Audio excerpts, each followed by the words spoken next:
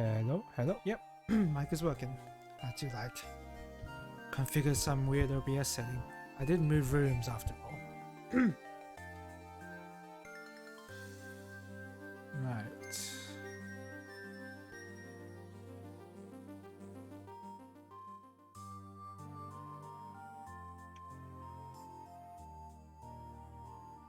Oh, I don't have hot water ready. Let me get that hot water. Oh wait, it's a bit humid. No, I can't have hot water all of the time. I'll just have some regular water.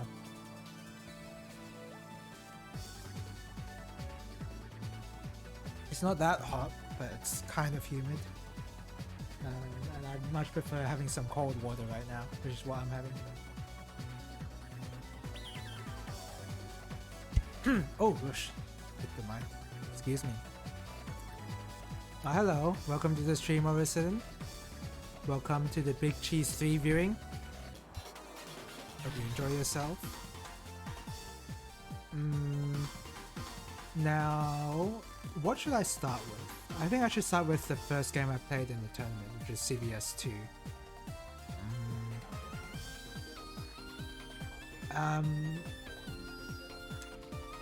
Okay, so if I try to watch through everything, that's a total of, this is 1 hour and 40 minutes plus 1 hour and 40 minutes again.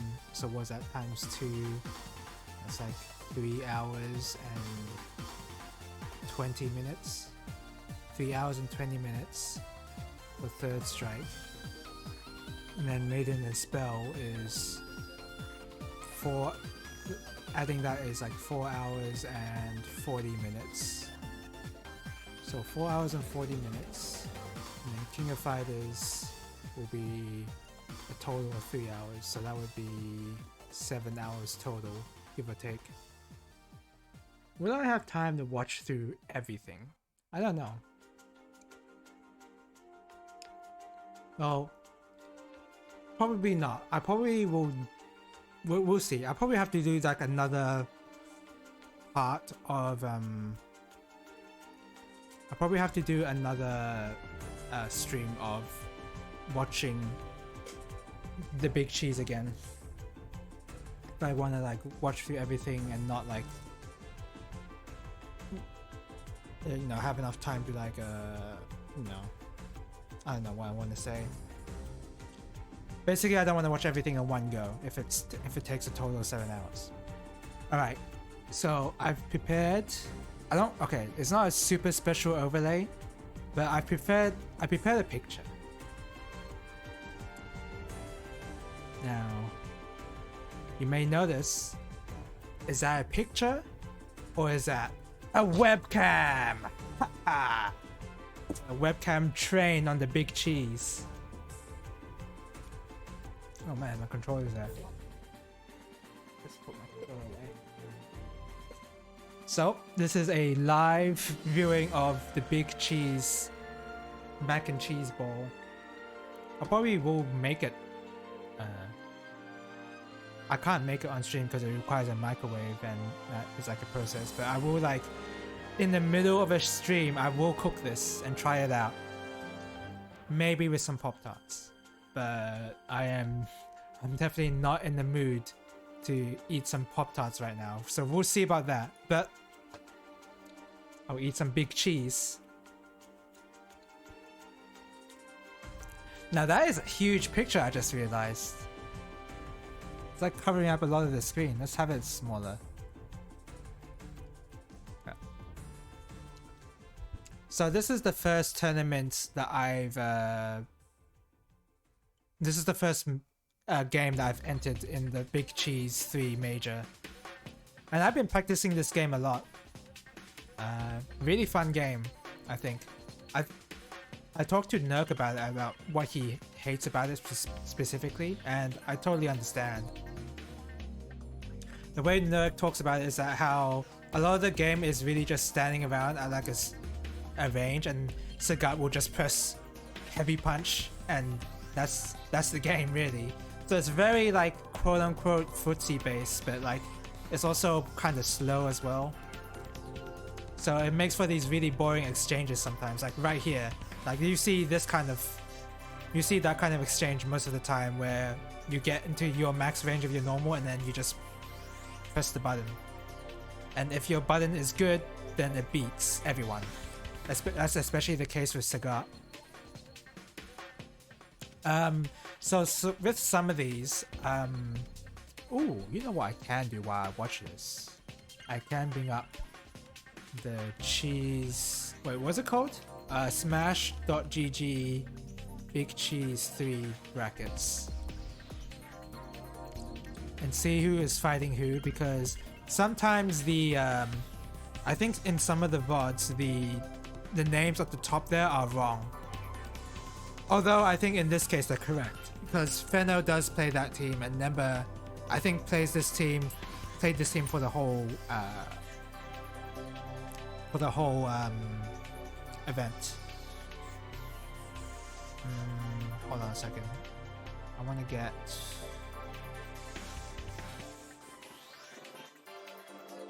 I'm trying to find the brackets. Here they are.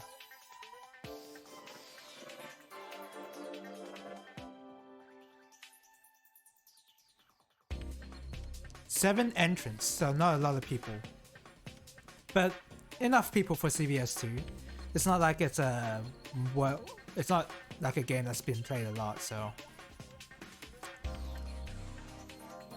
thanks to Pitchy, I guess when I played Pitchy like once in CvS2, he decided to put me in the first seed of this event for some reason, and I'll be honest, that was probably the correct choice because I was the one who practiced the most. I could tell that I was the one who practiced the most.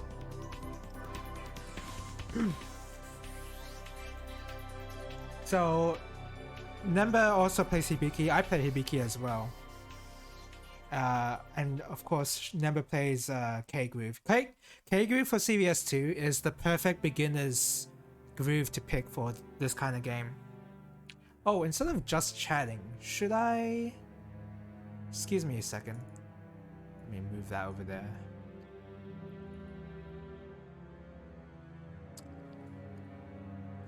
Instead of have a just chatting, because I don't really like the category of just chatting. I'll just change it dynamically. There you go.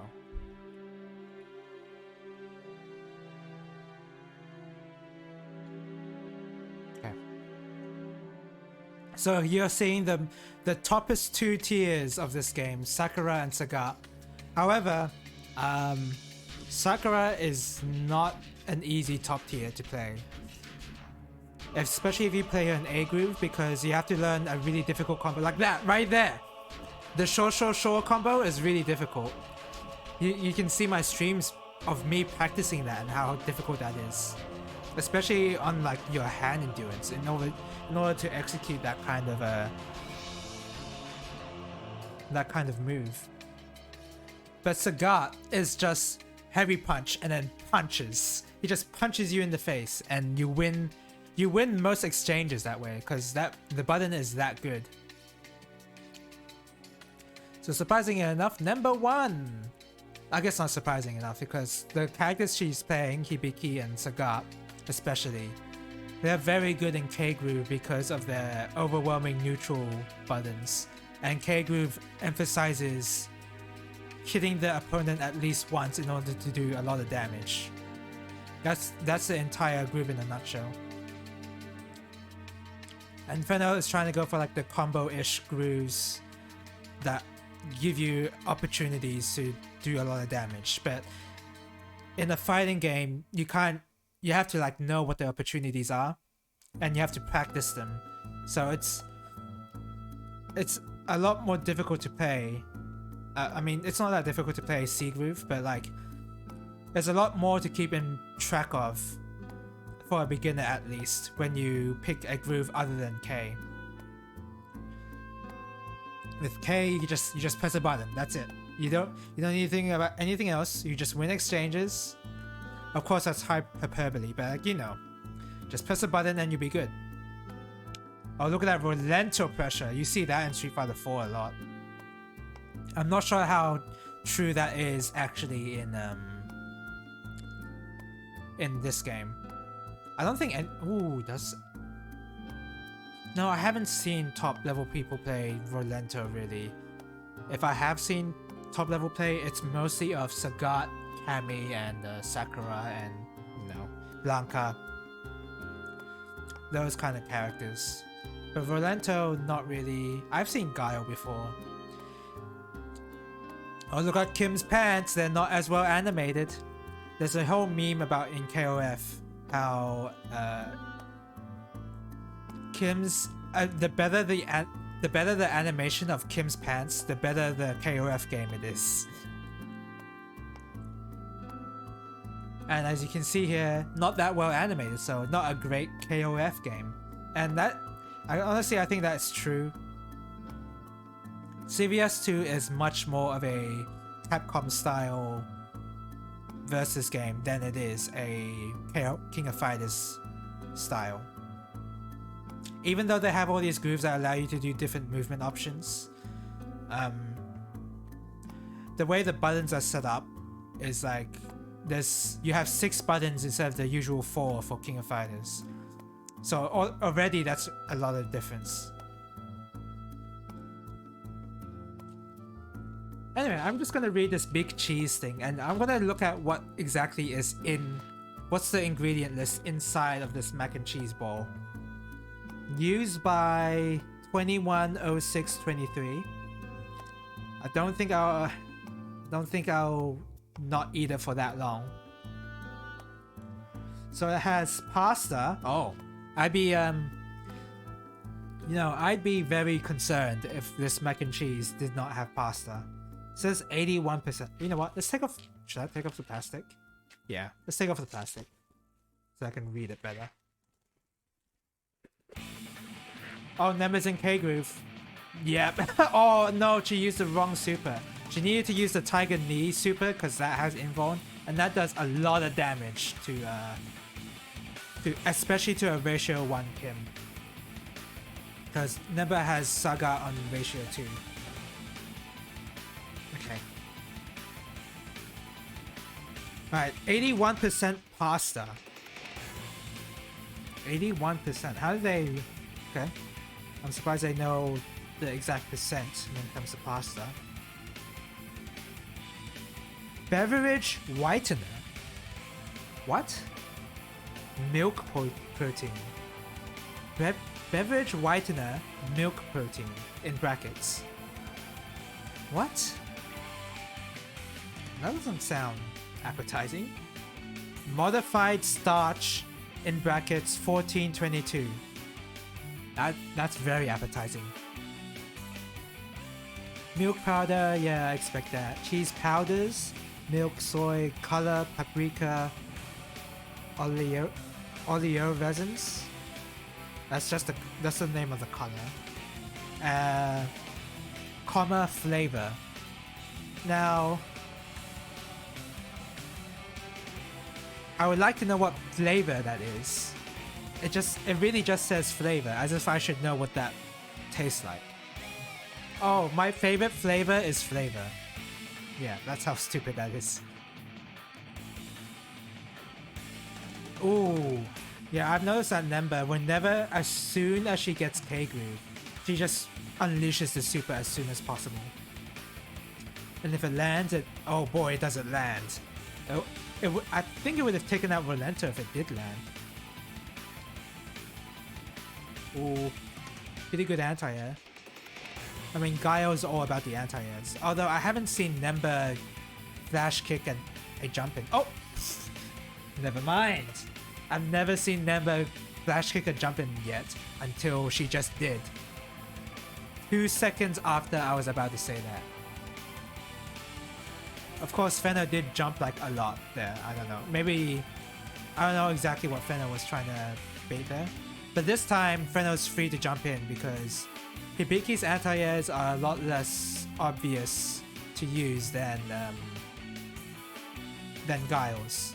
Because Guile's you just flash kick, right? And that beats out pretty much everything. with a Hibiki, you gotta know certain ranges. So if you jump, if the opponent jumps and you're actually kind of close to the opponent, then you actually have time to react with a heavy punch. And because you're close to the opponent, it comes out with a close heavy punch. And that close heavy punch is a really fast and very upward hitting anti-air for a grounded normal. So it's really good. But if you're a bit further away, then heavy punch turns into like a pretty good anti-air, a pretty good long range anti-air, but the problem is it has quite a bit of startup. So if you misjudge the range, oh, look at that cheese from Kim. It is very beatable, by the way, especially with Hibiki, because you can just press heavy punch. Fenna was like spamming Kim's bicycle dive kick, whatever it's called. So what was it? Yeah, so her standing heavy punch from far away is pretty good, but it has quite a bit of startup to it. So you can't really do a reaction. Like, you can't do a last minute reaction with a far away heavy punch. It's possible, of course, but like, it'll be a tough timing for it to like not just hit you before. Wait. It'll be a tough timing for you because the opponent will just hit you out of it pretty easily if you reacted a bit too late. And then one other one is a crouching heavy punch as well. The crouching heavy punch is a pretty good anti-air, and that is entirely reactionary, and you have to be sure that it will hit. What I mean is, it's because it's a crouching heavy punch, you're kind of risking the fact that you're crouching. And of course, if you know you're going to anti-air with heavy punch, with crouching heavy punch, it's not as bad. But it's sort of like, there's like a mental risk, if you know what I mean. Typically you don't want to just crouch. Hold on a second. I just realized some of that is cut off. Why was some of that cut off? I don't know. Anyway, not like it mattered.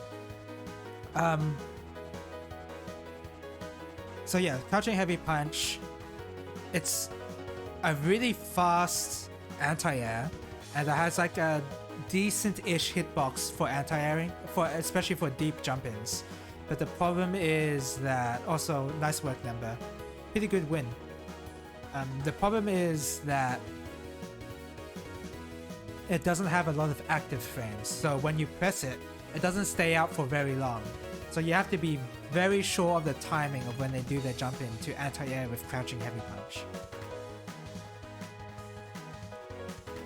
And there's commentary here actually, there's people talking. I wish I were, you know what, I should have signed up for commentary for some of these games honestly. Because I was kind of afraid of commentating some games, because for some of these I don't know that much. I don't know that much about the game that I would be commentating. Like for instance, Third Strike. It's like I am most knowledgeable about Third Strike, but the thing is I'm a Ken main, and I'm only a Ken main. So when it comes to other characters, I can only talk about them in context with the matchup versus Ken. So I didn't feel like I'd be a very useful commentator. But honestly, I should have just applied. I should have just like filled in that sheet, that form about that was asking for commentators. So let's move on to the next game. Oh, I'm playing. Am I? Oh, I am playing. See, the names are wrong here already because it should be Helixidron here and oh no, Nemba didn't win. It was Fenno. Yeah, it was Fenno. Whoops. I said Nemba won, but it's Fenno. I just saw the number and I was like, oh yeah, that's correct. These haven't been chopped up, so you can save a bunch of time by skipping through downtime. Yeah. I mean, I am generating downtime right now by talking. Oh, they changed the name. Okay, here we go. My first ever match on Big Cheese. I am on TV this time. And of course, I am the Ken main, so I gotta play Ken in every game. Except for Street Fighter 4. Screw that, I'm not playing Ken in that game. So this is me trying to like warm up. I was just doing a lot of sweeps. There's just mashing jab. I don't know what I was really doing yet. Oh, look at that combo that I practiced. DP, that jump in. And that super... I wasn't expecting that super to be invulnerable. For its startup frames, at least. Oh. Come on, you gotta just use a meter. Oh! Is Ken bad in Street Fighter 4? No. No, he's not bad. In fact, he's really good. A very well-known Ken player called Momochi played Ken, and he could pick up an option select for basically any exchange or like any situation. He had an OS for it. Not only that, but he's just a good player all around. Momochi, yeah, that's Momochi and Street Fighter 4. The reason why I won't play Ken in 4 is because Street Fighter 4 works very differently compared to any other Street Fighter game, and that's the case for every Street Fighter game. Like, that's not news at all. But the thing is with Ken, you gotta learn your combos basically. You gotta learn how to link your lights. You gotta do one frame links. You gotta use your step kick. Well, using step kick's easy. But it's like, you need to Ken is an option select monster. And if you don't know that, then you're not really playing Ken that well. At least that's what I felt at the time. If I were to play Street Fighter 4 now, it would be Ryu. Because Ryu is a lot easier and you don't have to worry about that kind of heavy option select that Ken kinda needs. And the combos on Ryu are a tad bit easier than it is on Ken. So I did a really cool combo with Ken, by the way. I did my awesome A-groove combo that I practice a lot. I threw him.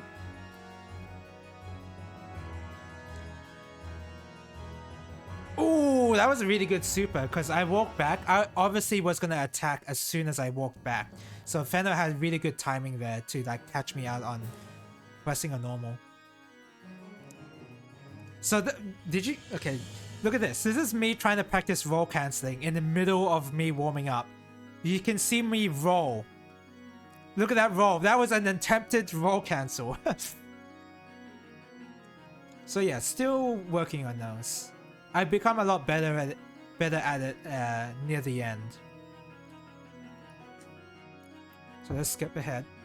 So this is me warming up a little. Still pressing my heavy kicks. Still getting caught up by that invulnerable move.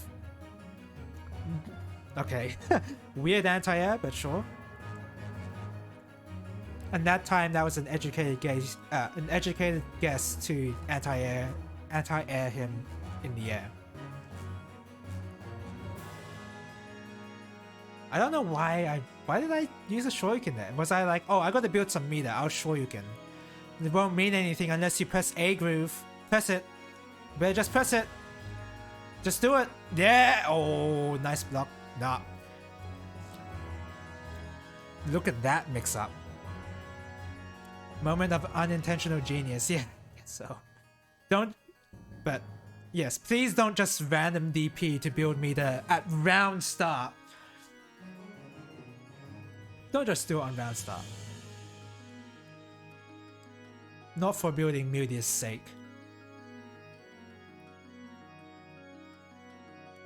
So when I playing against a lot of people in this particular tournament, no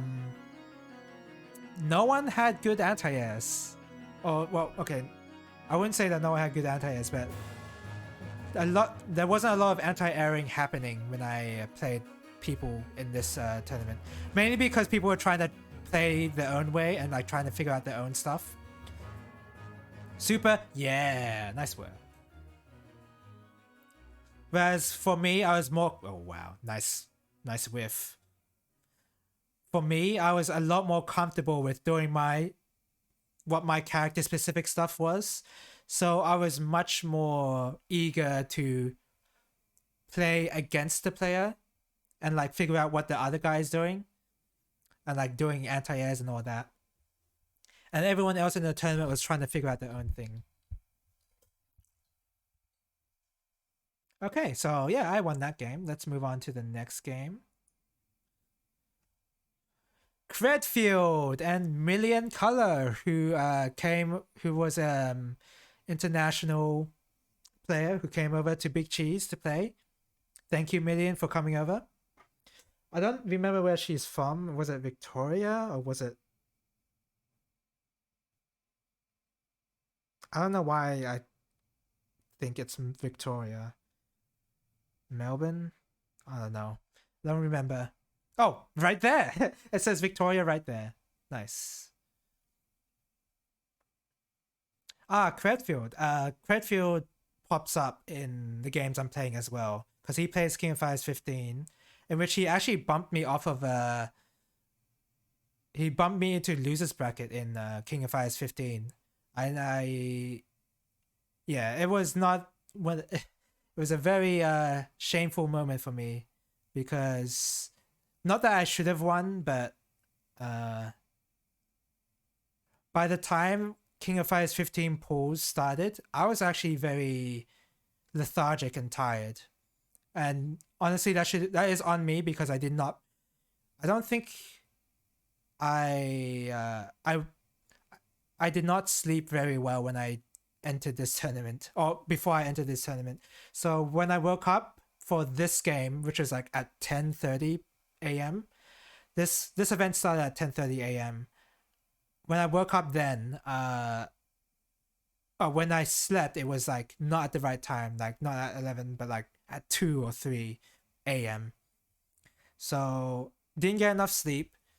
And the food that I had was not wasn't very sugary, if you know what I meant. If you know what I mean. Like I went to the Vietnamese restaurant nearby this stage, nearby the center, and I got some broken rice and pork belly, and that's pretty good. Uh, Pretty good carbohydrates. But the thing with carbohydrates is that they're not a very good burst of energy, are they? So even after I ate that, I didn't feel I didn't feel very in tip top shape when I reached King of Fighters 15 because that event started like at 6 or something like that. And as for me, not being used to going to a large major like this, it was definitely like a it was definitely like a mental thing sort of to get used to. And while I was getting used to the mental thing, I lost to Credfield. However, Credfield is still really good in King Fighters 15 because he has practiced the game a lot. Like when I played him, it was very clear to me that he practiced the game a lot. So it wouldn't have mattered what my mental state was at the time. I think I still would have lost either way, even if I was in like pretty energetic. So he's a really good player. All that to say that he's a good player, even though he just lost one set or one match.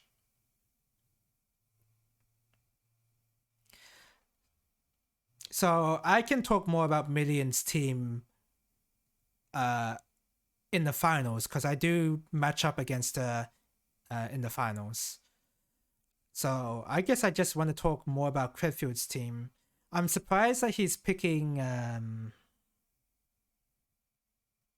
He has told me that he practiced the dictator combo with the A groove because it's similar to Sakura's Shoryuken combo where you have to spam DP inputs a lot, but it's pretty difficult.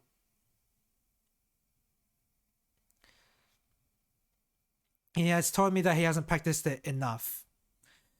Still brave of him for picking A groove, despite that. Ooh, yeah, you gotta watch out for K groove supers. A lot of players just want to unleash that super when that bar is full. Honestly, if I come if I were like a new entrant in CvS2 and we're just playing it just to enter, K Groove is easily like the one to pick. Any other groove is really like you need to like spend some time in practice mode to try and use. So okay, so with Credfield's ratio, I noticed that he picked ratio 3 Dictator and ratio 1 Ken, and there's nothing wrong with that. I would say I would put Ken first, because if you put Ken first with his ratio 1, he may not survive that long, but the thing is he can build meter for you so that your ratio 3 Dictator has the meter to like actually take out one character. Whereas if you start the match with Dictator, he may be ratio 3, but you don't have any meter. So that's why a lot of people I feel like that's why people put higher ratio characters as the last character, because of the fact that you can get the meter that you need to actually kill off a character. I'm not sure who Oscar is. I don't remember him. I don't remember what he looks like. Nah, I can't remember. Sorry, Oscar. You're playing an interesting character though. Goki for K Groove. Definitely nothing wrong with that. I haven't seen a lot of people play Goki or Akuma. Not at top level play at any rate.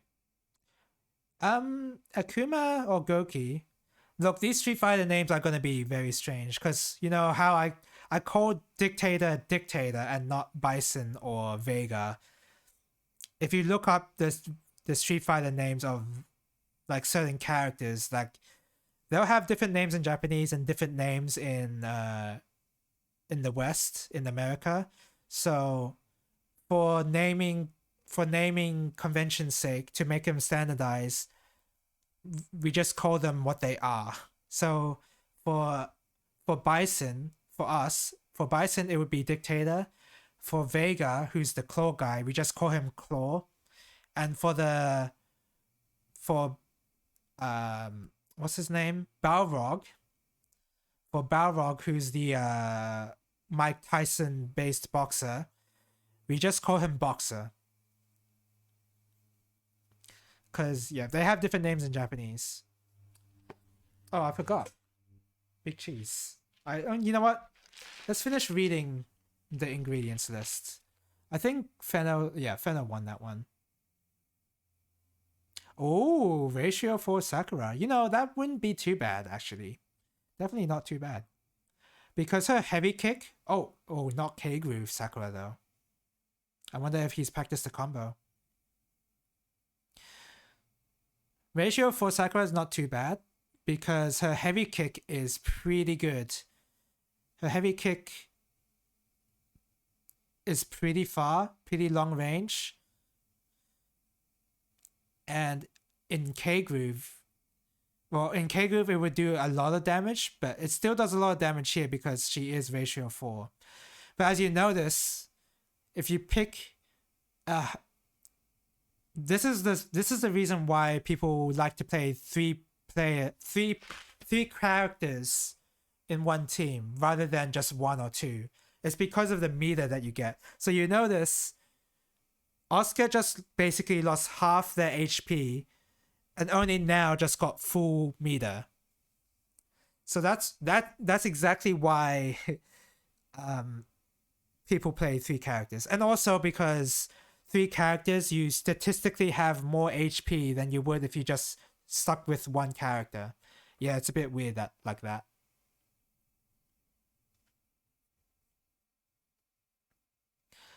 I don't... Honestly, I feel like those super activations, like he used them just to use them. But if you want to just use your meter, just press your A groove. Like, I feel like you're much better off activating your A groove rather than using super for it, because with A groove it's like it's really tough to try and interrupt it. And you really could just activate, press a button, and now that's locked in block stun, and that's more beneficial to you than just throwing out supers. And you could just press whatever button you want too. You can just like heavy kick, mash. It's fine. That'd be a really scary thing to try and move around. Okay, let's move on to the next game. Oh, it's me versus Million. Holy crap.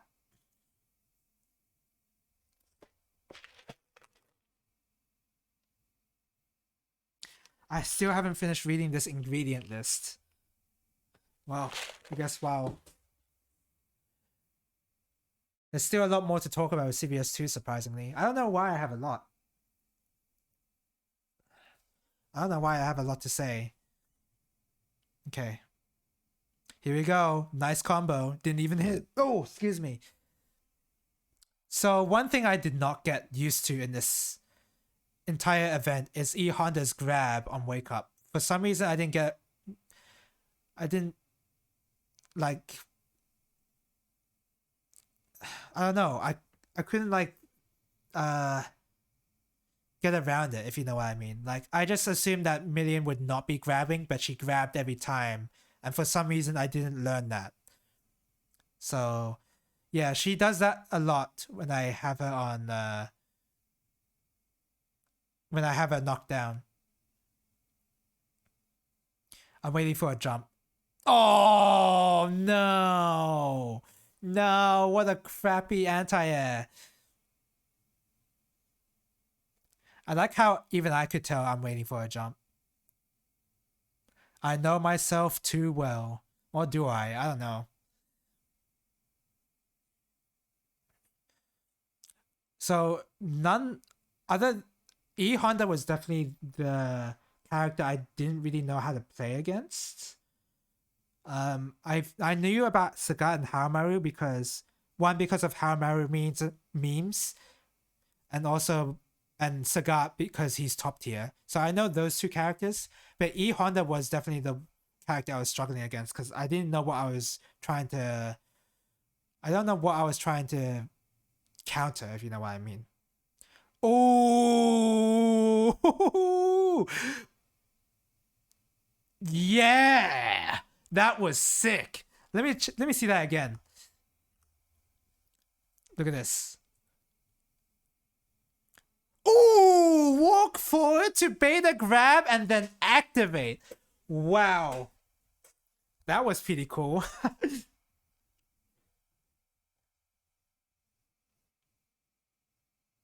Boop boop, full combo. Yep, that's Hibiki's max damage from uh that's a meterless max damage combo. Where is my cursor? Oh yeah, my cursor is not in the screen, fortunately. So, oh, that was a full combo. That did so much damage. So in the course of this set, I do try to do roll cancels a lot. I think you can see it happen. In this set, I don't know. I definitely do it in one of the in the event. Roll canceling is the method where you can cancel your roll into other special moves to.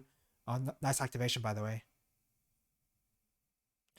You can cancel your roll into any special move, and that special move will inherit the invincibility frames of the roll.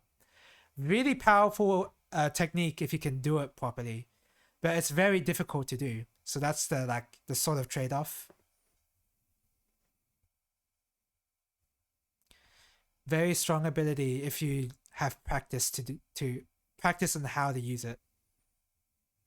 So yeah, as you notice, I'm the one doing the crazy A groove combos in this whole tournament, and no one else is. Fenno, Fenno does make some good attempts though. Not to.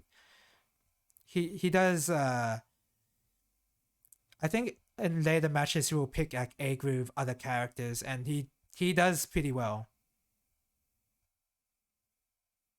Oh, see, I'm like trying to zone out E Honda because I have no idea how to fight him. And that standing medium kick was not supposed to be standing, it was supposed to be crouching. Oh, nice jump. Million really got those jumps down.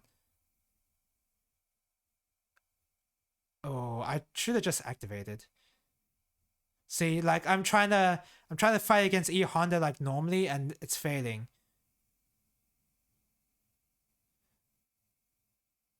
See that, you see that walk forward for me just then? It was like that was going to be a Shoryuken if Million had jumped forward. So now oh, I got too attached to using my Hadokens that I just died just like that.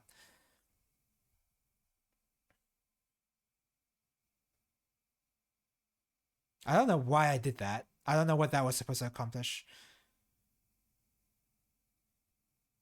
I think I was roll canceling there. I definitely roll canceled there because I feel like that normal that Million used would have hit me out of it. Anti-air already. Why did I press light punch as an anti-air?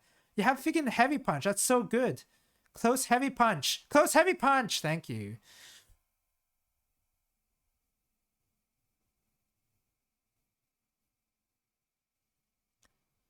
So this is not entirely bad for me because I do have A groove. I definitely activated A groove there. Yeah, you could see me flinch a little before when I saw the jump. Oh, there you go. Ah, oh, damn. I couldn't get that. I don't think I was able to get that anti-air combo once, unfortunately. And that was supposed to be cancelled. Yeah, a lot of missed combos here. I think the combo buffer system in this game is very strange for sure. It's very strict. You don't have a lot of time between your motion inputs and the button that you have to press for the move.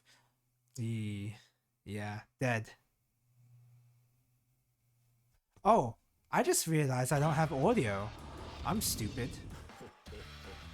It's not like the audio matters too much, but damn. So this is Sagai in a nutshell. Press that heavy punch. And I was like, nope, I have a heavy kick. What are you gonna do about that? Boom, boom, boom. Super. Oh.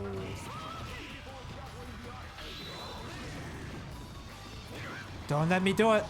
Don't let me do it. Don't let me Tatsu. Oh, okay, nice anti-air.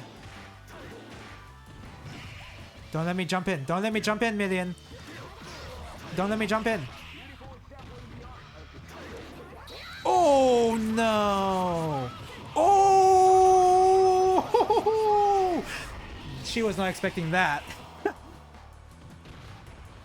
You know what I did?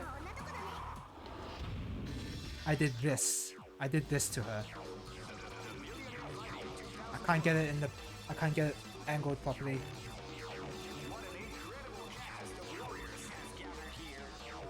Yeah, I did that to her. Oh, this is a... Oh, it's a first to 3. Oh, I guess this is because... Let me see the bracket real quick. Oh, this is winners final. Yeah, not that many people entered, so...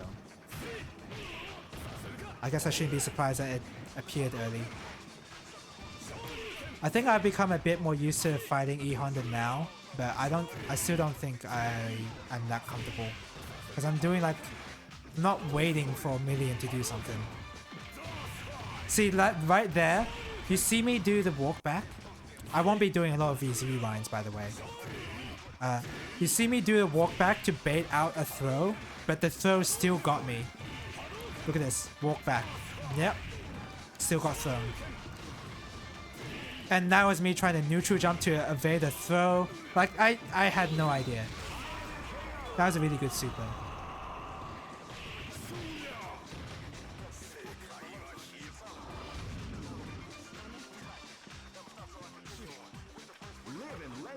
Alright. I don't think I used roll cancelling a lot again. Oh no, I did. I did use a lot of roll cancelling against E Honda. It was pretty helpful, especially since E Honda's normals are pretty pro based. Oh! Oh! What did I say about not landing that anti-air combo once? I'm so happy I got that at least once.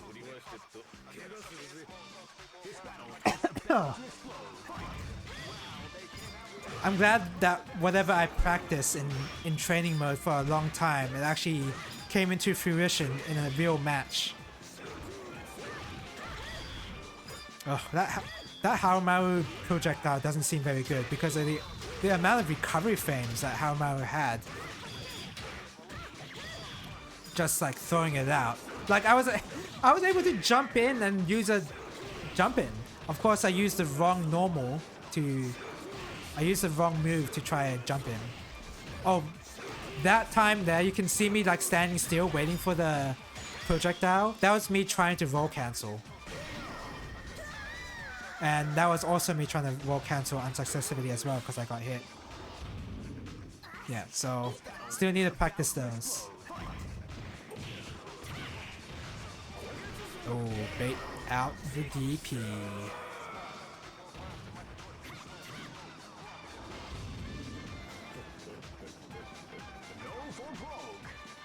Sweep. Oh, how did I... Wait a second. Wait. What? It's almost as if I'm the one who's playing. It's almost as if I'm the Sakura player. Can you believe it? I can't believe I made the same decision now as I did back then. Oh no, Million's dead. Ooh. Let me see the exact moment that I hit her with the super. I said I won't be rewinding that much, but I just did.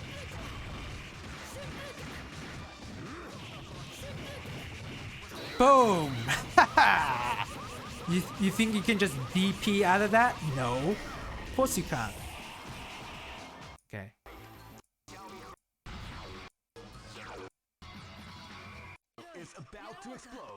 Oh, Credfield. Fenner and Credfield. This is... What is this? Losers semi-final. Apparently it's a pretty close match according to the bracket. It's a 2-1.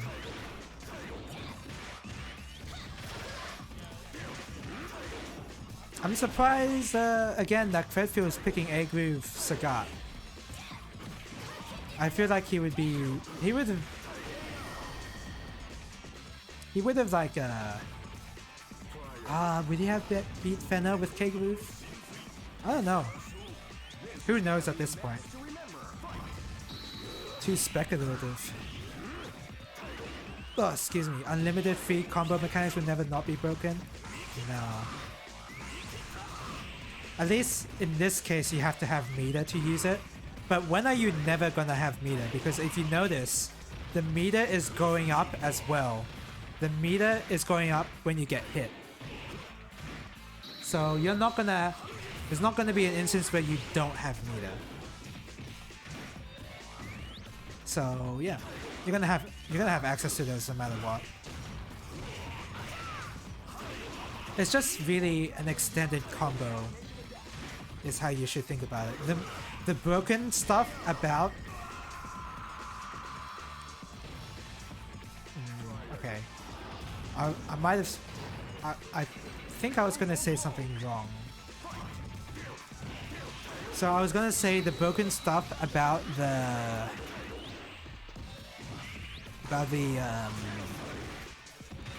A groove is not the combo system itself, but the activation. But the combo system can also be pretty broken as well because you can mix in mix-ups basically. You can mix in an overhead, you can mix in a low, you can mix in an unblockable. Could you? I don't know. I don't know if you could mix in an unblockable. But you can mix in a high, a low, you can mix in a roll even and roll behind them and then continue combo. Like, oh, let me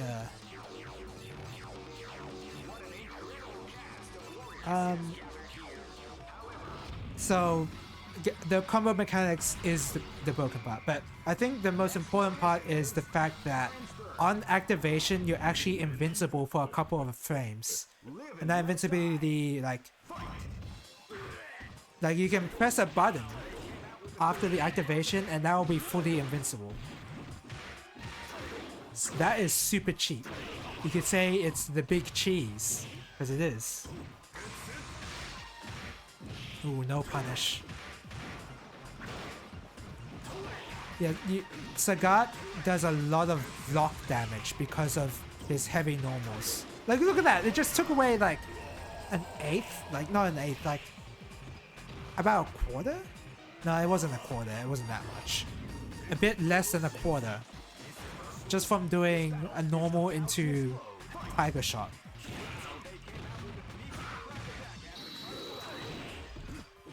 Oh, here we go. Just press whatever. Spam Tiger Shots.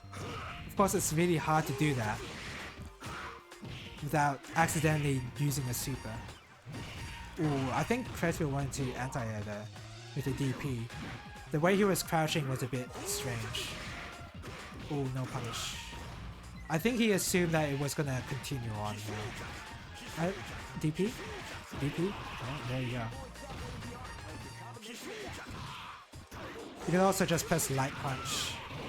Oh wait, I think I tried to press Light Punch to interrupt the bicycle kick, dive kick. And I don't think it worked. So I had to do like a air to air maybe? Oh, and since moving into this new room, I have noticed not a lot of ants, but a few ants sometimes on my desk. And I'm always wondering where they're from, but I think I've just figured it out, considering there's a big hole where the Ethernet cable is, on the roof. It's not a big hole, but it's big enough, and I can see ants climbing down the cable from that hole. So that's what's going on.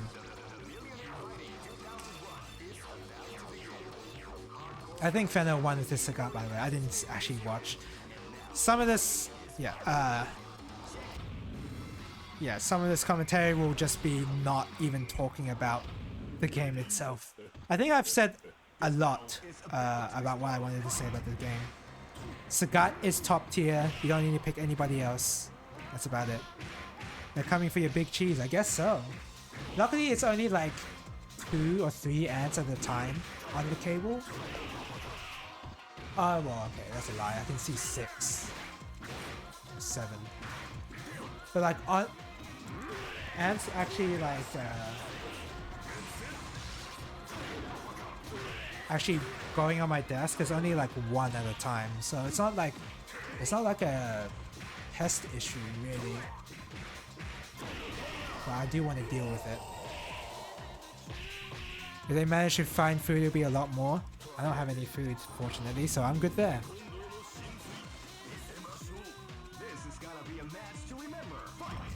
Yeah, I don't. I had to look around to see if I didn't, but I don't.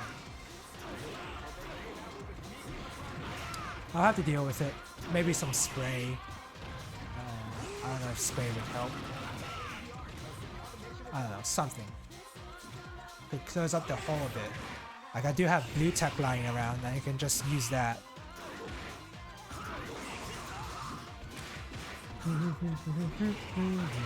Hey, it's the most well-known song of CvS2. It's the only...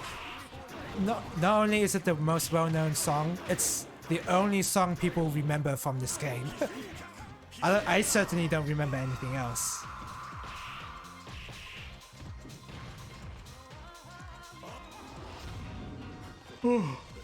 Excuse me. Here we go, the match to end all matches. Credfield has a really good chance here, because he has a ratio of 4 Sagat. Even though he has lower health, the ratio of 4 will do so much damage that the health deficient, the health deficit won't be that too big. But Credfield still has a low amount of HP. Oh, what Fenner loves to do, I've noticed, is do a roll in and then try to go for a throw. Oh, nice anti-air. Oh, activate. Oh, super. Oh, Nice. Nice tiger knee. Oh, look at that. Yeah, Cripple wasn't ready for the roll and super for the win. That was a really good level 1 super to beat the tiger shot. Yeah, Fenno managed to clutch it out. That was a really close game. Really close.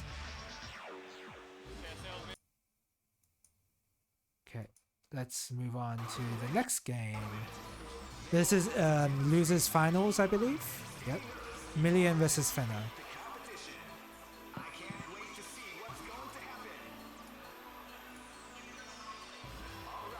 I like the training mode theme. Oh yeah, I guess it's ambient and like yeah, it's ambient enough that it's pretty nice to listen to when you're spending a long time in training mode.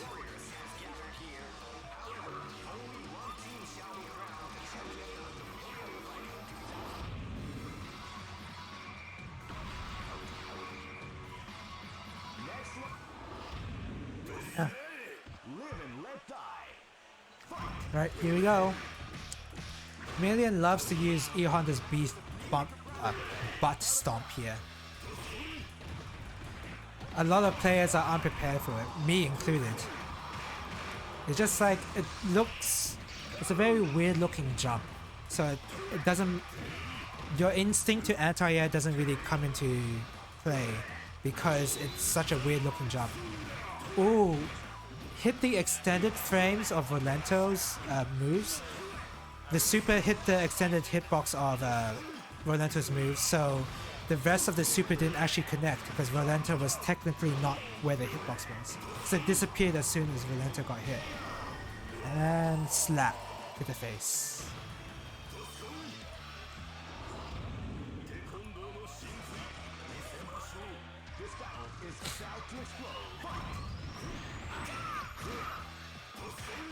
While this event was going on, I think Mystery Game was also going on, which I did not enter, and I think I should have, but didn't.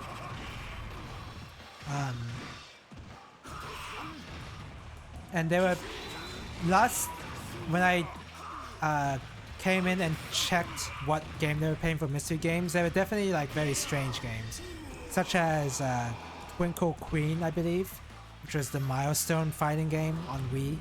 That's pretty funny.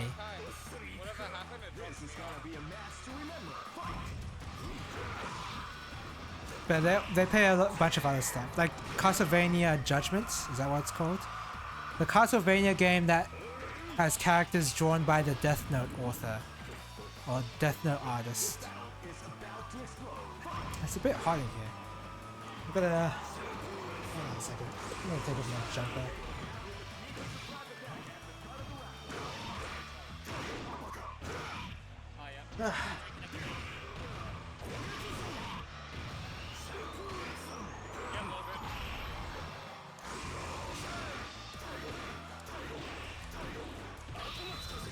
Oh, jump into a super. That's very brave.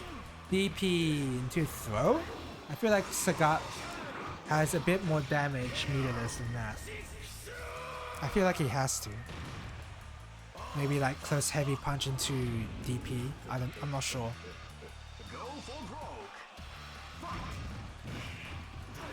Air to air. So yeah, you're gonna see from now on, you're just gonna see Sagat forever and ever. Fenno plays Sagat, Million plays Sagat, Redfield plays Sagat. I think Nemba plays Sagat as well. Can't remember. Yeah, everybody plays Sagat, and for good reason, because Sagat's moveset is really good for the beginner. Ooh, chipped out. Million was not ready for that.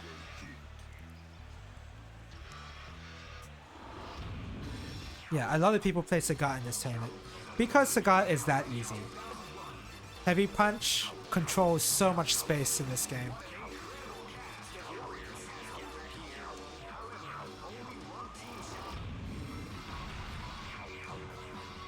Is that score right? Is that 1-1? I don't think that score is right.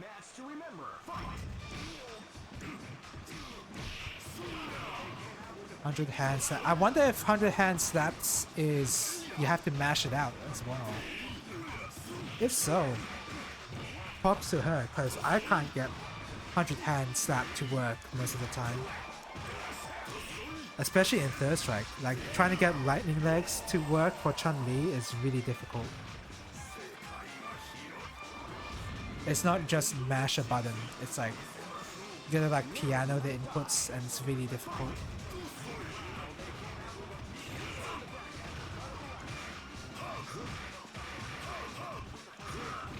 Excuse me.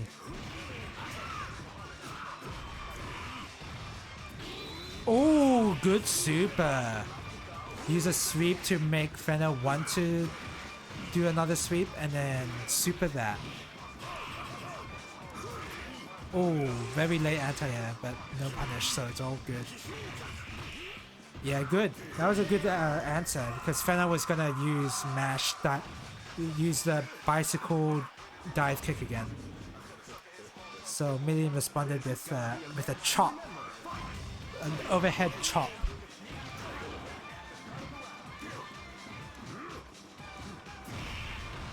Yeah, can you believe that Sagat controls more space than E Honda with normals?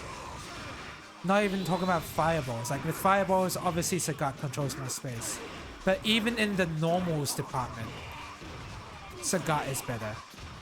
Isn't that crazy? It should be like, E Honda having a lot of advantage with their reach of their normals. And Fenner's just like throwing right now because he's just throwing out a lot of DPs. I mean, considering that he's on his last character and he has pretty low HP, it might be okay to throw out DPs because you have nothing to lose, I guess.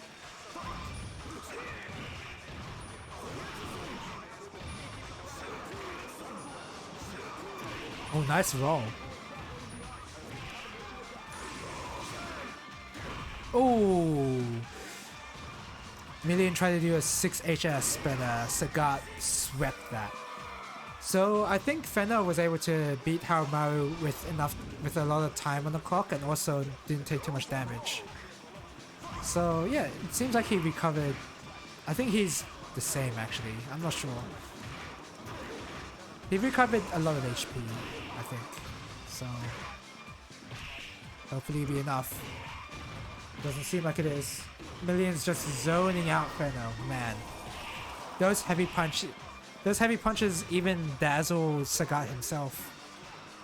They're just that good.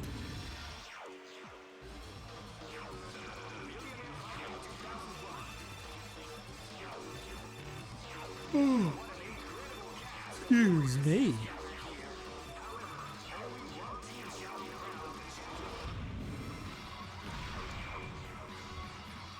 Oh, Fenner changed from Relento to Mature, or was it Vice? It's Vice, I believe. I think it's Vice. Yeah. He does play Vice. I think he does mainly play Vice. He's... yeah, I think so. And he mainly practices with A-Groove Vice, I believe. That's like his main character. See if that will help him win the match. It doesn't seem like it because Million's just pressing those buttons in K-Groove. Those buttons in K-Groove are insane.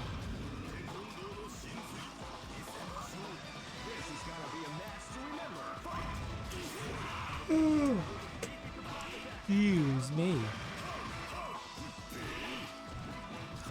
Bam. No one has an... Oh! I think Fenner, he kept using that super, but I don't think he means to. I think he's trying to use the rushing super. Man, that super. That did so much damage. And yeah, Fenner was too scared thanks to that super, so that gave Million the incentive to try and go in. And why not, honestly, because if you have that much health, then you may as well just do whatever you want. It's on the other guy to try and deal with your overwhelming offense at that point. Ooh. I don't think Million wanted to do a chop there. Oh, wake up DP always works. Ooh. As soon as Million got super, she just spent it.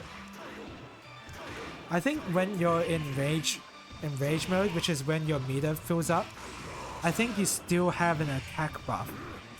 So sometimes you don't exactly want to just, you know, spend it immediately because your individual normals will still do a lot of damage.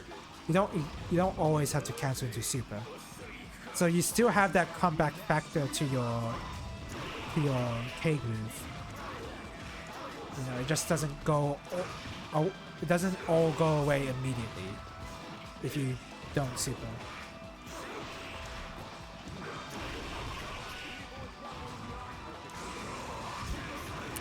Agony. Boom. Rage, K groove, throw. So that's C1, right? Is that it? I feel like there's one more. Oh yeah, the scores are wrong. It's 2-1 right now.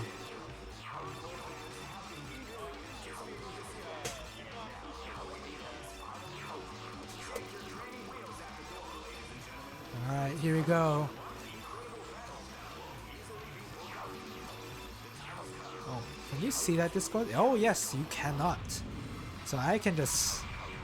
Because what I'm capturing right now is a window capture and not display capture, so I can just have whatever I want overlaid on the screen and nobody will see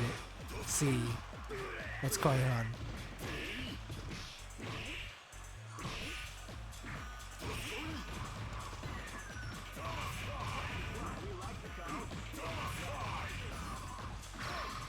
Oh! So in K groove, one of the options you have is a just defend, which is exactly what it sounds like. You defend at just the right time, and you get like a sound effect play, and like some extra meter. But most importantly, you can cancel after it. I believe in this game.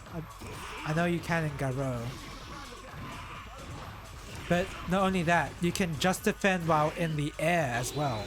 So normally you cannot air block in this game, because this is a Capcom game, I guess, so that you're not allowed to have that for free. But you can parry in the air, and you can also just defend in the air as well. So K groove is not only a beginner's groove to use, it's still a very strong groove to use even for top level players, because you can prevent anti-airs from happening. Like, anti-airs are not free because you now have the correct groove to prevent getting anti-aired.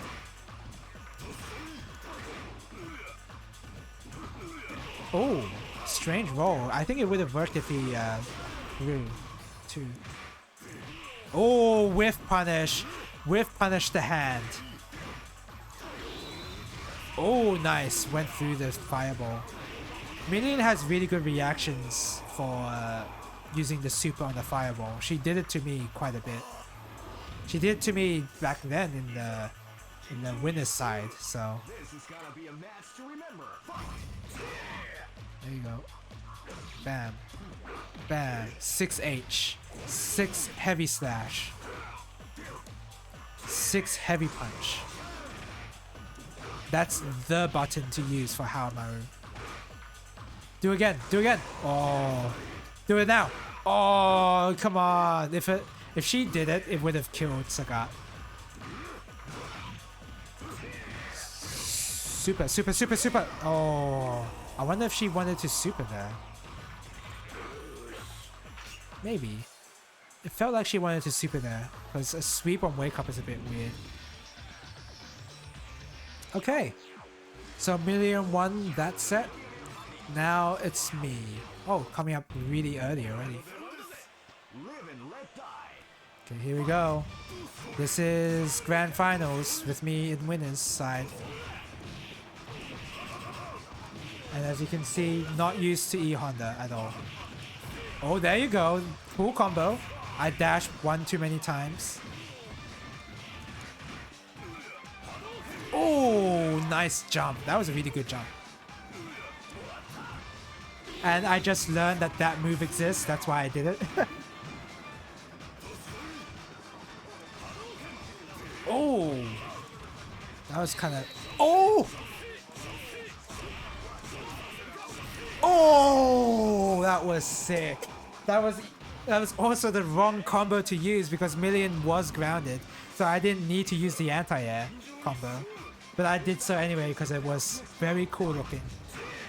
Oh, gets 6 HS. 6 HP. Oh! Oh!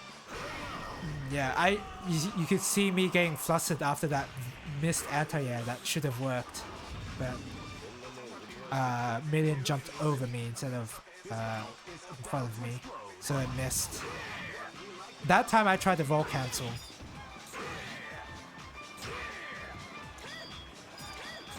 Oh, see, I'm trying to Vol Cancel here. I'm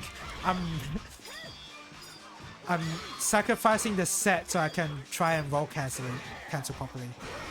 Yeah.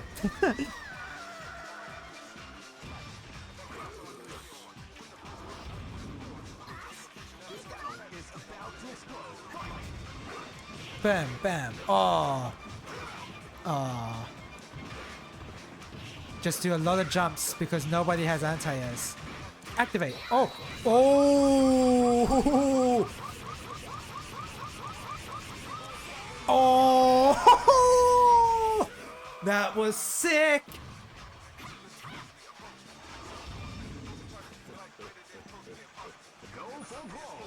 That was pretty cool.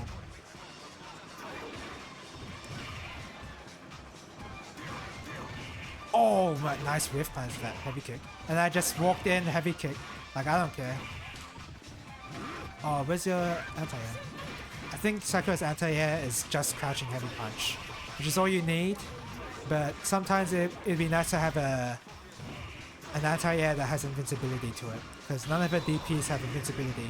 She really caught me out that time, because I definitely wasn't expecting a super. When did she get the rage drive? She got it pretty immediately, so yeah, that was really good. I should have, I didn't recognize that she already had super. That was really good on that. It's conditioning to make the opponent go for more hard slash. Yeah, clearly. Oh, there you go. That's a combo. That was supposed to be cancelled into something, but it didn't work. That was supposed to be regular DP, not light punch. Oh, really good anti-air. Never mind, Million's good at the anti-airs. Oh yeah, double DP. That's something every Ken player loves to do. And you saw me try to walk back to bait the throw, but it still didn't work. See, I screwed up my mix-up, so I couldn't get the combo. I hit her with the overhead, but wasn't able to combo after it.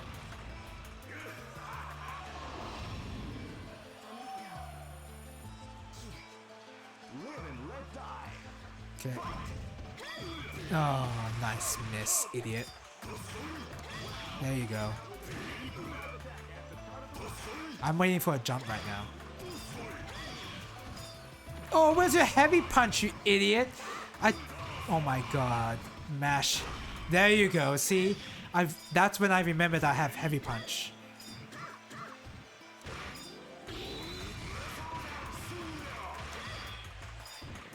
Yeah, there you go. I have heavy punch. And I'm aiming for a chip out right now. There you go.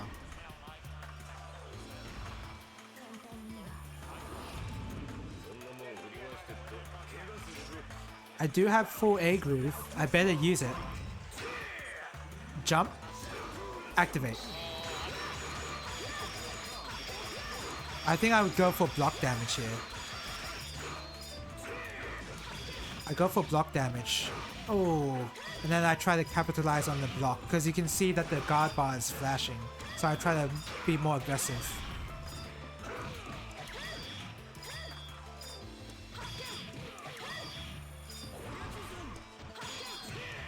Oh, you know what? I could have punished that DP from far away if I held onto the running slash a bit more. So that I do the crossover and then do the heavy punch distance slash. So to get the knockdown. That would have worked too. Ooh!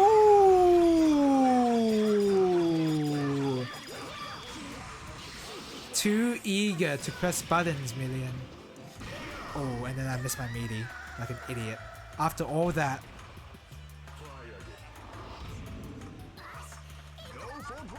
The Sagat super was definitely what caught me the most off guard in this set. Bam, bam, bam. And I missed my light punch, because normally you can cancel into a light punch there. See, right there, again, wasn't expecting a super, so every time I'm like I go on the offensive not expecting it at all. When I don't do... Oh, that was a bit awkward. Oh! Oh yeah! I think at this point we got a double KO and we didn't know how to call it because the game just ended. Yeah, the game just ends.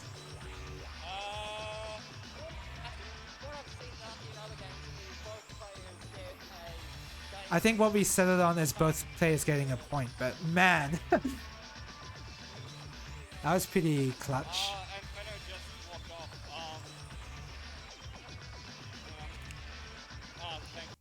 Oh, I was gonna go, because at this point I like call over Fenno, who's a tournament organizer for this event, to ask him what he should call this, and it was both points are awarded to both players. Okay, here we go. There you go. Boom, boom. One more dash than necessary. I like to imagine that I DP to get away from most of the damage of this super, even though that's not why I DP'd.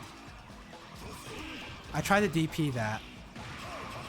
I could tell because I was doing a lot of flinching. There you go.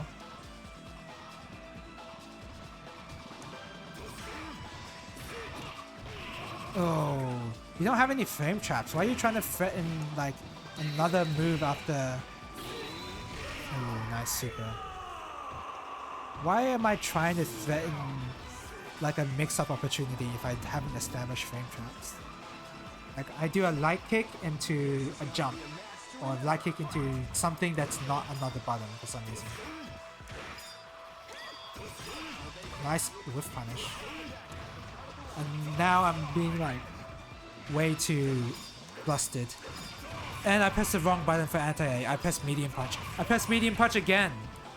There you go, see? Clearly I'm not used to my button, so that's why I kept pressing medium punch instead of heavy punch. But you always press heavy punch in that situation.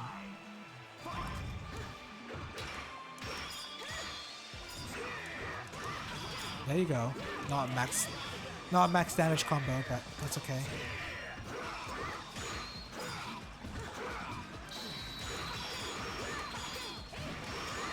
Oh, nice block on the overhead.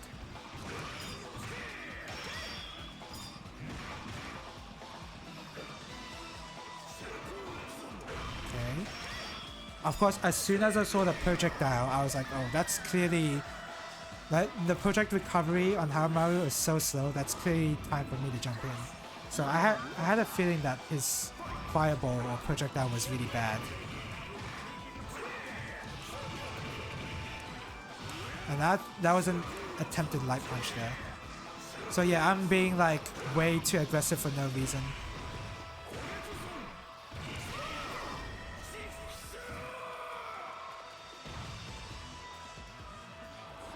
Okay. Last round. Million set to bracket reset.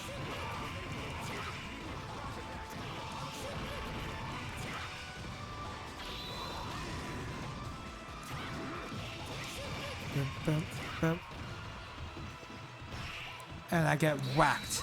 Oh! Clearly haven't practiced that combo. I haven't practiced the situation to anti-air, and I get punished for missing my last super. There you go, nice anti-air. Oh! And I jump. Yeah. you could see me getting flustered and being like, oh, I gotta get a hit in before they realize that they got hit on me. And then that's when Million decided to do the anti-air. So yeah, it's a bracket reset now. Nice work to Million.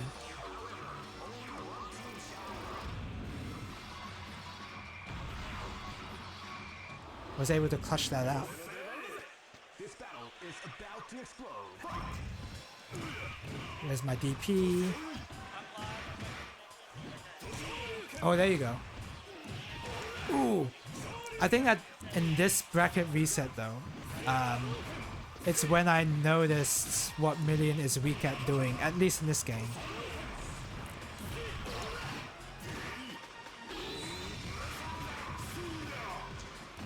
It's trying to deal with cross-ups.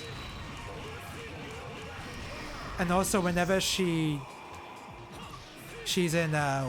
waking up, she likes to do the throw, so that's when I activated my activated A groove, so that I have invulnerability from throw, and then I'll be able to punish her immediately for doing that.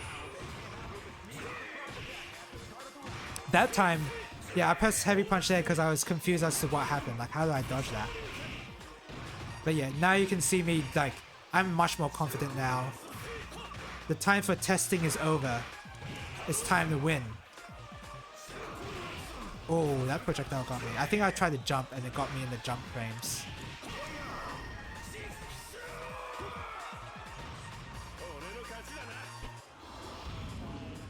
Okay. Come on. Oh, Tiger Crush. DP. Oh! Oh, I screwed it up. Oh well. I managed to fix it though.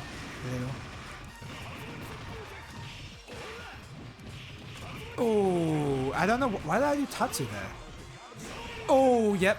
Good DP. Oh, man. Yeah.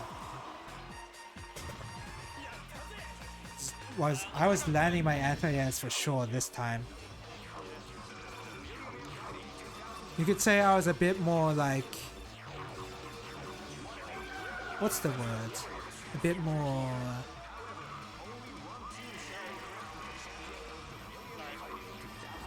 engaged with the set, maybe? I don't know if that's the way to put it.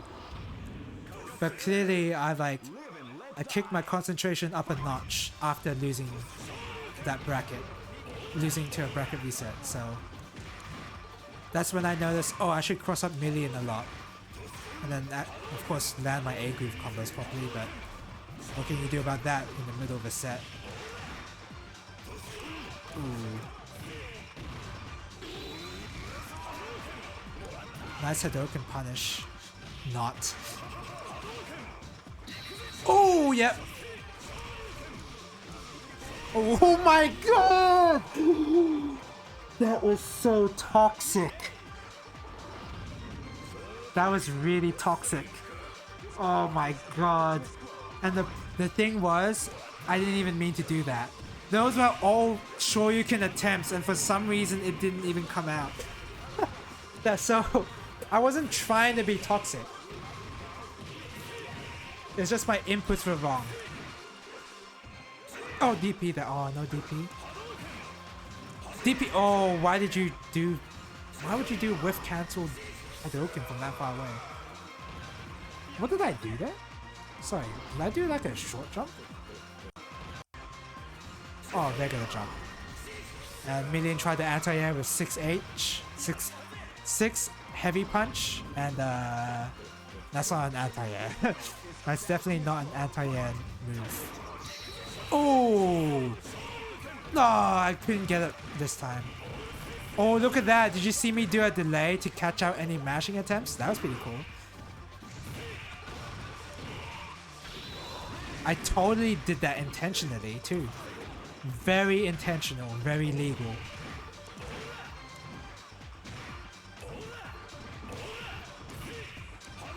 Oh, that was a really good jump. I wonder why I would have Hadouken there, because if Sagat had pressed any normal there, it would have beat out my Hadouken anyway. And that's what Sagat is good at. There you go, getting my anti-airs down, finally. can't jump over a fireball. And look at me trying to roll cancel through the fireball. Look at that, it worked. That move normally doesn't have any invulnerability, but because I roll cancelled it, I got some. Oh, good combo. Activate! Bam, bam, bam! Yeah. Nice work.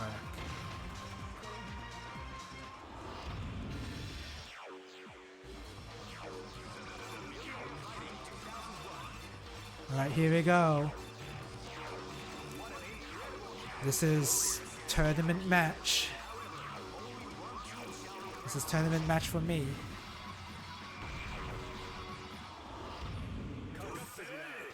This battle is about to explode. So yeah, see, we're playing it a bit more careful now. Million is especially better.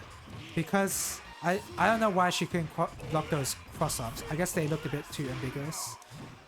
But because those cross-ups definitely won me the tournament for sure. And those DPs as well. And that didn't even... honestly, I'm surprised that even crossed up as well when she was in the corner. There you go. I should have just did a regular DP to anti-air, but I was too focused on wanting to do that I wasted meter and killed E-Honda. I used up all my meter to kill E-Honda when I shouldn't have.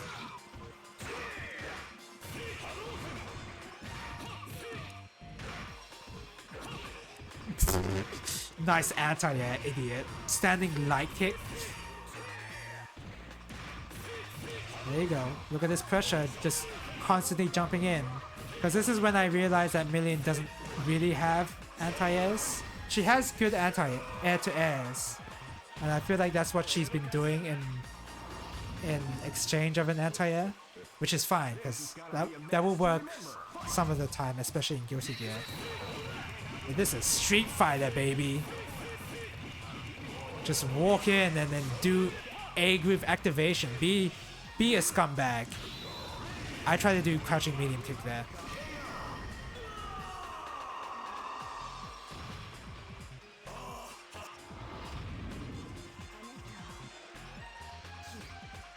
I wonder if we'll get to see Sakura. Ooh, nice sweep. During the time when both players would just notice that the other player did nothing. Oh. Roll cancel, baby! That's right, you can't just throw a measly fireball at me.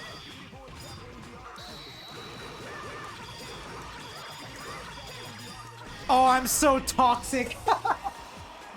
Oh man. These I dropped the combo when she was like one hit away from death, but I didn't mean to do it. I genuinely missed the combo. Million, if you're watching this, I'm sorry I was that toxic. Oh man. Okay. So now we can move on to Street Fighter 3 Third Strike, and you can see that I watched a bit of it already. But we're going to start from the beginning, of course. But before we do, how about I cook some of this?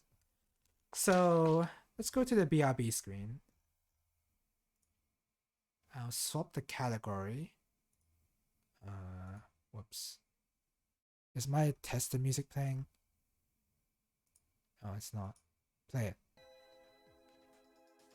I can't even tell. It's not playing on the OBS side, which sucks. Anyway, what did I want to look on again? Oh yeah, they changed the category.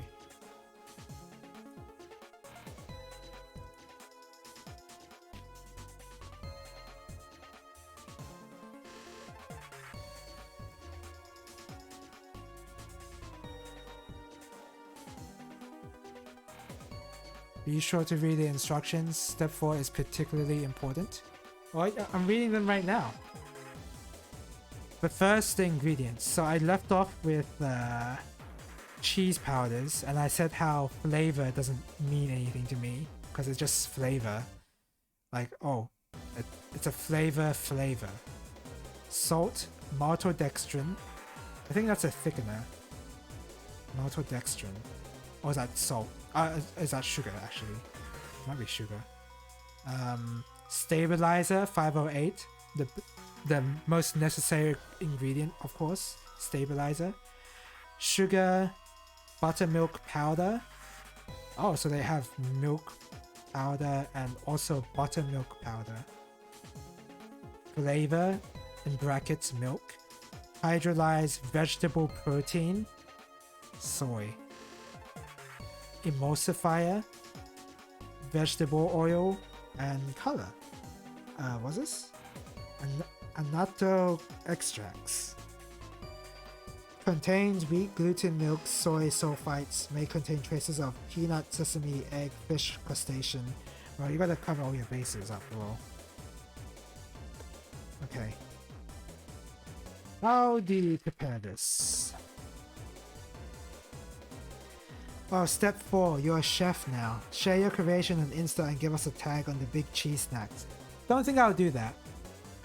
I don't think I'll do that. Not only do I not have an Instagram, but I'd rather not advertise to the world that, oh, I'm making this big cheese. I mean, I sort of am, but like, I don't think it's that impressive.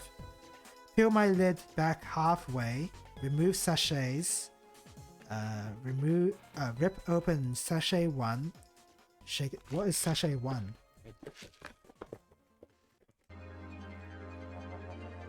Oh! They've numbered it. Look at that. Oh wait, you can't look at it. Hold on. Let me put...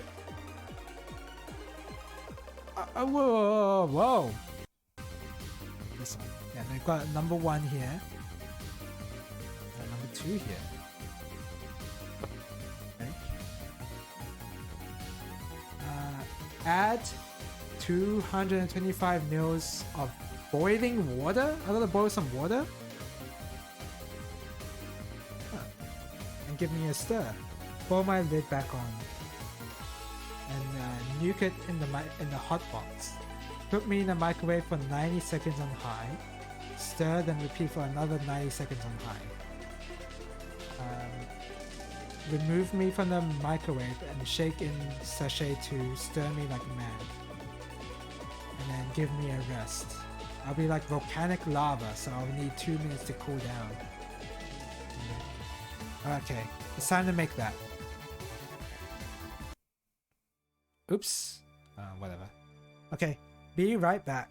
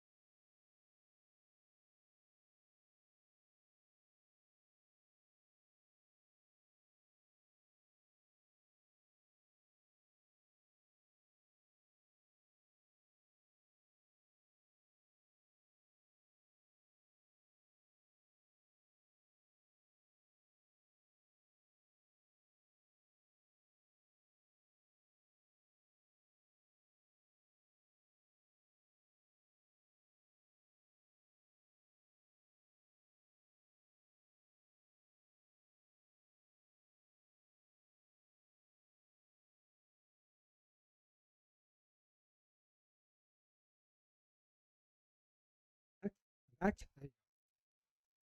Didn't turn on for some reason.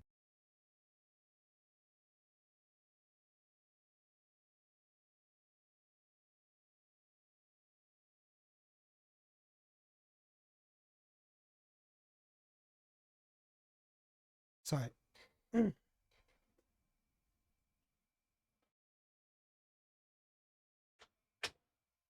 Sorry about that. Alright. So, I don't know if I put enough water. Maybe I did. Because, I don't know. It does look very cheese-like, so I guess that's a good sign. Okay. So I got the webcam here. Yep, different table. Alright. Is music playing, by the way? I don't think it is. I'll just...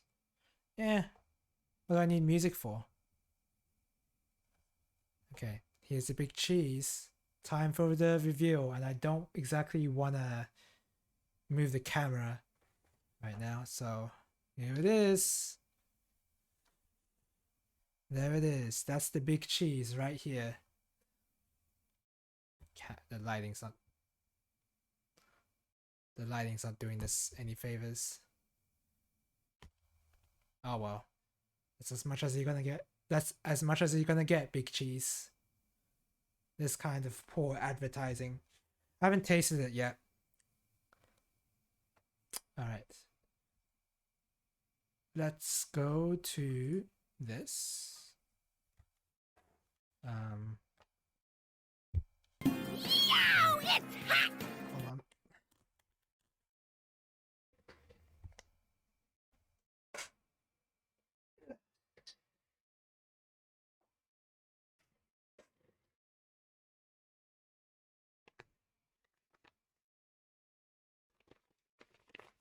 Oh, do I not have sound alerts? Did the sound alert play or no? Oh, wait. It should have. Let me check. It should have played. I didn't hear it. I guess I can't hear anything from OBS. It played? Okay. Yeah, I guess OBS is having a problem right now where I can't hear it on the monitor side. Whatever. Is this something I can fix now? No, because it says on OBS monitor and output, so theoretically I should be able to hear it as well, but I can't. Well, whatever.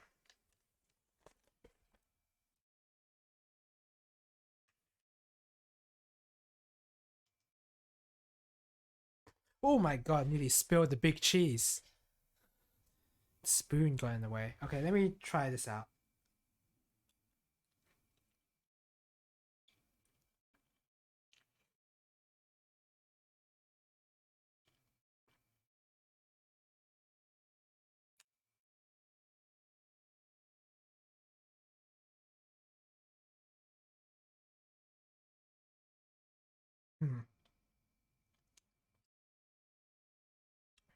Well,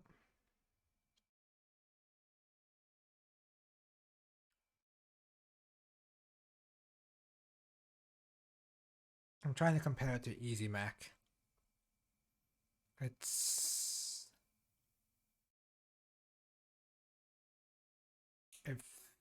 feels like I'm eating more of a mac and cheese than Easy Mac, but not really. Let me get like all the cheese in. Let me see.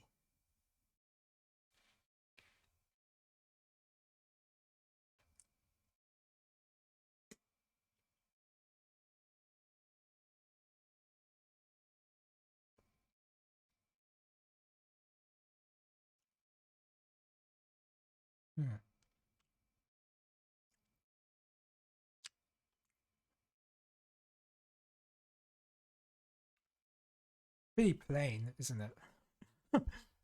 I guess we can play this while I'm eating, but and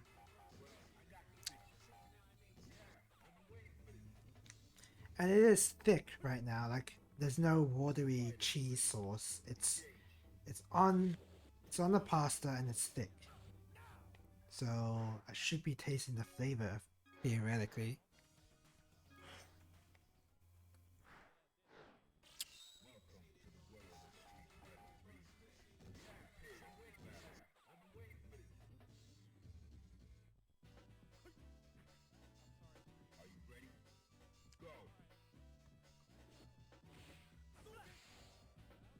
Not very cheesy.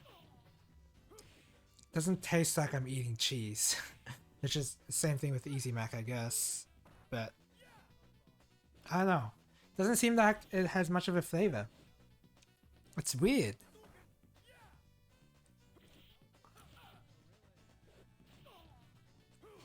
Like maybe on first taste, but then as you eat the second bite, it's like it dissolves into nothing.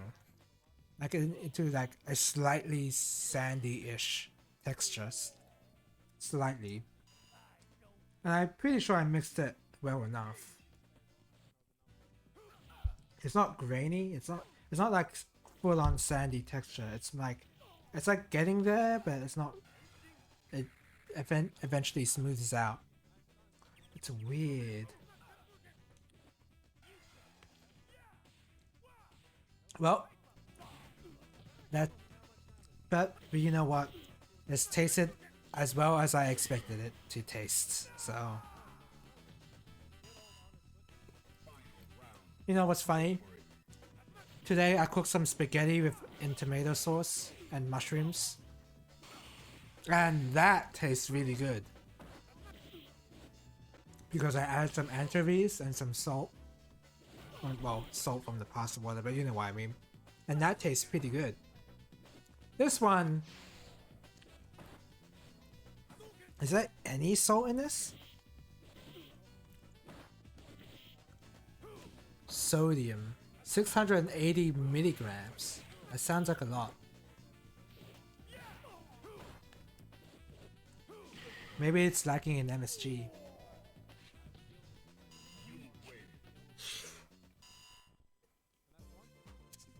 Okay.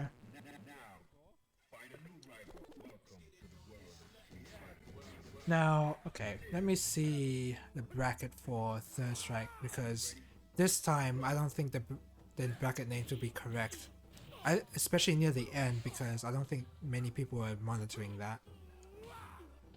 Although I guess this is Million again versus Lemons, who I'm not sure who he is. It says it's from SA, but I don't remember him. I guess because I never fought him. Because of the way the bracket was set up.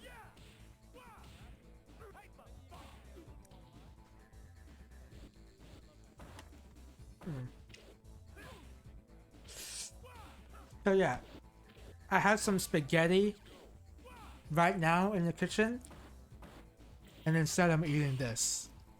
And okay. I would definitely prefer eating my pasta.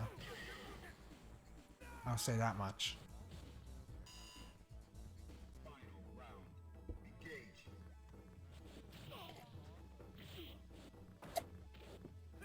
I don't know, it's not cheesy tasting enough. It needs, for mac and cheese, you gotta emphasize the cheese flavor.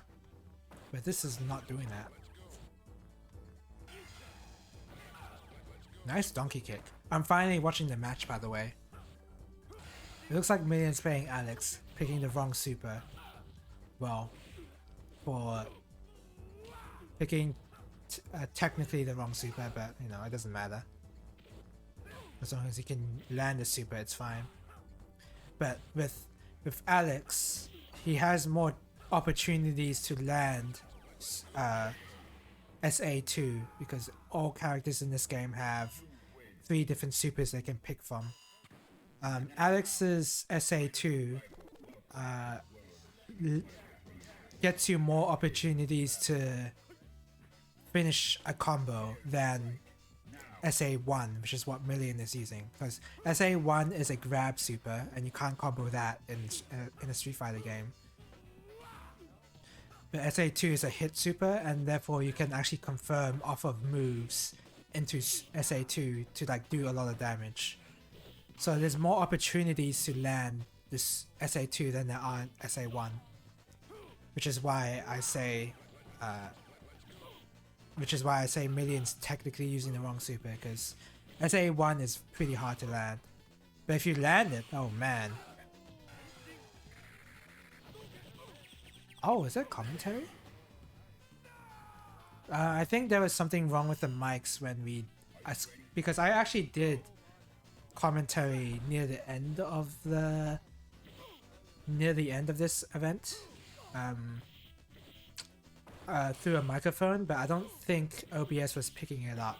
And I raised that issue to Fenno and whoever set up it was. I raised the issue and they said whatever, basically. And then I also said whatever too. So I basically kept talking as if there was still commentary active, but seems like there isn't. Ooh, looks like Million doesn't know how to parry the dungeon. Who does? Who does in this state?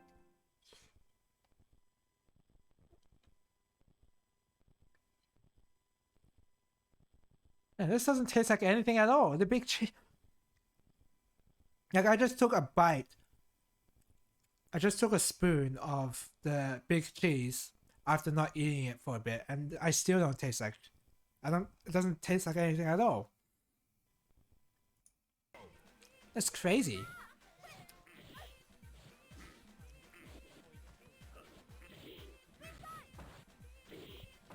Oh, it's Mark versus Jamie Wah. There's a lot of entrants for this. How many? Oh my god, Smash GG, your website sucks. I can't see how many entrants in the bracket. I have to like go outside of the bracket to see how many entrants. 18. So that's pretty. That's more than double than what we had for CvS2. So Mark versus Jamie Wasan. That's his whole name on Smash GG. Mark playing Q. Q is regarded as a pretty bad. Wow, excuse me. Is regarded as a pretty bad character in this game, but he does have a few tips and tricks, if you know what I mean, like that and that. The taunt. So basically, I can explain the taunt better. Every time he taunts, he actually gets a defense buff. That basically, he just treat it as the equivalent of his raising his HP. Doesn't recover, but it raises his HP.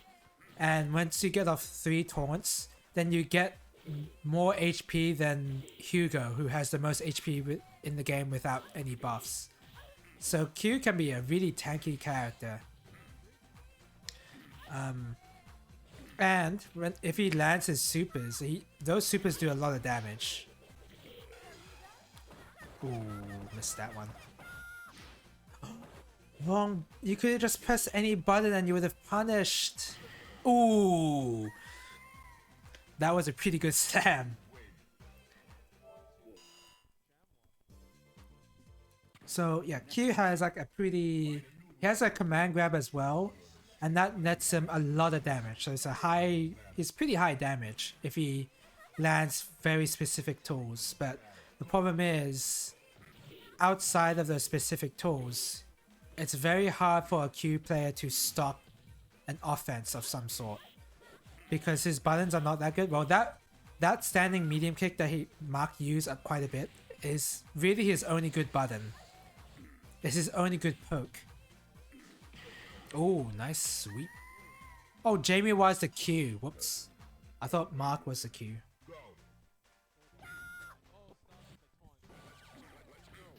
Yeah, he's just backstepping and doing a taunt. But yeah, there's no reason to really respect Q.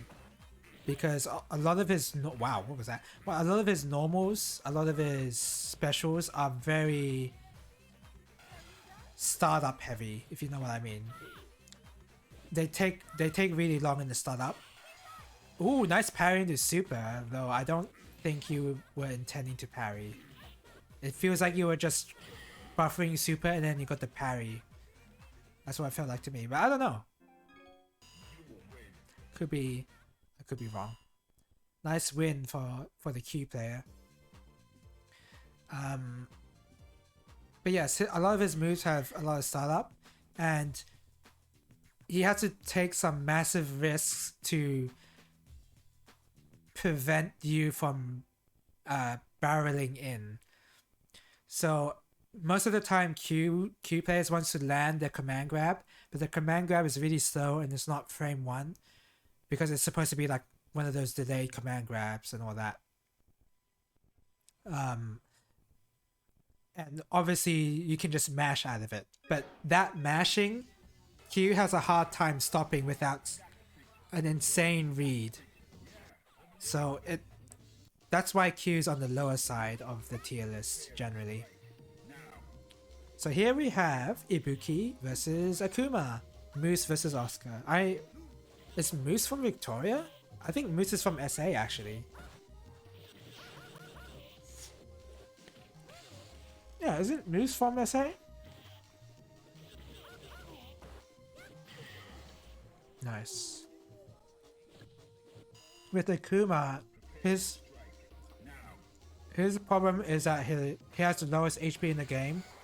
And well, you may say that's obvious, but the thing with Ibuki is that she can very easily rack up hits because of how her moves work. Because of a kunai, you saw how that Akuma had to like pick the kunai out of the air. Because of Akuma's low HP, that kunai can do a bit of damage. It adds up, basically. And to play Akuma well, you basically have to play without getting hit. You have to not get hit to play him well. Otherwise, he has really good moves and like really strong moves to win in neutral, especially with his air fireball and his crouching. Well, his moves, any of his moves on the ground really. But Ibuki can actually counter a lot of moves that Shotos can do, such as the air fireball, because Ibuki's jump arc is very different from any other characters. Oh, nice mix up. There you go. Practice that in training mode. Had to mash out Light Punch, which is not honestly a bad option, because what Ibuki has is a lot of hopping type moves. I wonder if we'll see it right now. No. She has a lot of hopping moves that low crush, or basically go over the enemy's lows. And what Shoto players love to do is do a lot of low attacks. So Ibuki has ways around Akuma's moveset because of her weird jump arc and her hopping attacks, which Moose isn't really doing a lot of, it seems like. I don't know if he expects Oscar to punish them or... I don't know. Oh, nice. If you want to parry that red fireball, you definitely want to parry the first 2 hits and then block the third.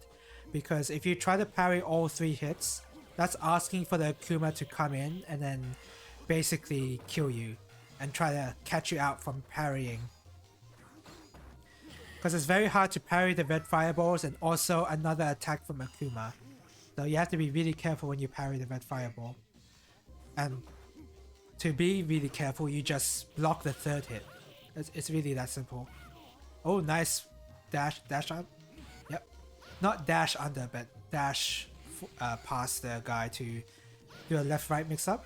And EX DP, no one expects that.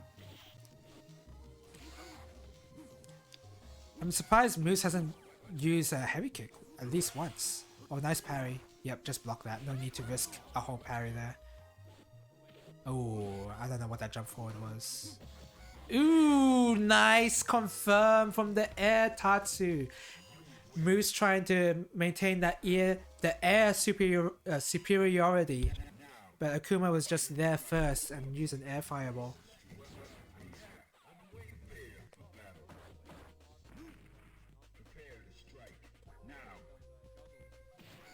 This big change tastes like nothing.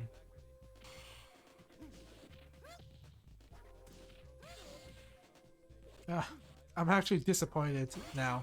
I said I wasn't, but I think I am. At least it should have tasted like something, right? Not like slightly cheese flavor. But I guess it is slightly cheese flavored, but it's not really. Oh well.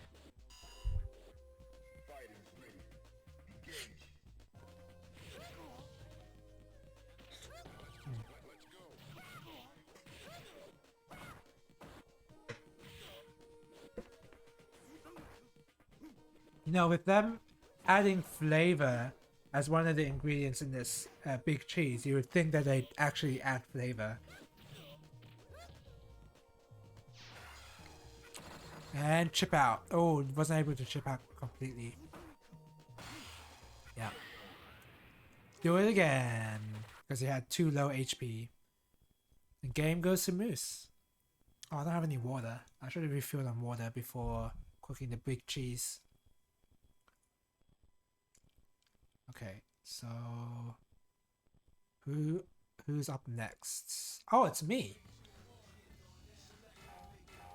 It's me that's up next. Oops. Oh. Okay.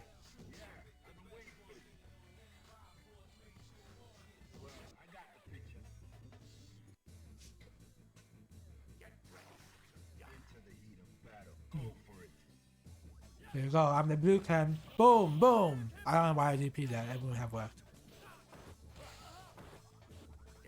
So Urian has always been a problem matchup for me. Oh my god, yeah, this is clearly me trying to warm up. You know what I'll do today? I think what I'll do is not watch the KOF match today. It'll just be too long. I will watch the Maiden and Spell one, of course. But not the KOF one for now. I don't know what's going on. I'm doing a lot of stuff, and I'm doing too much stuff. Oh, that's punishable. I mean, yes, it's punishable, but you can do a lot more than EX Hadouken. Whoa, a brave dash forward into a button. I think he was like, there you go. He was a bit too eager with those fireballs. Ooh. Ooh! Nice confirm. Like that into SA3. That's a classic hit confirm Ken has. Oh, I was hoping that the DP would reach. Because I knew that he missed time. He angled his fireball wrong, but I couldn't punish it with more than a crouching medium kick. And he used his tackles a bit too much, so I just blocked and punished with the SA3. I mean, he could do literally anything and I block, and I SA3 and it's a punish. Like, SA3 is that fast. It will punish -1 in frame advantage, I think. It's really good. So, me saying the SA3 punish is almost kind of redundant, because SA3 does punish. Ooh, you see that parry attempt there? After, ooh, yep. So right there, I actually did an option select. What I did was, on his wake up, I pressed forward to do a parry, but then I also buffed in medium punch and throw together. So medium punch into throw. And what happens if you do it right, if he doesn't do an attack, then I throw him. But if he does a throw, then the throw tech happens. And if he does a normal, or if he does any wake up button, whether it's a headbutt or whatever, then I actually parry the headbutt. Oh, I killed him, by the way. I didn't even watch it. I should have watched it. I do if he does a wake up button, I parry it, and then because I press medium punch first, the medium punch actually comes out instead of a throw. So that's an option select. He does nothing, I throw him, he throws, throw tech happens, he presses a button or uses a wake up option, that involves hitting me somehow, I parry it and then use a close medium punch. Pretty strong tool. The way to beat it is you have to know that the option select is coming, and then either do like a delayed jump OS, which is just you block for a bit and then you jump. That's really all there is to it. Or yeah, that's really about it. Or you basically delay the OS, so you delay your option on purpose so that the OS doesn't work.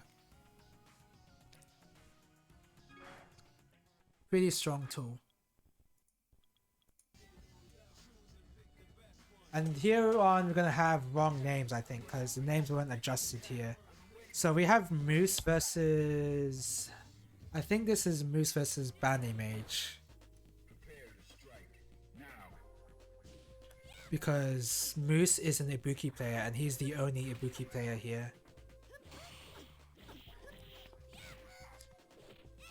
I think there was some issue with the names being updated, like something wrong with the program or something.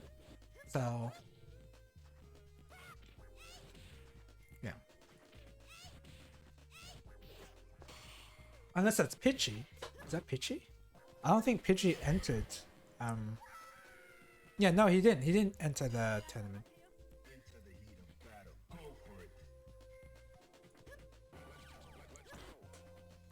So yeah, Moose is the Ibuki and Chun-Li is Bani Mage.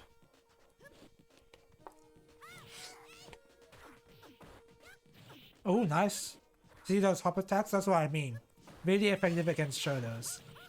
With Chun-Li, you have to be very careful though, because Chun-Li has very... Okay, so right there you see how Chun-Li did a crouching medium kick and Ibuki actually hopped over. Nice double parry on the anti-air, on the jump in. But yeah, Ibuki hopped over Chun-Li's crouching medium kick. Oh, nice punish. Oh, nice. Wait. Oh. Oh, nice. So yeah, Ibuki jumped over the crouching medium kick. And that's okay, but Chun-Li has a lot of different moves like heavy punch or back heavy punch that explicitly stop hops, and they're really good on their own as well. Like they're not just used against hops; they're good neutral tools anyway. And Chun-Li's love to use them, heavy punch and back heavy punch. So yeah, the Ibuki has to be a bit more careful. But nice win on nice SA2 usage from Bani Mage in the last round. Use one as a punish and use one as a hit confirm. Oh! Oh! You can punish that. But I guess Bani Mage was a bit late in realizing. And yeah, you can... Oh! I wonder if he tried to... He pressed crouching medium kick. And it didn't come out, and then he did super, assuming that it would come out, but... A nice slide.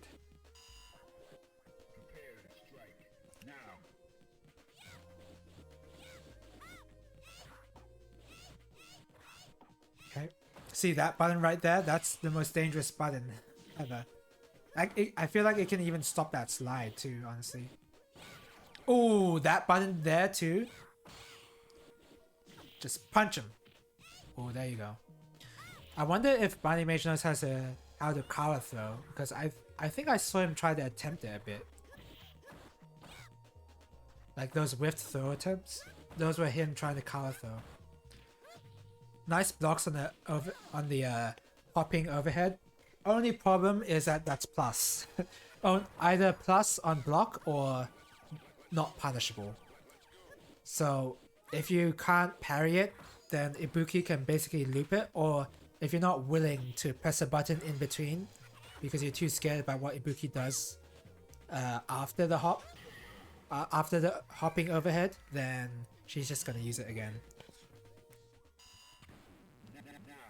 You can't... If you want to press a button, you have to press a button knowing that it will hit another attempt of the overhead.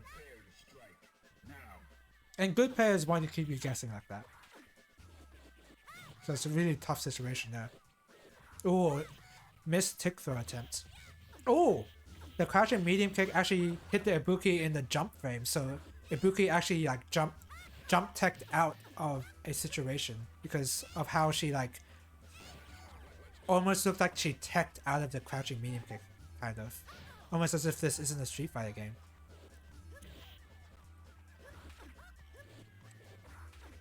I think I'm noticing right here too that this is when Moose started to jump a lot, which is completely fine.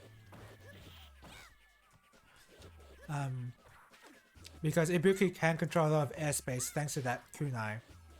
Thing is though, Chun-Li does have an air throw. So against like a good Chun-Li player, they'd be able to control the space equally as well as than Ibuki.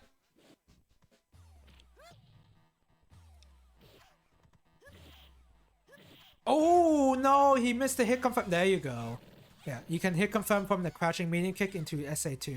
And that's that Chun-Li's bread and butter combo, really. I do not recommend going for another crouching medium kick again. Oh, I was expecting Moose to do another hop.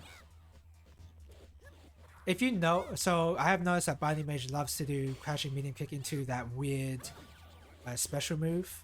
That special move right there, the flipping kick. I forget what it's called. You don't have to block that. You can just block the medium. Ooh, the taunt after the win. Oh my god, Moose, you better beat him. You better beat him. For that? Are you kidding me? Oh, no. Come on.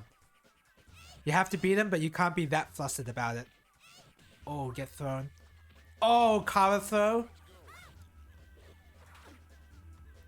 Oh, okay. Nice throw tech. Both of them knew that they were gonna throw the empty jump. Oh, that was really good. Because a deep kunai throw like that. Oh. Parry. Bam, bam, bam. Oh.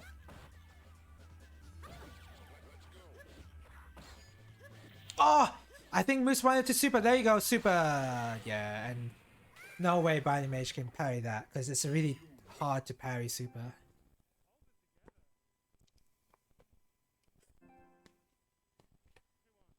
Especially in midair. Although he gave it a good attempt before. That game goes to Moose. Oh my god, I'm up already? Oh man, I'm just eating my big cheese. I'm starting to not like this big cheese, by the way. The more I eat it, the less I like it.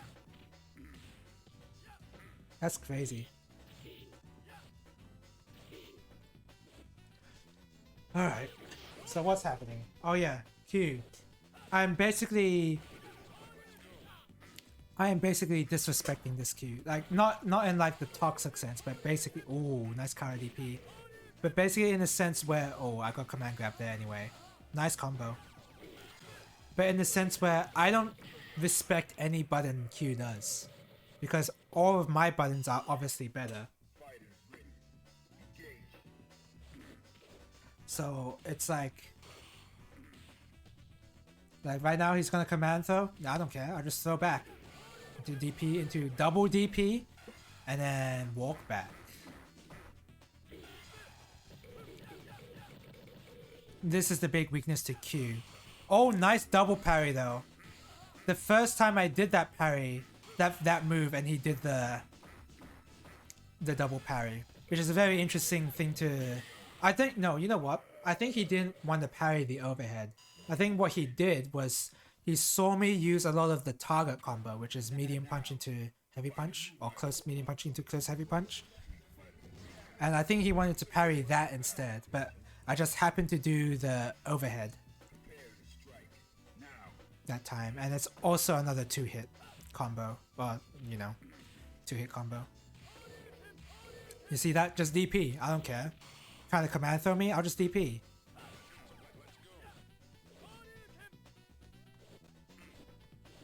Oh, there you go, hop. Oh, nice sweep. Yeah, just sweep there, even though I'm completely minus there. Just rush in because I don't want to let him taunt, actually. That's why I'm always going in, because if he taunts, then I kill him. As long as I'm in the proper range. Oh, nice. See, that's what happens when you start to respect Q. You get command thrown. And there's really... Like, he has to take a big risk. He has to take a big risk in order to capitalize on this Oki there. And yeah, I was out of range to do the crashing medium kick into super. I think both of us got scrambled a bit there. Oh, nice. Yeah, he is definitely trying to parry the medium punch. And of course that's punishable. I'm going to do crouching light kick, crouching light kick. Oh no, I'm not. I missed that one. Unfortunately, that punish after the SA2, SA3, it does require some time. Crouching light kick. Oh my god. Come on. Just realize he doesn't know how to parry down. Well, I still win anyway. Bit of a clumsy round. Oh, I forgot who... What? I forgot to say who this Q player was. It's Jamie Wasan. That's the guy who fought against Mark earlier, who played Elena.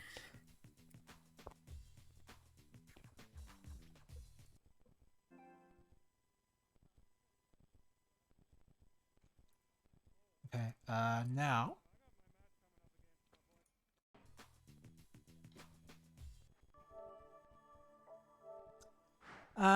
yeah, I hate this big trees. Oh man, I'm sorry. His mac and cheese is just not good.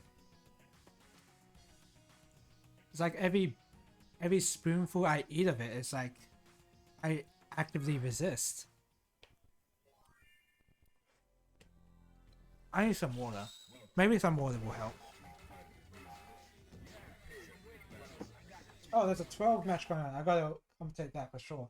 Wait a second.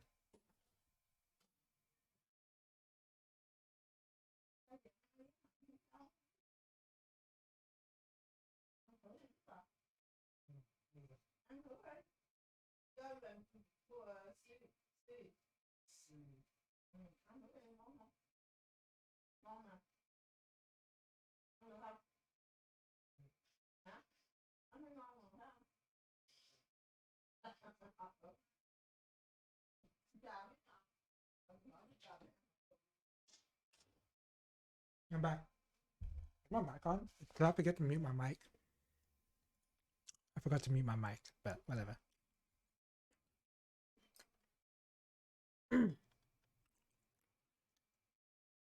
Alright. So this is the 12 player. I think I know who this is as well. Damo, yep. Damo is a Guilty Gear player, I believe. He plays Eddie in Guilty Gear Accent Core plus R.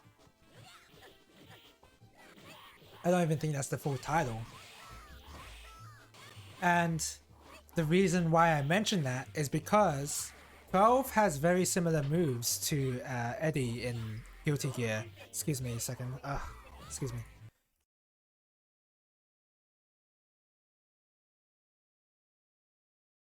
Sorry. Yeah, so Eddie has one move in particular that 12 does that looks very similar, and it's the spikes off from the ground. Also 12 being an unorthodox character. Oh no. Eddie isn't really that unorthodox in Guilty Gear, but that's beside the point. So 12 is pretty infamous for being the worst character of any fighting game. And not like jokingly, but like his moveset is supposed to like work and not be a joke, but his moveset is still really bad. And that's mainly due to the fact that although he has pretty good neutral pokes, pokes are all he has. He doesn't have any damage.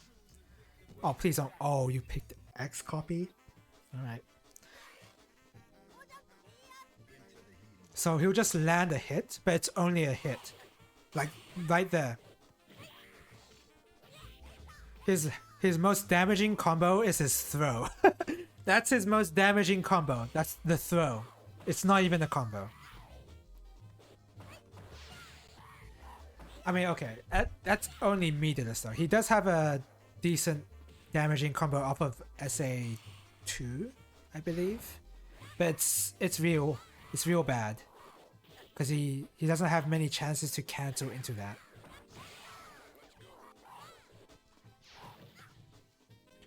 So yeah, 12 is a pretty weird character in the context of Street Fighter for sure.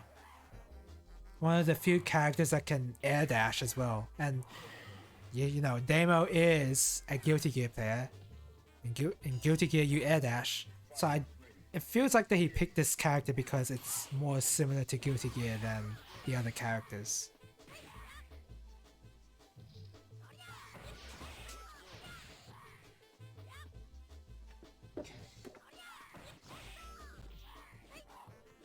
Makoto is a very interesting character too. Not really top tier, but still widely considered as a good character because of the way her dash works is very unique and very fast, and also she has the ability to one touch of death kill you basically. Oh no. Also, I do feel like Demo just picked X copy just for the fun of it. Because he knew he was going to lose, I guess. So that, by the way, that's 12's best super. His best super is to become the character that your opponent is playing. I'm not even joking. That's his best super.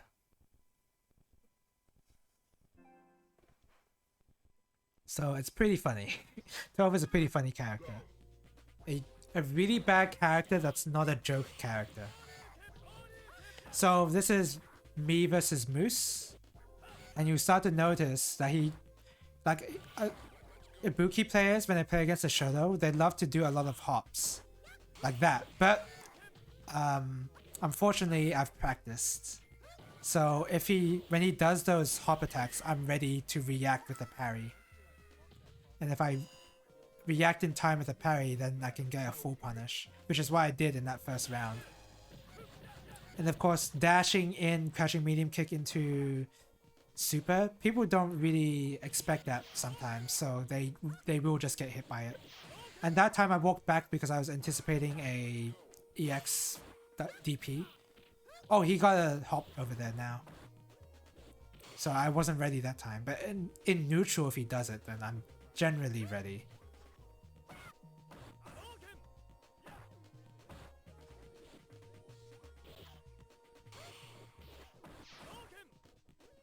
Ooh. Moose is very careful. He knew that I was going to do a parry attempt there, so he chose to jump out instead of pressing a button. Good on him for that.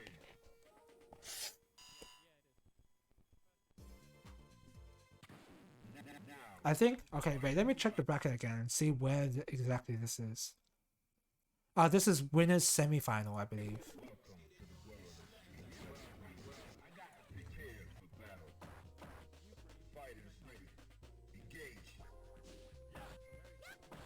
Yeah, I guess I didn't parry every attempt, so who knows what I'm saying. Yeah, the whole time I was expecting him to DP, so yeah, I wasn't really expecting that amount of restraint from him. Nice anti-air. The one thing I'm still bad at in this game is trying to parry in a jump. Like, I'm still not used to it. So the one time that I did decide to go in, he does the EX DP, but that time I made a safe risk, if you know what I mean by that, because if he had done EX DP again when his health was that low, all he would be accomplishing is like wasting his meter for the next round. So that's why I decided to go in and meaty him with a close medium punch. And it worked. Because he must have hesitated or something and didn't get out his EX DP.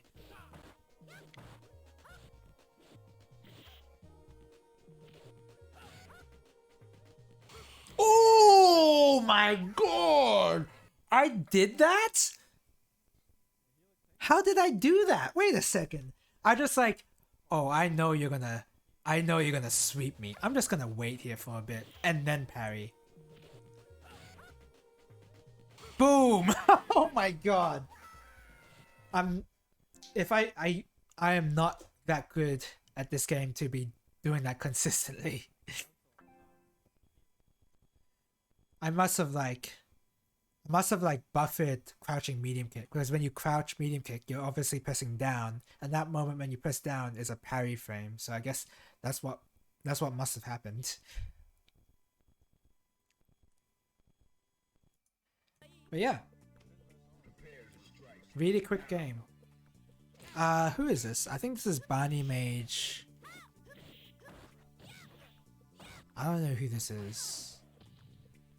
Barney Mage versus Dimmy? I don't know who Dimmy is. Yeah, I think so. So yeah, that previous match right there was a winners semi-final. So now we're on to the losers bracket. Still eating this big cheese. God.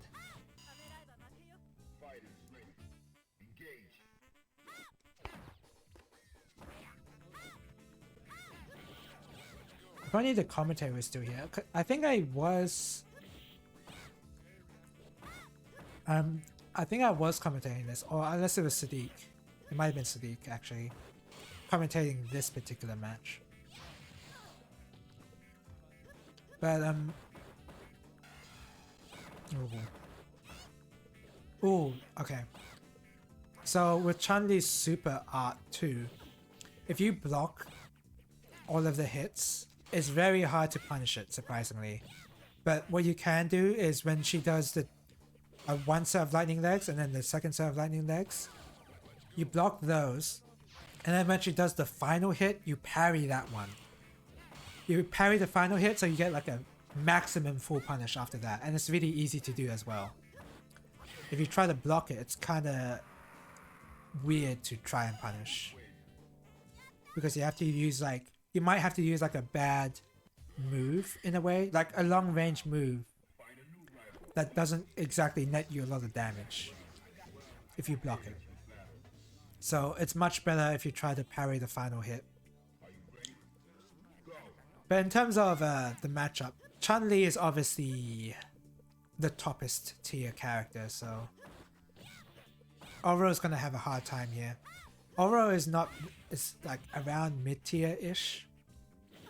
He has pretty cool tricks. He has unblockable setups. He has pretty good normals as well.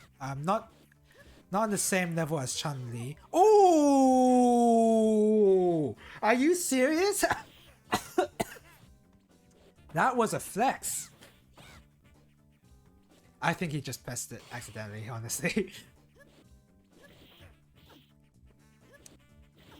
There you go. But yeah, look at that. That's Oro's standing medium kick, and it's a pretty good normal to throw out in neutral. But the thing is, Chun-Li's moves are really good. Crouching medium kick, back heavy punch, like that move. Just really oppressive against Oro. Oro can press heavy kick there.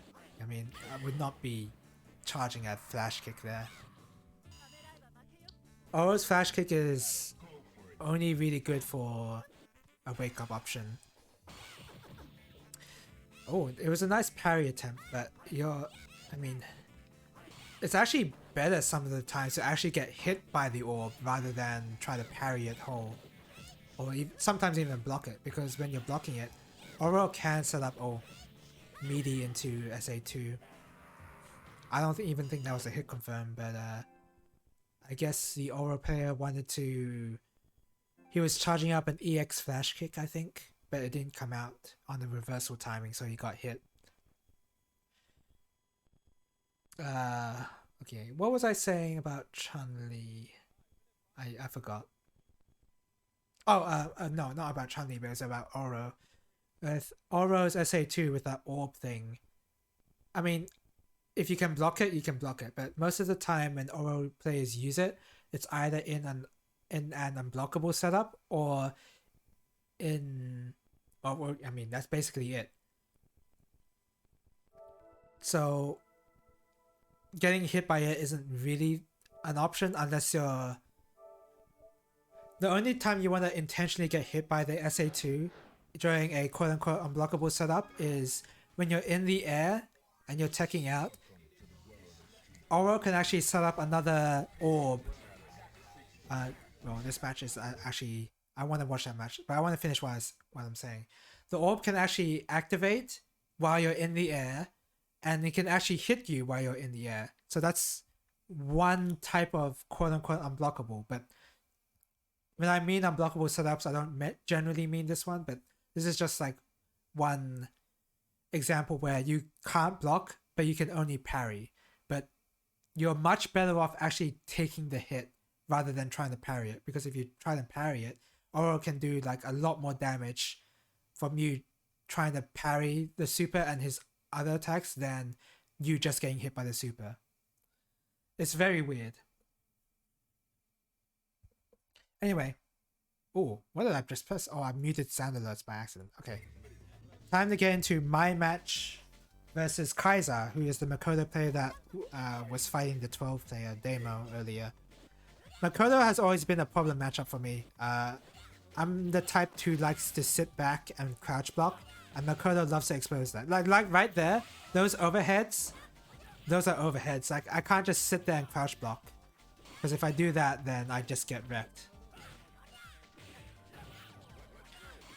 Oh, nice parry. I guess he was used to an... Oh, if that can juggle, by the way, yeah, and I get that wasn't even a combo. Like any overhead Makoto does, I get hit by. That's how much I am unused to the matchup. I tried to parry that. There you go. I tried to parry the medium punch earlier, but it didn't work. But the parry that time worked. It looks like Kaiser doesn't know the punish after a blocked sweep, because if he blocks the sweep, he can actually punish with a dash punch. Oh, hello! Welcome to the stream, Sadistic Elf. How you doing? Just in time to watch me commentate some Street Fighter 3 Third Strike. You're watching me play right now. The names are wrong, but I am the Blue Ken, so I guess my name is right, but the name for the Makoto player is wrong. How are you? I'm doing good. I just changed rooms into a much more brightly illuminated room. By which I mean there's 2 windows on two of the walls. One window on each of the 2 walls. So before I had 1 window in my old room, and it was a small window that led out to the garage. So here it's much more open. I have much more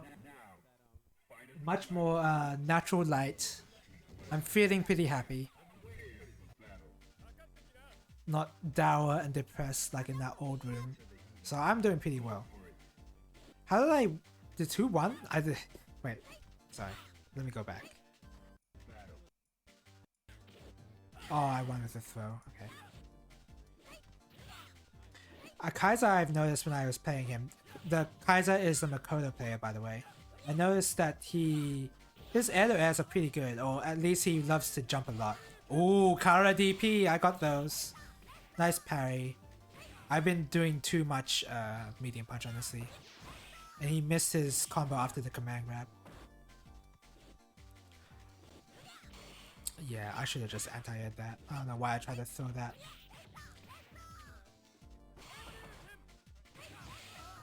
Yep. Yeah, Makoto has always been a struggle character against me because she forces you to pick risky options to deal with her offense. I've noticed you speak American English. You spent some time in America before moving to Aussie land. No,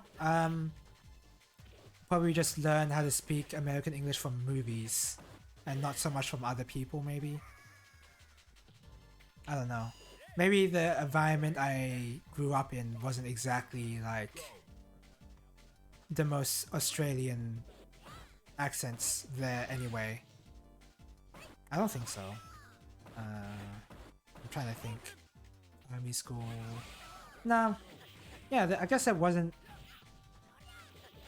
When I grew up, there wasn't really that many people speaking an Australian accent, so my peers definitely weren't exactly speaking Australian English either. So yeah, I guess that's why. And they were Australian, mind you. Like I attended Australian schools, but like, yeah. And I don't even think my teachers were speaking. Yeah, they didn't. They did not have a heavy Australian accent. So that's why.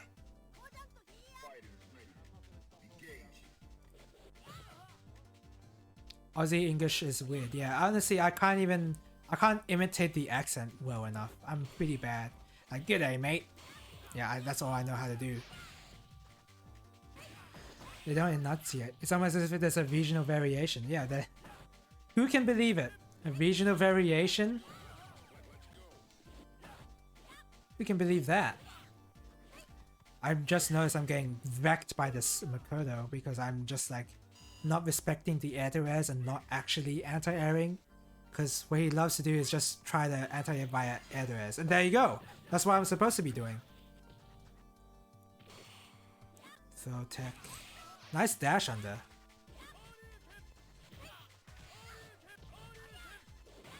I should not be trying to go for throws. Oh, there you go. Interrupted his dash punch with a crouching medium kick. I throw every time. Man, my offense is so predictable. Oh, nice backdash. Wasn't expecting a backdash. For myself. That's right. I wasn't expecting myself to backdash.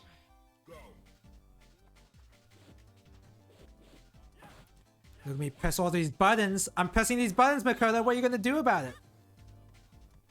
Bam! Oh, that's what I get for pressing buttons. Yeah, with Makoto, you really just gotta just do a random DP, like right now. Yeah. Oh, is this winners finals? Oh yeah, wait. What? Oh yeah, it is winners final. So yeah, Kaiser got 2 games off of me. So this is 2-2 right now. This is, by the way, an Australian major that I attended. And this is the uploaded VOD of that major. I have entered in CvS2, Third Strike, Maiden and Spell, although that was a late entry, and KOF15. There you go. Now you know how to parry anti-airs. See, look, for some reason, against Makoto, I just crouch block all the time. There you go. Throw. Crouching light. Oh! No super for some reason. Crouching light. Yep.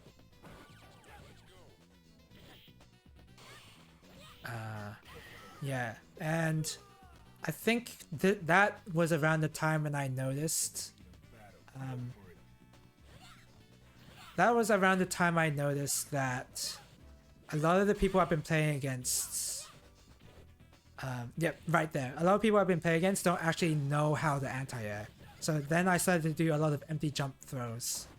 Because what they like to do a lot of is whenever they see a jump, they will try to parry it. And look at that. Overhead into SA3. Nice. And DP that. There's another phenomenon though of younger Australians speaking with more American-like accents due to growing up watching videos online. Yeah, for sure. Is there a big 3S scene in Aussie land? I think I like to think so. I mean, it is like an old game, so you're not gonna get that many people, but you're gonna get a fair amount of people, and there's definitely like a few names, especially on Fightcade. So yeah, it's big enough. It's big enough for there to be like somebody on Fightcade to play Third Strike, so it's big enough. Ooh, nice anti-air, nice throw. DP. I think I tried to DP there. This is... Oh. This is 2-2, by the way. I'm playing so risky for a 2-2 match. Oh, wait, no. Is it? Oh, it's 2-all right now. Oh, whoops. It's 2-1. I didn't realize it was 2-1. The proliferation of American media probably helps. I mean, movies and music. Yeah, for sure. South Aussie accents are quite different from what people expect Oz accents to sound like to begin with. Yeah. That has generally been the case, for sure.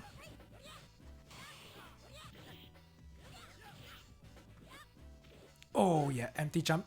Low. Empty jump. Throw. Not low. There you go.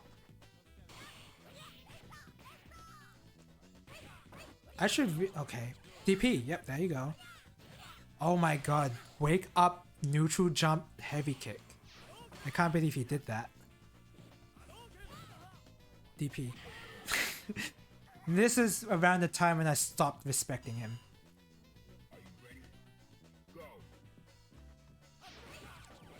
Really good at anti-air. I think I jump again and then parry that. Oh, no, I don't. I was definitely aiming for the grounded anti-air to parry, not the air to air.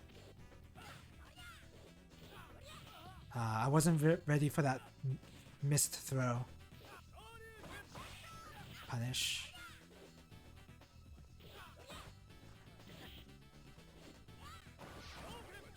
Oh yeah! You can't really punish after EX Hadoken.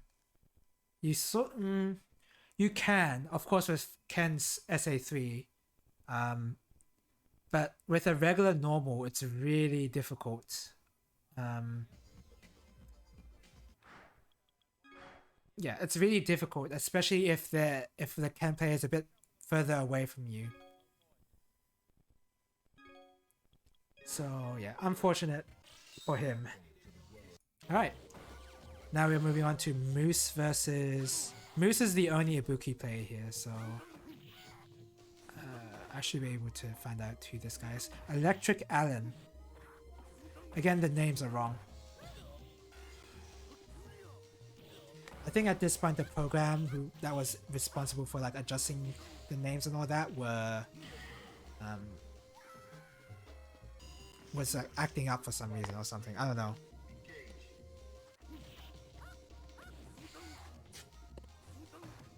By the way, this is a camera, by the way.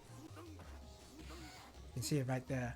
The reason why I have it here is because this major was called the Big Cheese 3.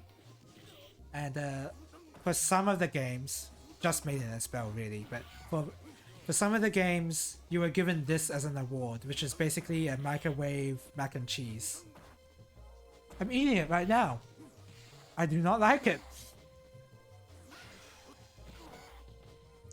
I thought it was like whatever in first bite, and now that I'm like closer to finishing it, I'm starting to like actively despise it.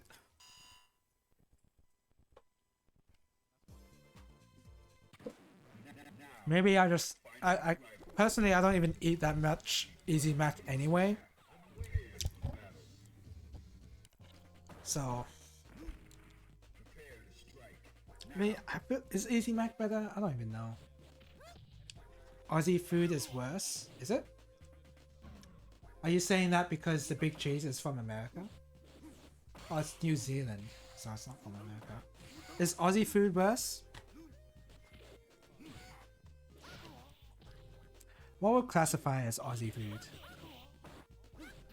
This is like a... You know what, Orison? This is something I've always been sort of like unsure of. What exactly is Australian food? Is it a sausage sizzle? Is it a sausage on top of some white bread?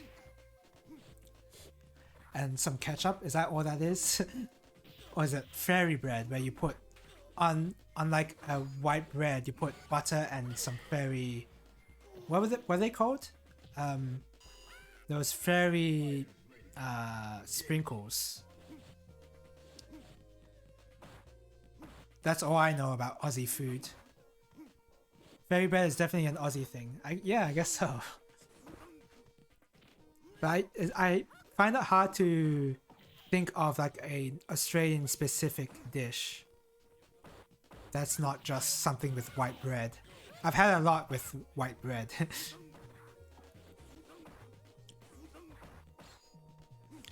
Anyway, I should be talking about this match. I think this is the second time they've met up, actually. Moose versus... Oh, maybe not. Maybe not. This is a different Akuma, maybe? Either way, this is Moose versus Electric Alan. So... Oh yeah, I was commentating this match live actually, but unfortunately the mic audio wasn't working for this setup. I was commentating this because I remember commentating and saying stuff like, oh, both of these guys want to control the airspace. Akuma has the air fireball, Ibuki has the air kunai, and these players want to control the airspace as much as possible with their respective aerial projectiles.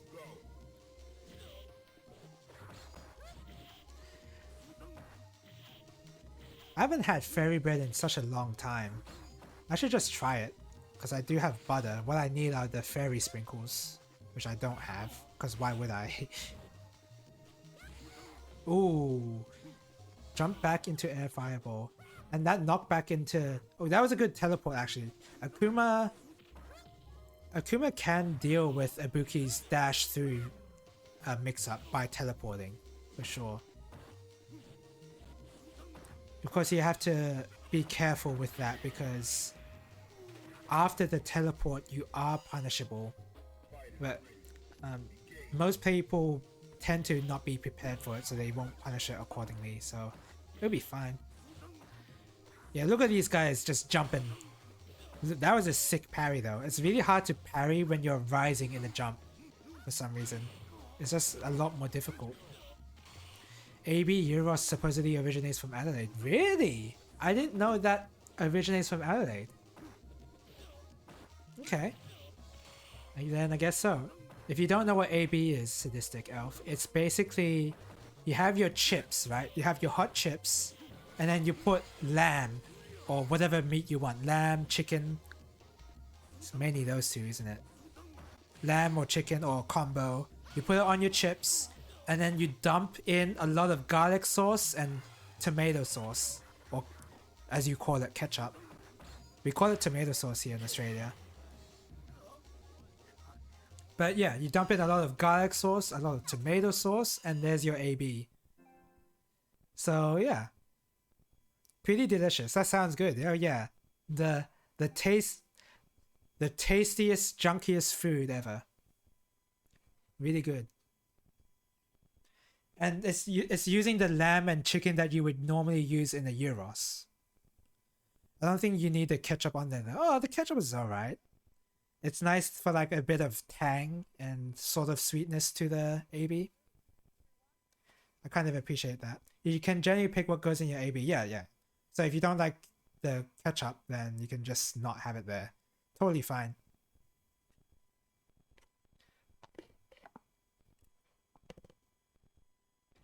Sauces have a big selection of different sauces typically. Yeah, for me, I typically like garlic sauce and tomato sauce. Although I will say, is it pause or something? Oh no, it's not pause. I will say this. Garlic sauce is not mandatory. I mean, sorry. I just said something so blasphemic. Garlic sauce is mandatory. You are not allowed to remove it from your AB.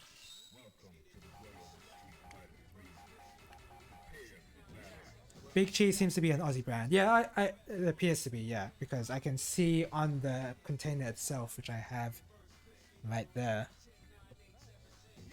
that Fantastic Snacks is from Australia, and Fantastic Snacks is, I guess, the company. And also, they have an office in New Zealand as well. Oh, South Australian? They have an office in South Australia. That's interesting.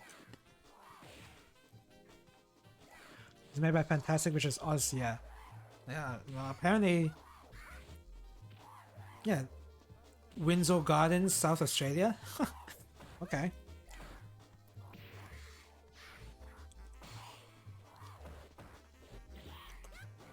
Oh damn, I wasn't talking about this match really, huh? So this is in losers bracket. This is Moose trying to climb up from losers bracket, and now he's fighting Damo, who's like, even though 12 is the worst character in the game, Damo is a pretty good fighting game player in general because he plays really good Guilty Gear. So it's not like he's like completely new to fighting games, and you know, he can beat some people even with 12. I wouldn't say Easy Mac is great, or microwave mac and cheese tends to be mediocre to horrible. Yeah, I know. I'm eating it right now, and the one I'm eating is pretty bad. I'm not disagreeing with you there, for sure. I have to finish it though. I really dislike just leaving food unfinished, so I'm gonna finish it.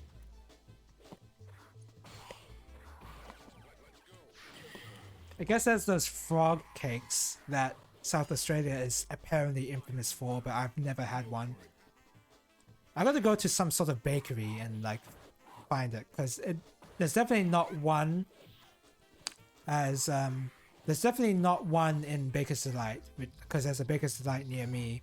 They don't have a frog cake. So I'll probably have to go to some much more local bakery, because Baker's Delight is like a chain bakery.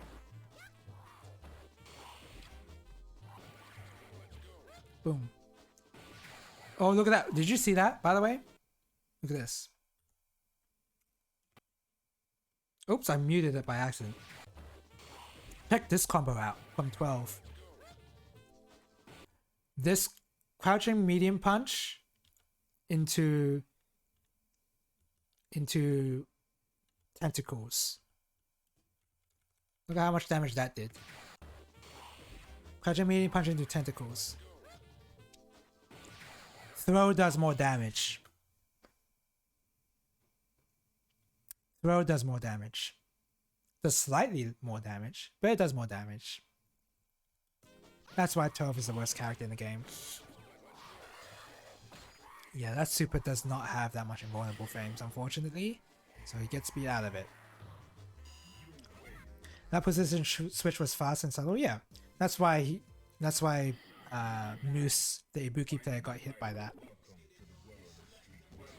Frog cakes are a Balfour's creation. You can get them from Woolies. I don't find them in Woolies though. I can't find them unless I'm not looking hard enough. Honestly, I wasn't, but I think there is a Balfour's. Is there a Balfour's bakery on Henley Beach Road?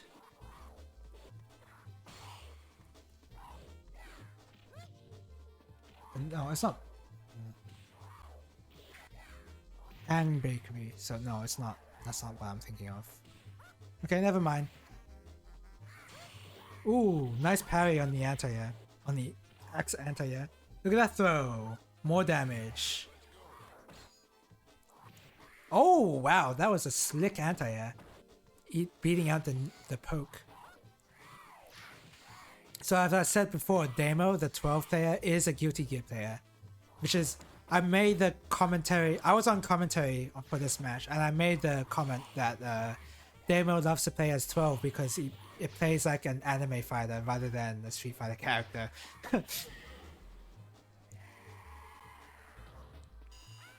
Both 12 and Remy basically have to paper cut enemies to death. Yeah, more so 12 than Remy. Remy does have some neat options, especially after the crouching heavy punch, I believe. Crouching heavy punch, or like he has some decent hit confirms into super. So it's not like Remy doesn't have damage. He just has to have meter to do it. And he can combo after throw in the corner as well. So Remy has more damage options than 12, for sure. Oh, Damo. I met Damo because he entered Siguri. Oh, he did? Huh. Okay. Boom. EX anti-air. EX DP. Boom. Try to mix them up. Mix them up again.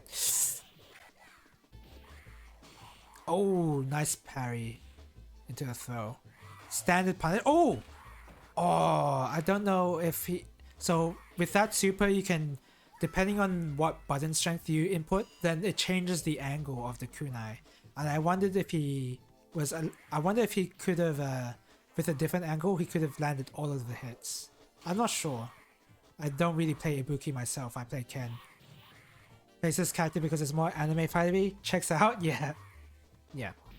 12 has an air dash, has spikes like Eddie's drill in Guilty Gear. Yeah. Very anime fighter-ish. Nice super. Pretty good anti-air, honestly. But it's only a good anti-air if they jump in front of you and not over you in any way. Even like a bit close to you, it's not gonna hit. Suguri entrants are all movement enjoyers. Oh, I see. So that's why I didn't enter Suguri. Because I'm not a movement enjoyer. I tend not to be when it comes to shmups. If it's a shmup, I will tend to not choose that movement. That movement option. Because I like dodging everything precisely. Even if I fail most of the time. So right now, it's Kaiser versus Moose. Moose is the Ibuki player. Kaiser is the Makoto. Because I sent Kaiser into losers. So this is losers final. Here we go. Boom, boom. Bam. I feel like Kaiser tends to have a lot more trouble against Moose than trouble against me, honestly.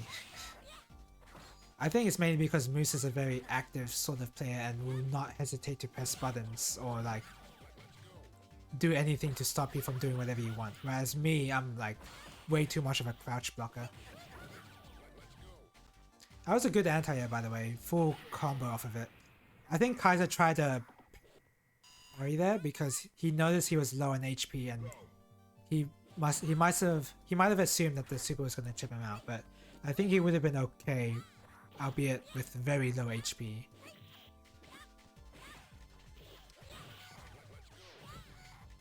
So yeah, both of these guys love to control the airspace because these guys love to do air-to-airs. They love to just be in the air in general. Nice block on the mix-up there.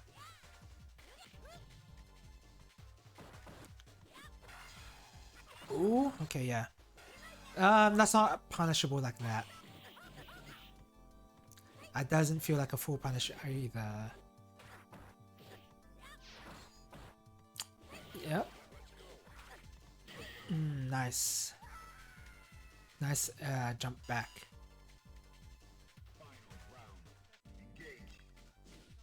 It was a really good. I think that was a re-jump back as well because I mean, Moose loves to jump a lot. Both of these guys are very jump heavy.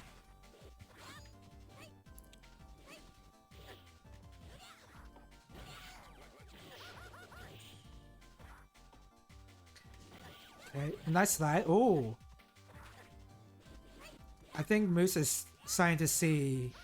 His frame traps are a lot tighter. I think he is noticing that Kaiser is actually, you know, mashing out of certain block strings, and yeah, he had to do something there. Did you see Gun Vein? I played the demo actually. I think I'm gonna check it out for tomorrow and play a little bit of it. The demo is very interesting because considering the tutorial actually tried to teach you shmup basics, which is a very interesting. It's a very interesting idea to try and teach people that. But yeah, I've played the demo. It seemed pretty fun. Oh, there you go. That's what happens when you start to respect Makoto. At the wrong time, you get command grab into death. And Kaiser does have the right super. Unfortunately, I don't think Kaiser knows the full touch of death combo after SA2. I mean, he knows like how to get a hit, but not like the full stun combo. I think I made the comment earlier how against Moose in particular, who's very active, trying to interrupt buttons as much as possible, very jump heavy.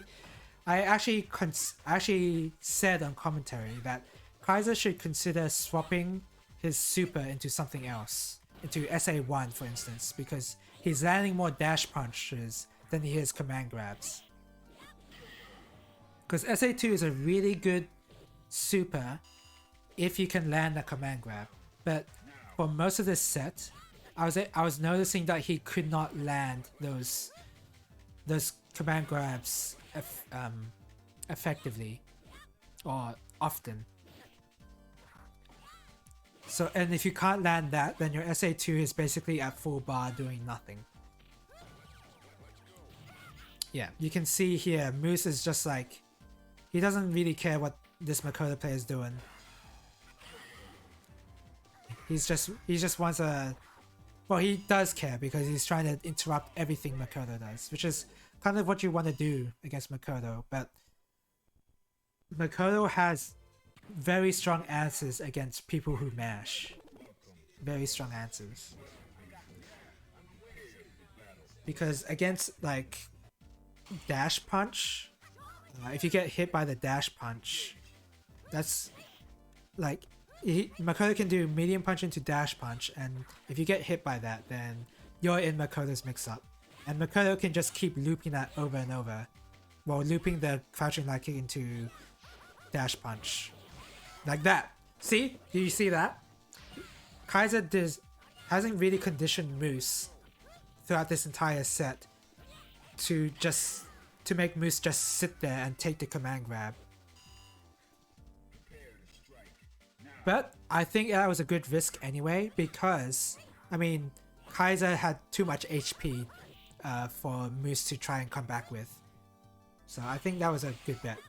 See, right there, Kaiser is autopiloting to command grab. And I have mentioned that, yeah, Kaiser lands more dash punches, so if he picked SA1, you can actually link SA1 after Makoto's dash punch. And that will do a lot of damage. So I felt like in this set, Kaiser would have gotten more benefit from SA1 than SA2. But throughout this entire set, he stuck with SA2.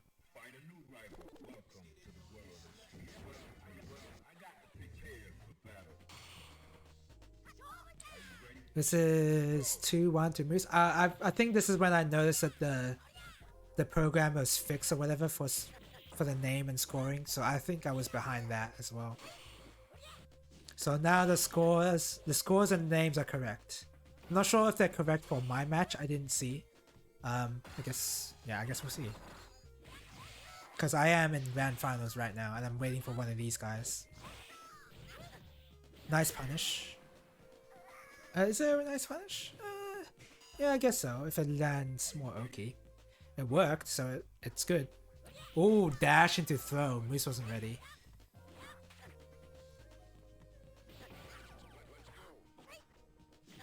Nice slide. Yep, overhead. Ibuki's natural hop attacks are not that effective against Makoto. They can sort of be. I'm not sure if Ibuki can hop over Makoto's crouching medium punch. Ooh. I think that was a chip damage too. And Moose won. Nice work. So now it's grand finals.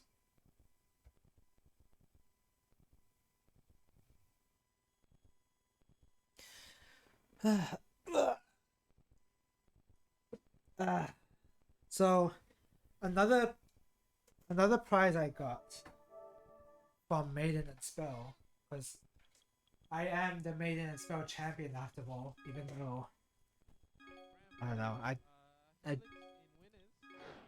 didn't really play that game that much. Yes, I got a Pop Tart. You get Pop Tarts if you win Maiden and Spell. I don't know if I like Pop Tarts, but I'm gonna eat these while I watch Maiden and Spell. So now it's Moose versus me. And the names are correct too. Someone was frosted important detail. I guess, yeah, you're right. This is grand finals right now. And I'm just kind of like, I'm going in.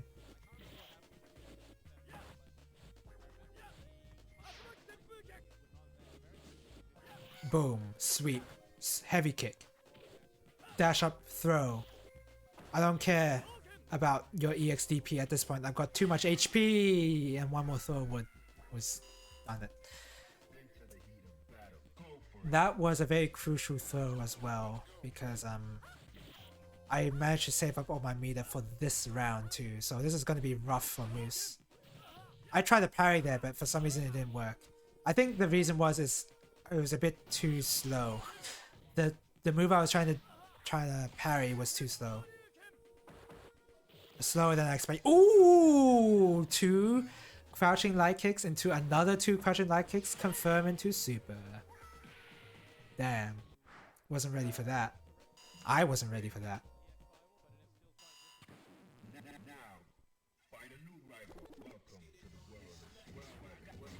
I think at this point in the tournament, I was definitely playing a lot more solid. Because I have noticed I tend to do really, really bad when I'm warming up. But compared to last time when I fought Moose, I'm a lot more confident.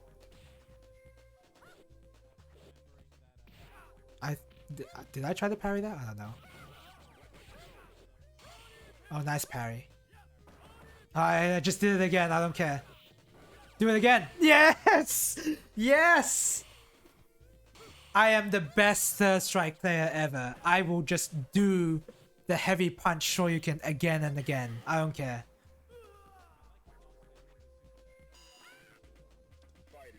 Is this the one where... Oh, we'll see. I don't want to spoil it. Dash up, crouching media kick into super. Not many people expect that. Oh, nice mash out. Yeah, one problem in my playstyle is really the lack of parrying in the air. For some reason, I cannot parry an anti-air at all. I don't know why. I'm just really bad at it. There you go. Yeah! What did Moose even try to do there? Let me rewind. Oh wait, let's not rewind actually. The game's still gone. I think he wanted to EXDP, but my EXDP beat out his. Oh yeah, you can't just do those hops on me. But I wasn't exactly ready because I punished with crouching medium kick Hadoken when it should have been DP. I think I inputted the DP, but the Hadoken came out. Yep. Find air parries to be harder too. I mean, they have a smaller window. That would be why. Yeah, full punish after EXDP. They do have a smaller window, so that's why. But most of the time whenever I do the air parry, I feel like I'm getting the timing. Like I'm getting the parry, but the game doesn't give it to me. Oh, nice down parry. Yeah. I knew you were going to try and down parry there, so I went for the throw. But... Oh, okay. Meaty grab to beat parry attempts. I think I tried the DP after the EXDP block. So yeah, every time I'm parrying, I'm getting like max damage off of the parry. Oh, I think I tried to parry that as well. I remember trying to parry that, but my timing was too late. Like 12 to 20 frames, something like that. I don't actually know how many frames, but the window is definitely smaller when you're in the air compared to when you're on the ground. Oh, yeah, that was a bit awkward because I didn't know that move was gonna... I was trying to DP there. Oh, here we go. Oh, okay, risky jump. Oh, sweep. Oh. Whiff punish the sweep with the dash in crouching medium kick. Boom. Oh, I wonder what I tried to do there. I must have tried to punish an air attempt. Nice throw. Oh! Here we go. Oh, yeah, you can see that I'm trying to fish for a crouching parry from Moose. But I decided now's the time. No, that was a bad punish. That was really bad. What I should have done was probably not even punish at all or do it a lot earlier. Nice sweep punish. I tried to parry there. Okay. So that's 2-1.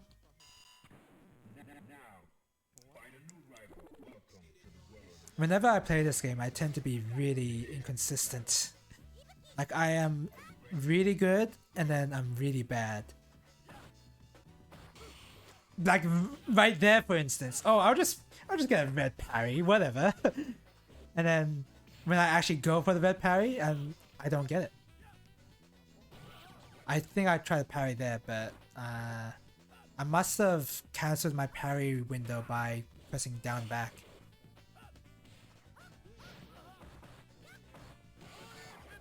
Okay, risky DP. So after crouching medium punch, Ken can actually link into super to do a lot of damage. And that medium punch there, close medium punch, was supposed to be chained into a heavy punch for the target combo into death. There you go. Oh, look at that mix up. I was planning for that too. I got mixed up by my own mix up. Oh, look at this. Oh, see what I mean by doing really good and then doing really bad? And I just killed him with a Hadouken. Man, what a lackluster finish to the set. That's disappointing. Oh well, at least I still won. That was grand finals. I won the whole tournament. Yeah. Okay. So what time is it now? It's already 3 hours. I'm gonna take another break, and then we'll go watch all of Maiden and Spell, and then we're probably not gonna watch King of Fighters today. Honestly, I'm not gonna have enough time. Didn't get much from the red parry. That's a question I ask myself. What did the parry get me? Yeah, that's the thing. That red parry that I did was not intentional. Also, welcome to the stream, HM Supercut. Suppercuts? I just noticed. Suppercuts. Yeah. That was a purely accidental red parry. I was not aiming for it. I got surprised. I think... Oh, you know what I did try to do? I tried to DP. Because that crouching light punch, I did try to DP.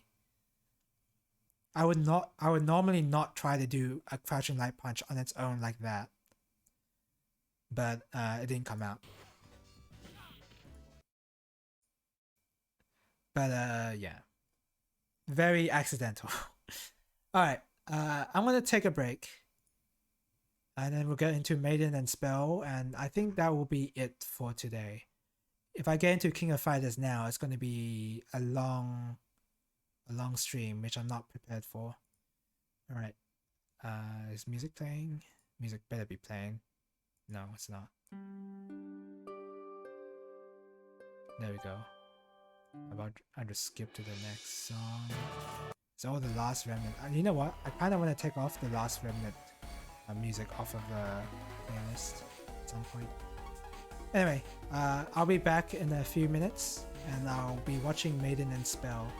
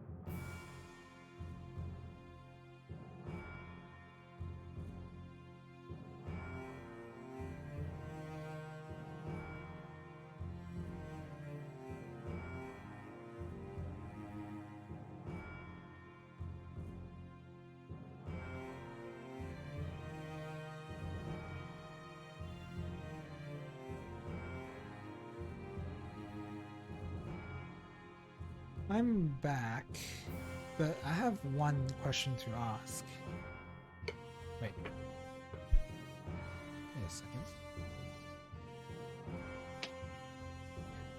Yeah, are Pop-Tarts supposed to look like that? I toasted these, and they have like this. It's like something exploded out of them.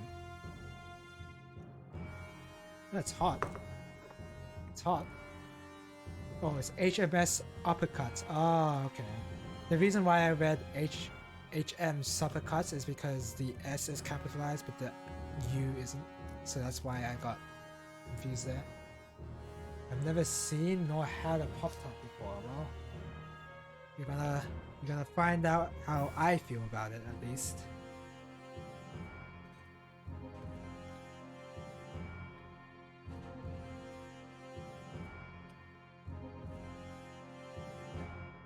Let me close the door for a second. Yeah. Not much like the biscuit pop. Do Americans love Pop-Tarts?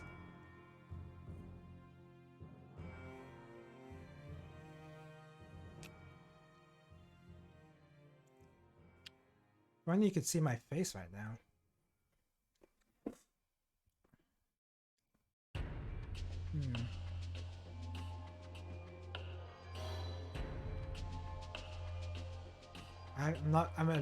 I'm deliberately avoiding the frosty part, by the way. I just want to try the biscuit on its own, or whatever, the breading.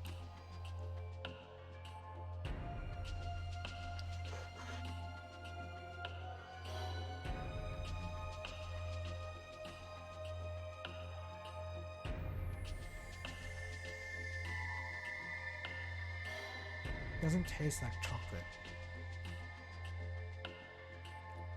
What does that taste like?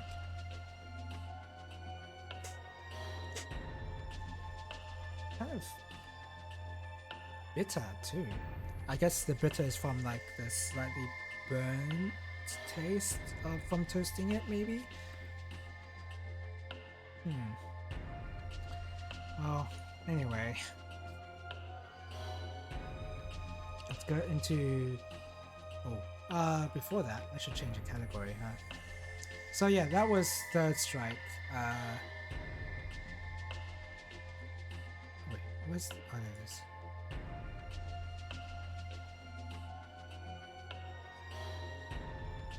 Yeah, so we just finished up Third Strike. I do want to...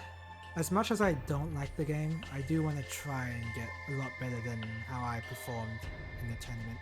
Because, yeah, like I may not like the parry system, but I still want to be good at Third Strike. And I'm still not satisfied by my performance. Especially with King of Fighters 15, by the way. Oh, but before we get into Maiden and Spell, I do want to show you this one moment right here. This is from the final match, the final set of my King of Fighters 15 run. And I just want to show you this round in particular. So I am the Yuri player, and Salty Paris is the Cronin player. Check this match out. And I'm doing a lot of hops and all that. And I'm just gonna slap him. I'm just gonna slap him in the face. Look at that. I'm just gonna slap him silly.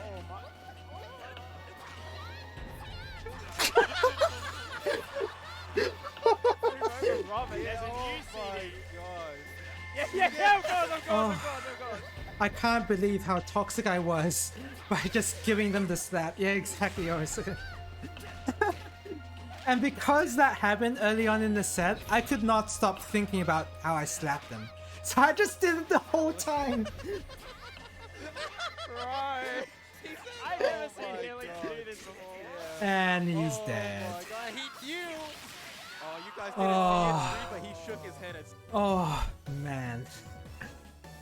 That's so funny. I should not have done that many slaps, I'll be honest, but boy, that...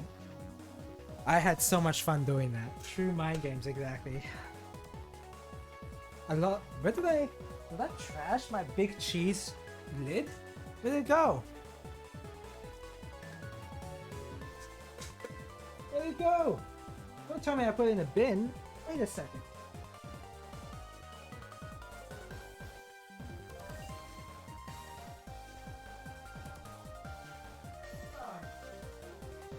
I did. I put it in a bin. Well, that's too bad. What should I show on the camera now? Oh, I know. This works.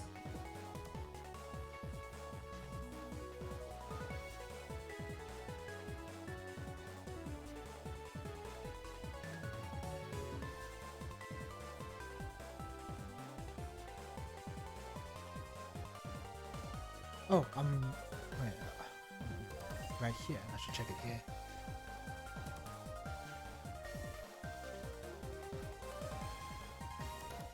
How do I angle this so that it's in the... So what I'll do is like show this, right?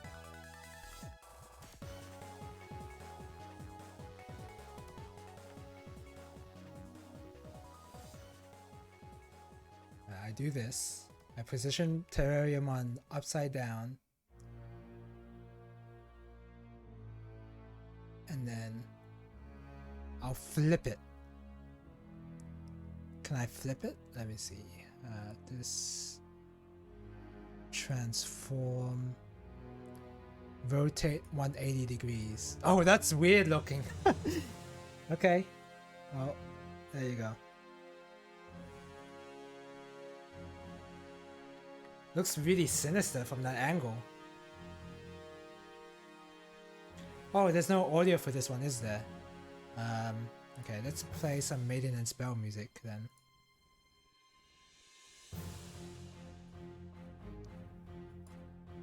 Terriumon's ears are covering the keyboard. Oh, this is the... Oh, my Pop-Tarts fell.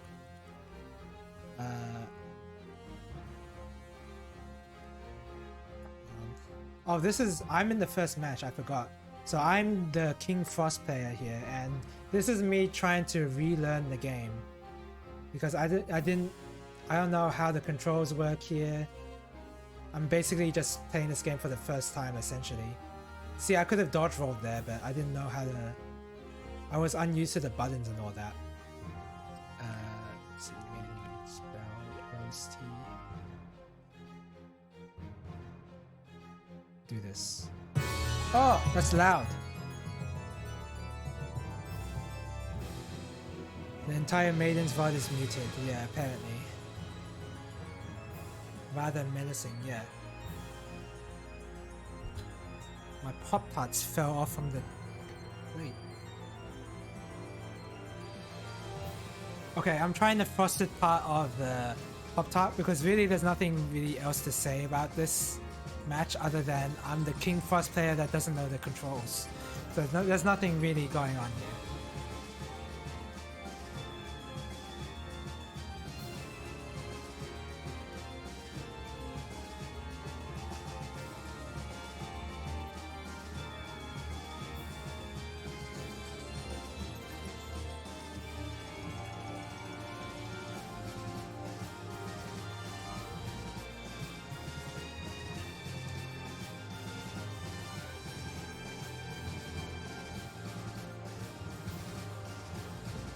I will say the frosting is where the flavor is. But this is feeling kind of similar to the big cheese mac and cheese that I just had. Where it doesn't really taste like anything. I certainly taste the sugar from the frosting, but that's about it.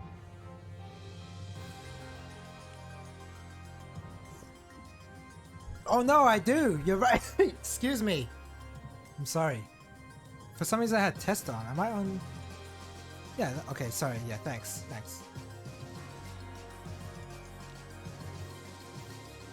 I had my playlist playing for some reason. Excuse me. Muffins, I haven't seen Muffins before, they seem to be familiar with the game. Yeah, it sort of seemed that way to me too, yeah. Of course, like, this is like a complete blowout. I decided to get more acquainted with the game later on, of course, but from here I was like, oh, right, this move does that. Let's do some risky stuff like go for the stun.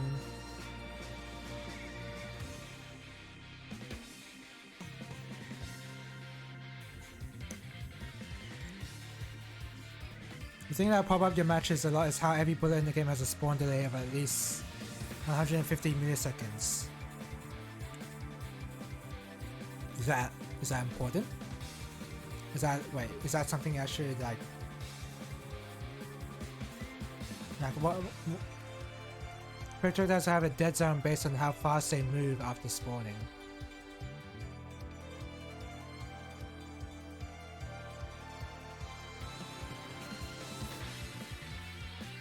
Oh, that's why you were missing at point blank after the stun wave. Oh, there you go. Okay. You know what? I didn't even know that. I see. I did not know that. That's pretty annoying, honestly, but sure. I guess it's like to do with some sort of balance.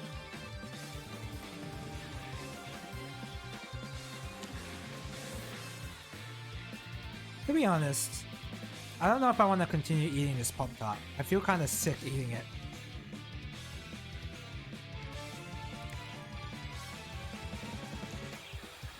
The aiming arrow also has imperfect tracking, so you can also whiff if you move. Yeah, I decided to notice that way later.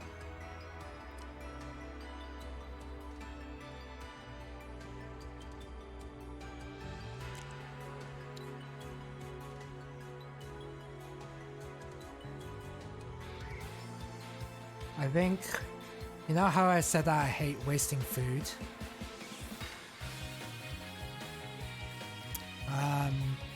I think I'm going to change my opinion after eating this. Because this is not good.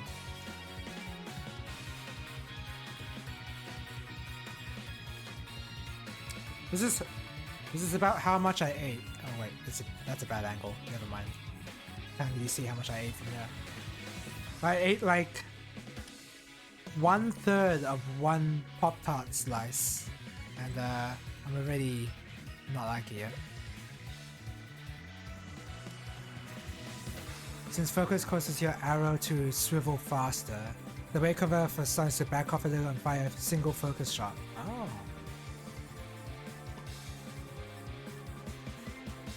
Pop-Tarts living up to their reputation. Really, yeah. Oh, this is another King Frost. Who is this? This is Muffins versus somebody else, but who is this guy? Is it Vista One? Because Vista One played King Frost against me. Oh yeah, it is. Yeah. I guess the names would change. That palette would be Alice. He plays with this palette. I kind of just play with default because I like the look of the default. I don't really like the brown color much. I haven't seen the other palettes though, so what do I know? Oh. So yeah, that shotgun pattern is actually not that hard to dodge. As long as you like, you know, you play it like shmup. You play it like a shmup and you want to dodge through the pattern rather than around it. Because trying to dodge that around, trying to dodge the shotgun swords by moving around it, or as Gunvein puts it, I think they call it macro dodging. If you try to dodge it that way, then that's when the I forget the name. That character is strong. That's what I noticed near the end of the bracket. Hero of Frost wide shot is the reason why Pop-Tarts win the prizes. Oh, that's why Pop-Tarts are. Yeah, okay. Now I understand.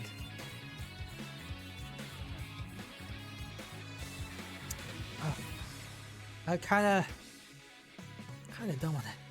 Okay, wait.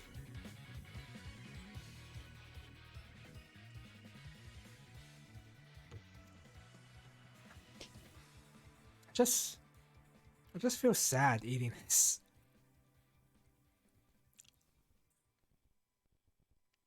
Like, I could be eating a cookie, and I'd enjoy that way more than this. And that'd be like the same nutritional effect, really. It's the same nutrition. So it's like, why would I decide to eat this instead of a cookie? Yeah. Well, that's a Pop Tart. I'm not eating any more of that. Well, I'll probably like have a few nibbles here and there, but man. You fight Dreadworm optimally by grazing whatever she throws at you and being aware of when she tries to hit you with Novi Fire. The beam?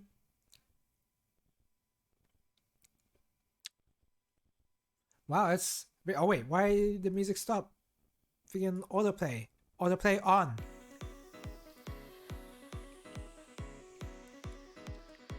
Sprinkle of salt, hot water. Those would destroy the Pop-Tart. I don't think I want to make it taste worse than it actually is. It doesn't need anything else to make it bad.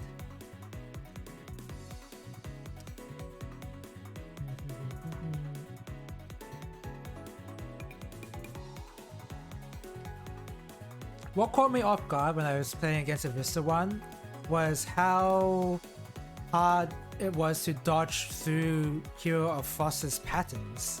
It was really difficult. Like, I mean, it's the entire point, but like, you have to be like, you can't just know the pattern and, you know, dodge it. Or you, like, you have to be good at shmups to even dodge Hero of Frost's shots. It's kind of crazy.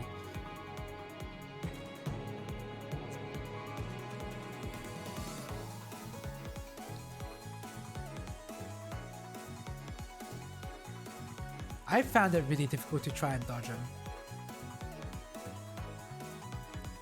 Hero of Frost mirrors are basically a shmup endurance check. Yeah, that's exactly what I felt like when I played against Arista one. I was like, wait, this is like it was me discovering for the first time how truly hard the patterns to dodge Hero of Frost's moves were. Novi Fire is a defensive special with the AoE explosion. Oh, okay. Yeah.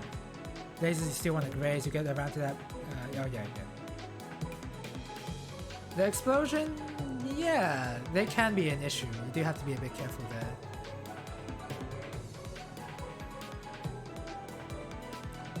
Honestly, for Dreadworm, I was gonna say for Dreadworm, they should allow her to shoot the lasers and the shotguns at the same time.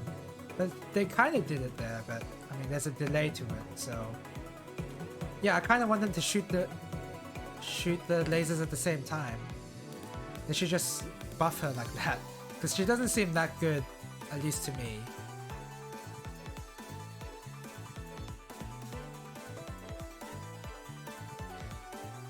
I was on comms for the first online tourney for this game in the grand finals, I believe, with 2 shmup super players in the Frost Mirror. It took 40 plus minutes. Wow. Yeah, I can see that happening. I can definitely see that happening. I think, was I going for plays back then? No, in this tournament. I don't think I was going for plays. But it was very hard. Something disconnected. Wait a second, was that from the... Was that from the match? It's from the video! You disconnected something from the video. Is that why the thing got muted?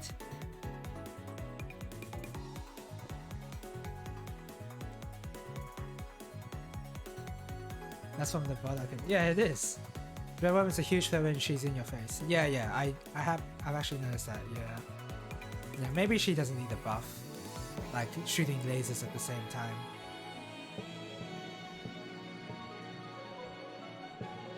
I just wonder. Yeah, she was kind of fast, so Yeah, it's really scary if she's up close. It's just when the controls are being unplugged. Oh yeah, that's true. Speaking of controllers, I'm still suffering from the disconnect issue, unfortunately, for the Bluetooth. From the Bluetooth dongle you gave me. And I don't exactly know why.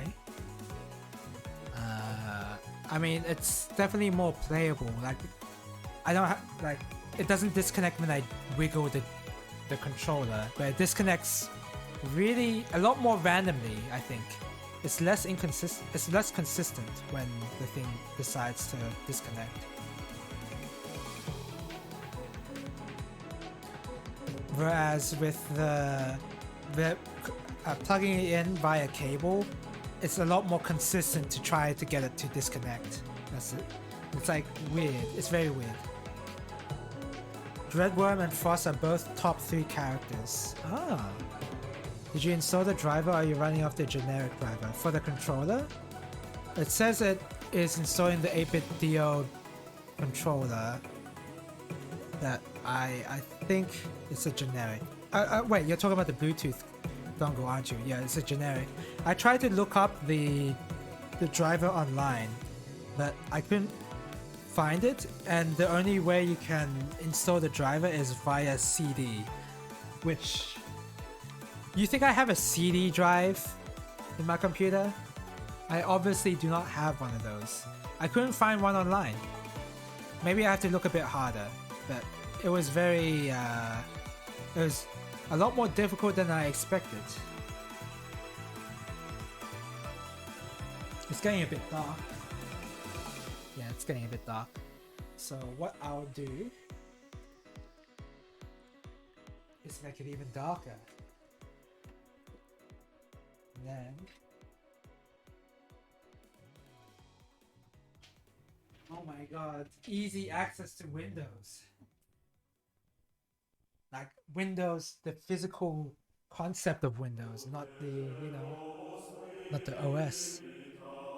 It should just be on the Simplecom website. Yeah, I don't know. It's just like a lot harder than it should have been. This is not Maiden and Spell music. You know what? It fits. It fits. This is Ace Combat 7 music. Let me look up again.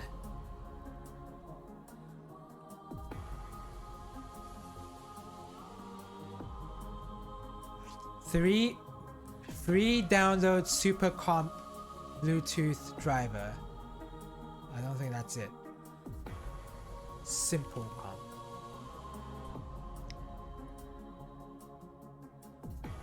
Yeah, it doesn't really it doesn't have a driver.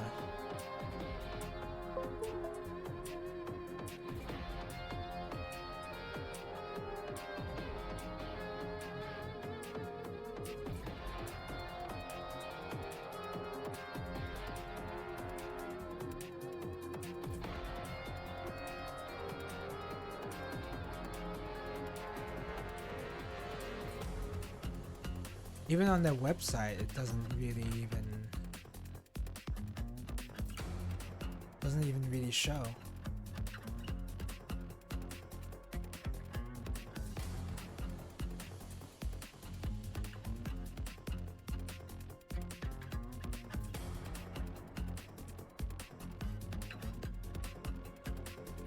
Let's get some actual matches going while I look.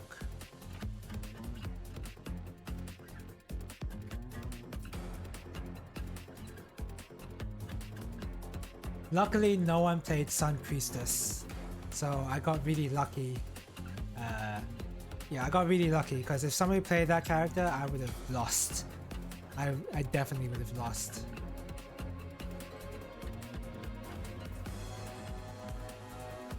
So Simplecom has there's a Bluetooth 5.0 adapter wireless dongle. We have the 4.0, and when I go to downloads, it has the Windows driver for that version, whereas for the one you gave me, which is the 4.0 adapter, oh wait, it's there. Wait a second. Do I have a packaging? I don't know. Maybe any. Maybe this is it actually.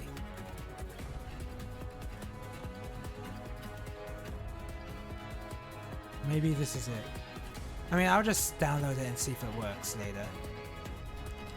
Gamble that they're the same. Yeah. I don't think it's the same, but yeah. That's just why I didn't get that. But yeah, okay. I'll just try that. The hell kind of game is this? This is a game called Maiden and Spell. Welcome to the stream, Sofa Sandbox. Maiden and Spell is a PvP Danmaku action game where you play against other people in, you know, and you shoot bullets at each other, and you have to dodge those bullets as best you can while also landing your bullets and making them land on the other guy. That's all it really boils down to.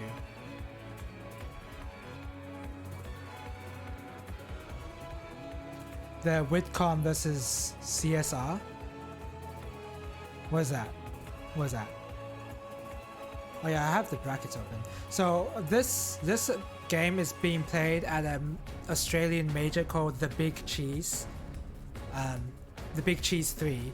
And this major hosted a number of fighting games, and this was included as one of them. Fighting games like Street Fighter 3 Third Strike or CvS2 or King of Fighters 15. And a lot of people came over to play in the major. Like a lot of people internationally too, which was really cool. A lot of people internationally came over to South Australia to play in the major. There should be a CSR adapter drivers elsewhere. Okay. I'll probably look around. A PvP shmup. Yes, exactly. It is a PvP shmup. Really cool game. It's very well polished as well. Like the online is functional. It's rollback. It has a story mode, and the story mode has extra content in it, and not just like PvP fight the other guy. In the story mode, they have spell cards that you have to dodge, like Toho. Yeah, like unique moves that you would never see in a PvP format, but in the story version, you would see like a lot of different patterns to dodge and deal with. So it's pretty cool. It's a really cool game.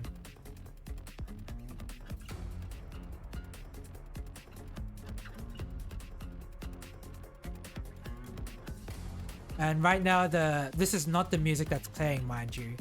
I can replay the music that was playing, but you know what? Let's do that. The music for this game is also pretty good. Also, that was the VOD having the controller disconnect, not from you.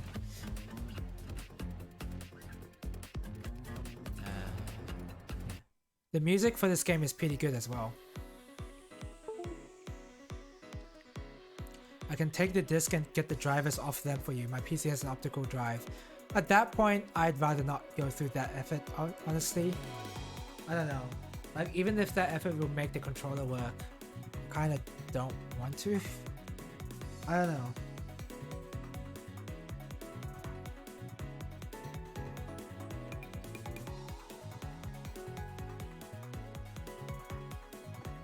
Does my computer have an optical? You know what? I think my laptop has a CD drive. Let me see.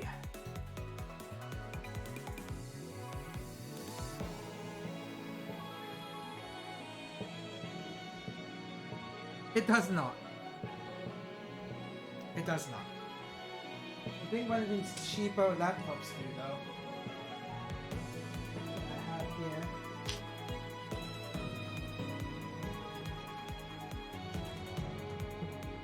Oh yeah, there is. Look at that. Got a really cheap laptop that has like CD drive still.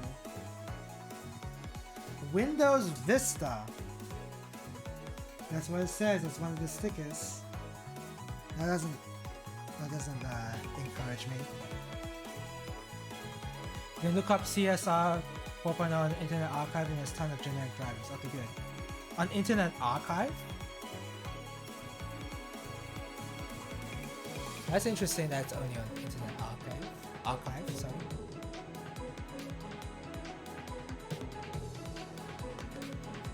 Well, I turned on this laptop for nothing.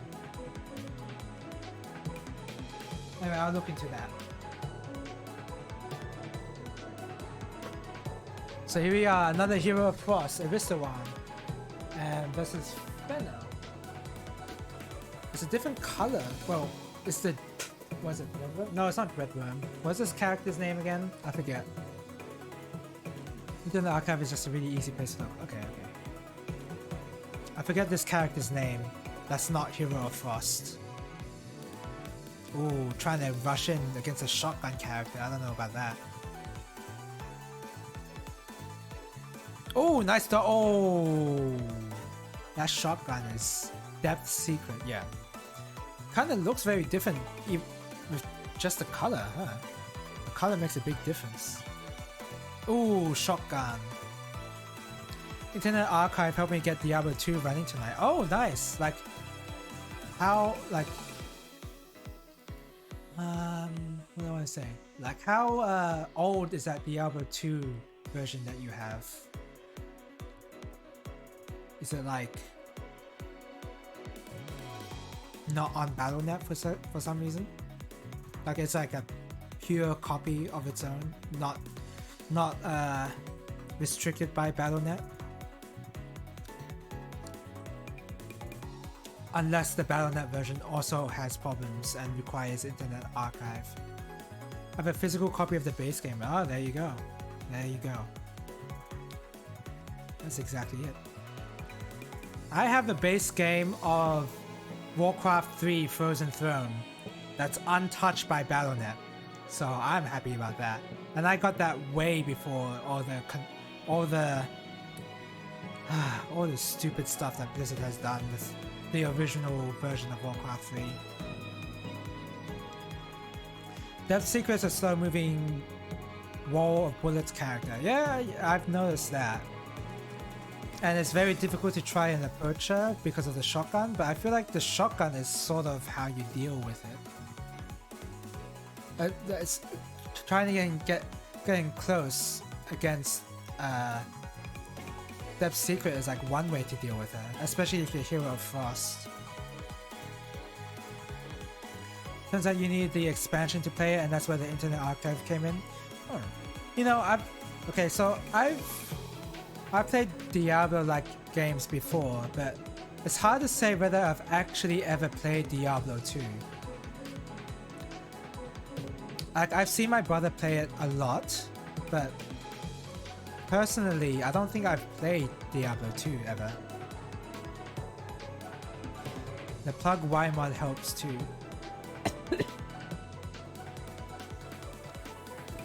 Like, I've played my Torchlight, I played a little bit of Path of Exile, a very tiny amount, like not even an hour, basically. So that's only Diablo game I played before was free. Yeah, I feel like that's been my entry too. Diablo, I played Diablo 3 before, but not to its entirety. Been playing Torchlight 2 for my Diablo fix because I can get 2 running. Oh yeah, that's fair. Torchlight is a pretty good Diablo clone after all. Same with what's it called? Titan Quest. I think it's called Titan Quest. The shotgun has a chance. If you bait out the shotgun, you get a chance to go in while it's on cooldown. Huh. Seems very scary still. Oh, look at that. Shotgun. Yeah. I knew Fenna was going to shotgun there. I think Aristowan used the dodge roll a tad bit too early. And that time, yeah, I think Aristowan didn't realize how close Fenna was. Oh, let's play some music. Boop. And boop. I have yet to play it. I like Titan Quest. Yeah, Titan Quest is good. It's really funny to see the ragdoll effects as well, because you get like a power up in Titan Quest where you get more damage off of your swings, and every time you kill an enemy with your swing, when you have that buff, it like knocks the enemy like fly up into the air, and it's really funny to look at. Or like get knocked back so far away from one of your swings. It's really fun. In terms of the actual gameplay value of it, like I can't tell you because it's been so long since I've played it. Even though I have the game on GOG. Been meaning to play it as well on a retro stream. But even if I wanted to do that last night, I couldn't because I actually changed rooms. Because this is not a picture so far. It's a camera. It's a camera of Terriermon not looking at your soul really. Well, sort of. But looking somehow.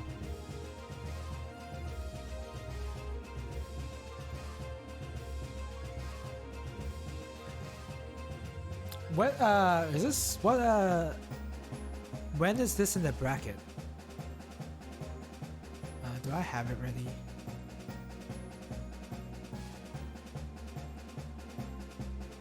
Maiden and Spell is... I don't have it ready. Where is it? I can't find it.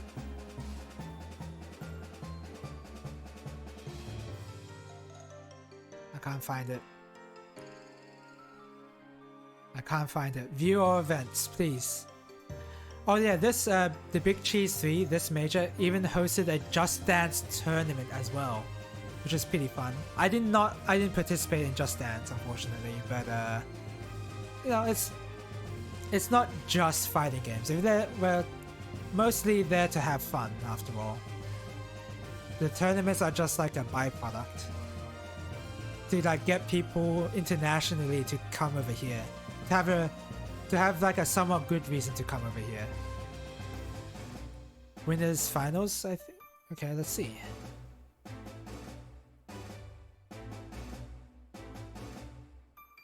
Fennel versus Arista1, yeah. And then you had to wait for me because King of Fighters 15 was going on, right? I would have participated in Just Dance if I were there Saturday. Oh, really? Yeah. So let's head over here. I assume this is just casuals now. This feels like it's casuals or training. Seems like there should have been some commentary here, but oh no, it's me now. This is my comeback. It's random training mode stuff, yeah. This is my comeback.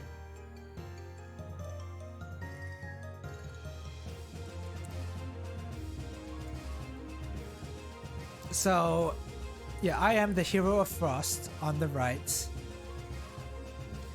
And Hero of Frost really does. I definitely feels like I'm playing a shmup when I play her. And this is me trying to get used to the controls. Like, I couldn't figure out how to shoot or something. I don't know. And I was trying to figure out how this character worked because this was basically my first time seeing this character. Like, I'm very new to this game when I entered this tournament.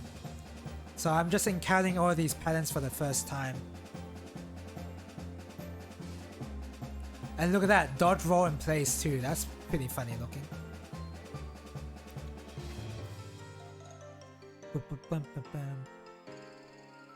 So this is when I discovered how those kunais worked. But I don't completely know how they work because I don't know where they will how does Red Hood decide where they spawn? That's the part I don't know, but I got hit by them first and then I learned from it. Like a true shmup player. Trapper type character. It sort of seems that way. How look at this pro level play. Look at this. Check. Come on. Oh, look at that screen tearing. Look at that. I basically warped in between those kunai. Yeah. Awesome dodge.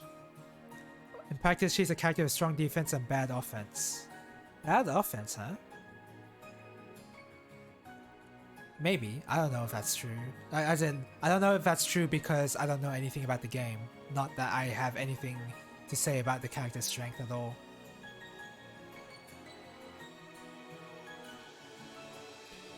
She definitely does seem like the type of character that...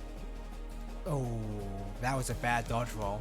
So in this game, it is a PvP shmup, but a lot of these characters have defensive abilities too. So with my character, I have a dodge roll and I have like I have a bomb basically. It's basically like a bomb. And a lot of these other characters will have different types of defensive specials as well. So there'll be some situations where it's pretty much impossible to dodge and you have to like use your defensive specials accordingly. And those defensive specials have cooldowns as well. So there's still some strategy like to be had. Like you can't just dodge everything cleanly. The knives are places close to a position when they're used, and they can be used up 3 times in succession, kind of like the worm laser. Okay.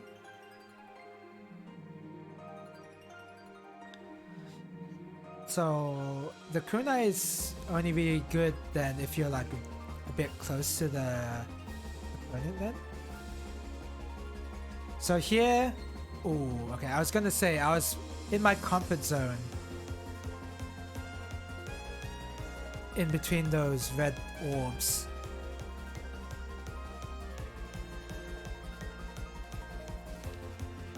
I don't know if I had noticed it throughout the entire... Okay, so Mishka did try to dodge in between the bullets. Oh, there's a bit of lag there. Did try to dodge in between the bullets, but it didn't work out so well. But a lot of these, a lot of the people I played against prefer to dodge Hero of Frost by dodging around the pattern, which is fine, and it's how you're supposed to do it because Hero of Frost's tracking is pretty bad. But I feel like most of the time the way forward is to be in the pattern. That's how I felt most of the time. The kunai have a focus variant where the spread is wider, which is harder to macro but easier to micro. Alright. Now we're using gun vein terms because that, macroing Frost's main shot is an easy invitation to get smacked with a wide shot. Maybe if you're a little close, like what I just did right there. But if you're a bit far away, then it's pretty hard to hit them with the wide shot.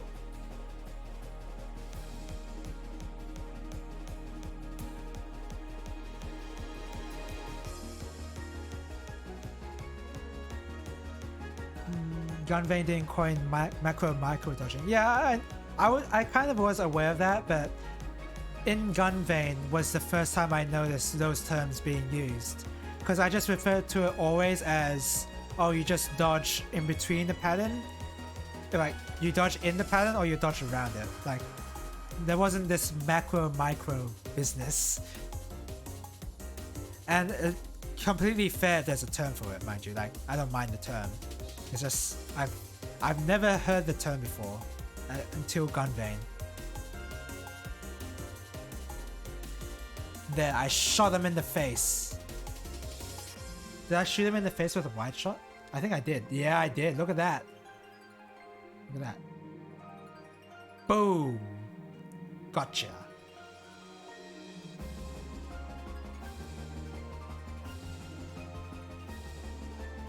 And this is basically my comeback run right now, right?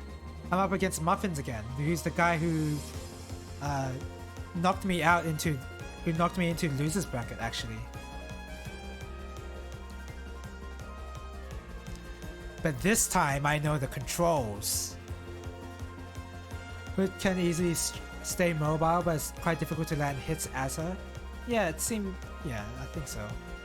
Probably. Unless the opponent doesn't know what she does, or there's someone like me where the screen color makes my eyes bleed. I don't know, I didn't feel like she colored the screen too much. I mean, the red orbs are definitely a bit distracting. It didn't seem too bad. I don't know, but that's just me though. Oh my god. I was not expecting that wide shot to hit me.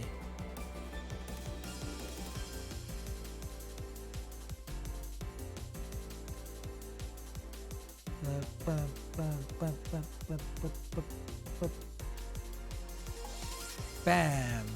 So Muffins is trying to dodge in between my wave of bullets. Look at that screen tearing. Maybe you should turn on VSync or Resident. Maybe you should accept the more input lag so that we don't have the screen tearing nonsense. Nah, I don't think.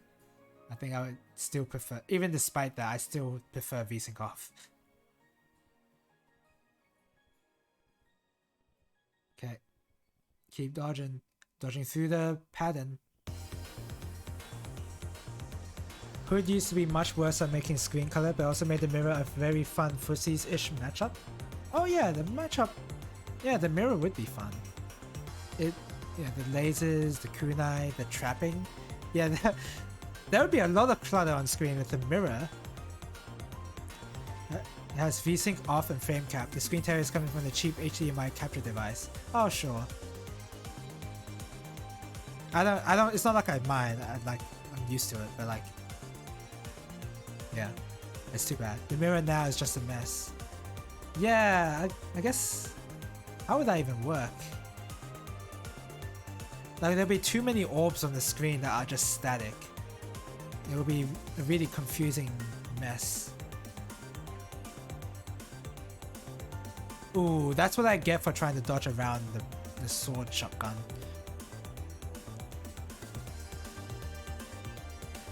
I'm still trying to get used to the gameplay.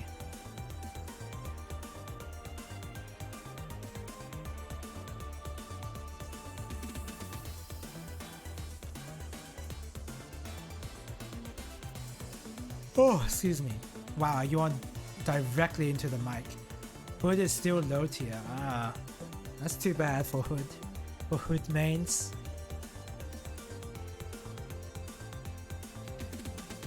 Was Hero of Frost just consistently top tier? I mean, she feels very top tier. She like dodging the patterns, I definitely felt like she was top tier. Dodging the patterns for myself. And I defeated Muffins. I had my revenge. Or unless this is Losers Finals. No, it's not Losers Finals. So I won! Yay!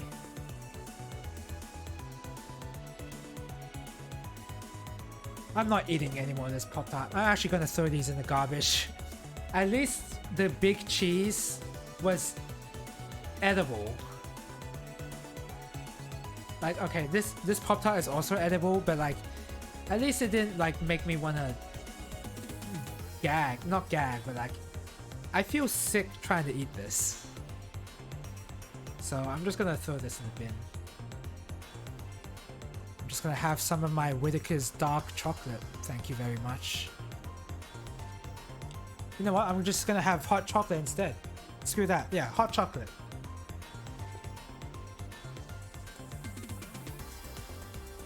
I'd have a much better time drinking that than this. Eating this. Frost and Worm have always been top tier. In fact, Frost used to be quite a lot stronger. Because like there's like a lot more bullets in her regular default wave, I guess. She used to be able to roll stun without any iframe gap. Oh, that sounds cheap. Yeah, that's not okay.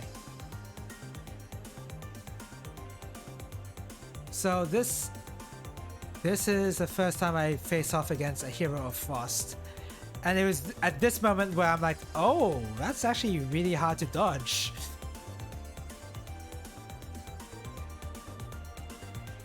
Yeah, then I actually appreciated how everyone else was able to dodge in between the bullets as well. Oh, look at that in-place dodge roll. Like I totally meant to do that. And I got hit. And I was going too greedy. Yeah, stun worked and I couldn't get the hit off. That's not shmup fundamentals though. That part right there, there's no fundies involved there.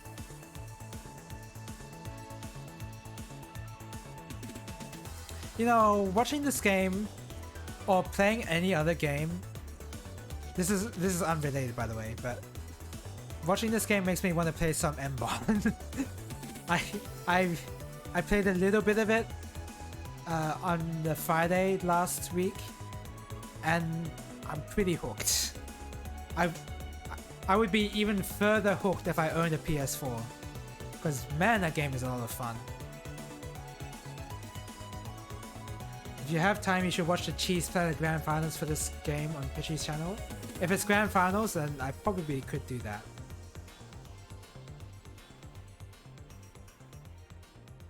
If it's just one match, unless it's like 40 minutes long, I'm not gonna watch through all of that.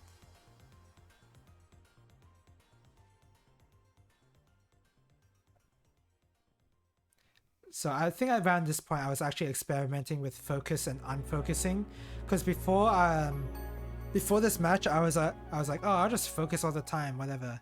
And then I was like, oh wait, I should actually time this so that I do like a little bit of the slow shots and then focus. And then shoot like that.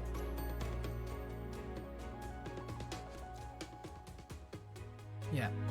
So I was learning in the middle of this tournament match, which is not what you're supposed to do, but yeah, it happened all the same. It's one of the best sets we've ever played. It did have a bracket reset, so I don't remember how long it took. Okay. I'll check it out like momentarily, I guess.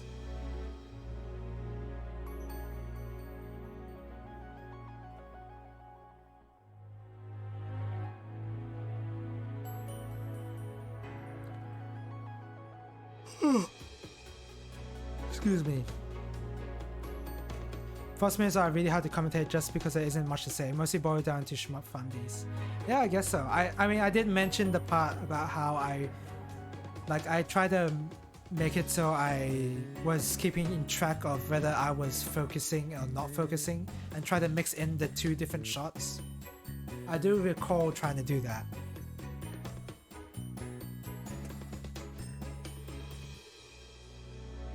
Like right there, I'm mixing a focus shot, and right there, and I caught Arisa around off guard. And then focus shot, and then normal, and then focus right there. Yeah, see? This is when I started to really learn how to play Hero of Frost.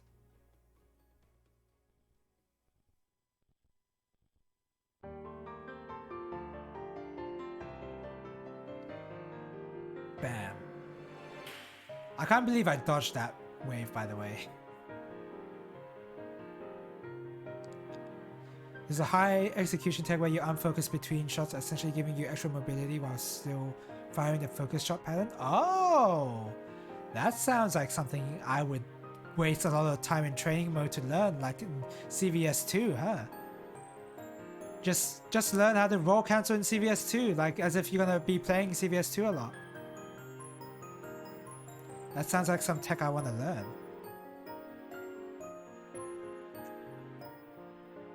I think Arisa1 was trying to go for the stun there.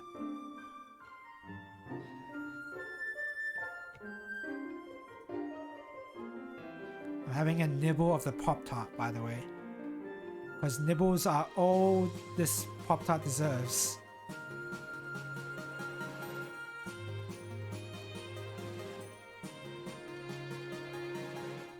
Look at me. Oh, I was gonna say, look at me dodge all that, and then I got hit.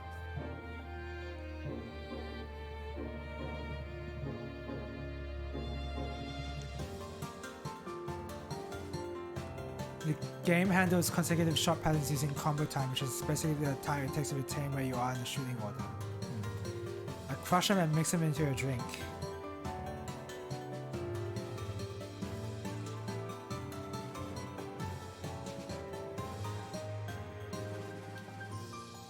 Okay.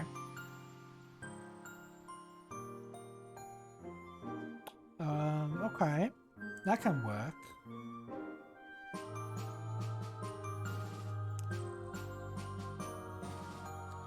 Especially if I'm gonna have hot chocolate.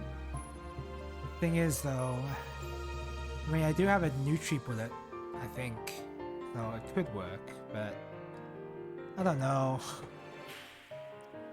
I'm kind of feeling like I want to throw these away more than repurpose them. I worded that badly, but combo time should be reasonably intuitive. If I play the game and like take the time to practice this, then I'll probably will get it. Like I don't get it right now because I don't understand it, but like, you know, once I get my hands on what that means, and I'm sure I'll get it.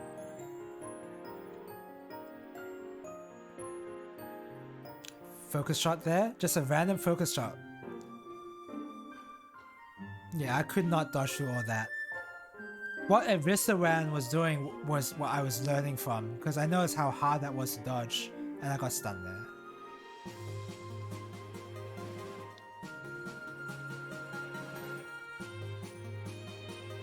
I love how I do these random dodge roll in place. I mean, it's not that it's not effective, but I feel like whenever I dodge roll in place, I am definitely not watching the bullet that is after the bullet I'm trying to dodge. So me not getting hit there just happens to be an accident. Game has a combo time interval. If you press the shot button during the interval, you fire the next shot, and Maiden allows you to reset and you fire the first shot.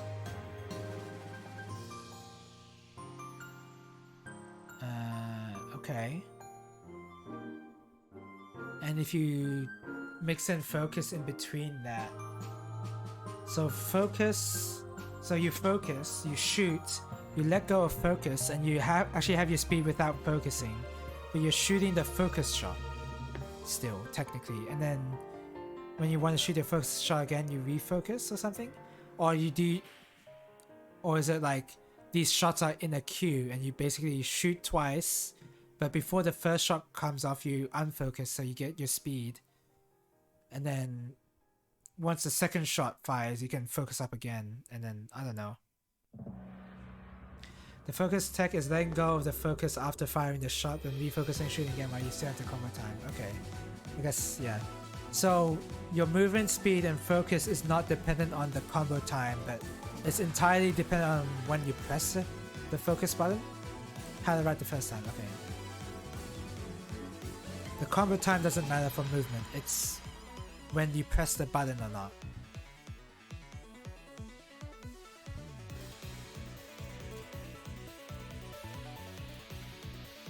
Bam bam. Those focus bullets are very fast. It could, like, against somebody who's not as strong in shmup fundies, like, the focus shots are all you need, because they shoot very fast. Don't remember if it got patched out though. I don't know. How would I know? And this is me versus Fennel. This is a long set. You know what? Instead of watching this, let's move on straight to whatever you were saying to watch.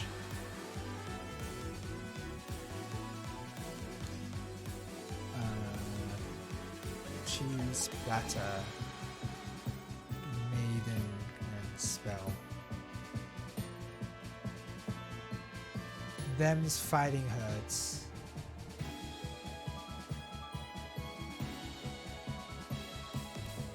That's the them's fighting herds part.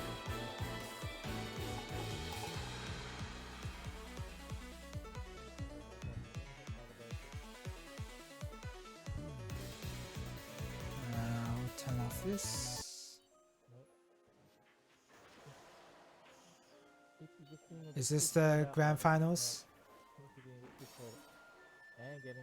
Oh, it is. It says grand finals right there. I think I skipped a bit too far forward, actually. Let's go back here.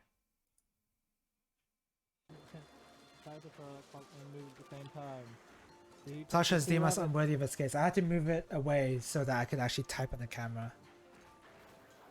Nice hit on the worm. Oh, desktop.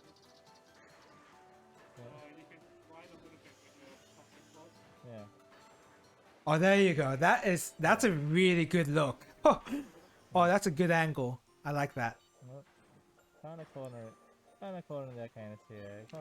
Pushes them out. Since with the moves Maiden. apply move speed multipliers to you for a certain duration when you use them. Oh. Okay, okay. You can still move with the speed multiplier powered by focus itself with the tech. Okay, yeah. Yeah. This was I like 2-2 know. before the reset. Yeah, okay. So perfect time. Moon. Oh my god, how did that happen? Oh god. Oh look at my the timing. god. How did that first dodge even happen? It still got 3 hits. It's gonna be a slug match. Oh, Last one wow. for Orsilon, and the screen gets widened every time you get hit. Can we save it back? Oh, I was gonna say dodge roll, but That's those reset. characters don't have dodge rolls. That was 3.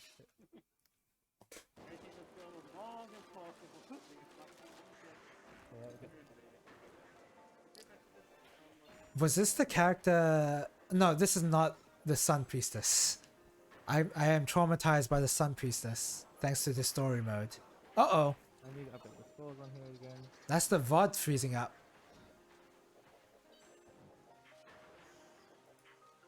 That's the VOD freezing up.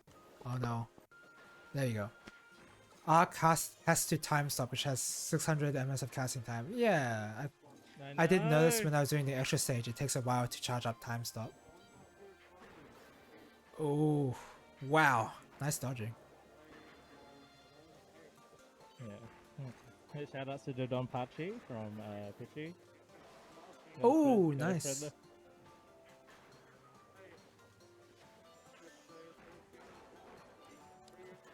And the game does have.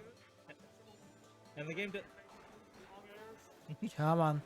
And the game does sound like it has Pachi. Oh, did Pitchy not see the moonfall? That was pretty tough though. Oh god. Oh, Pitchy is really close to you. Oh, this is a very different matchup. I'm too used to Frost. Like, I don't even understand what's going on. This is exactly the same case with Third Strike. I don't know other characters, I just know Ken. I know Ken, and I know matchups in context with fighting Ken. Oh, look at that paralyze. Get him!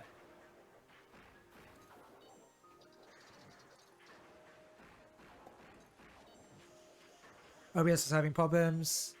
Has lower casting time, but still quite long. It never comes up when you need it. Isn't that what does that extra mechanic in Gun Vein where you spend half your bomb fragments, right? To have like a bomb-like effect or be invincible? It's like the same deal, right? It is currently Pitchy. Oh wow, nice dodging from Pitchy. Like, Dreadworm is real fast. Last. Oh, I don't see any way you could have dodged with that. You had to dodge in between the bullet wave there, which seemed impossible. Can't do that much against it. Yeah, Pitchy, learn to respect the Fox cooldown that wave. Ah, that was rough in the corner. Poor George. Time's up! Time's up! Oh, okay, do you have time's up? Yeah, you got time's up ready. I would time's up so much sooner than you had. Okay, there you go. You're still in it to win it? Oh! Oh man, yeah. Damn. There's no way. Paralysis. Got him in. Get That is bullshit. And I can hear Pitchy having some, you know, having some words to say. It's going the strategy of making the opponent laugh as hard as he can. It tends to work. Takes a hit from something else while you're casting time, so your level disadvantage so also disables your ailments. Yeah, it's on the same button, isn't it? This is still a friendly hit. Oh, You got confused. Oh, that was a really nice bomb on them. Maybe clear out there just to avoid the ensuing nonsense going on. Man, I can't even imagine trying to micro dodge through whatever character name that is through those shotgun-like pellets. Not shotgun swords, but this character here. Trying to pull the opponent again as the swing gets smaller and smaller. Oh wow! What? Oh. Oh, barely manages to avoid the doom. Oh, never mind. Ooh! So many debuffs. Oh, wow, Pidgey managed to survive that though. Oh, would you? Because you can move through time stop. Is there some sort of Both players cooldown can on after the your initial hit. main shot? Just, yeah, you can't do. No, not neither really. player's Okay. pretty much I guess there's kind of like kick the joke some. around that. You, That works I guess there's like works you around the can't clock. just rapid fire it. Like there is some. But the red one being nimble, being quick. It has a limited through the firing rate, I guess. I don't know Royal Arcanist. Arc's main shot has a ton of attack lock on it, so you generally don't have to micro it. Yeah. But there will have to be moments where you do have to do that, so that's why I asked that. Like, ideally, it's best not to micro it, but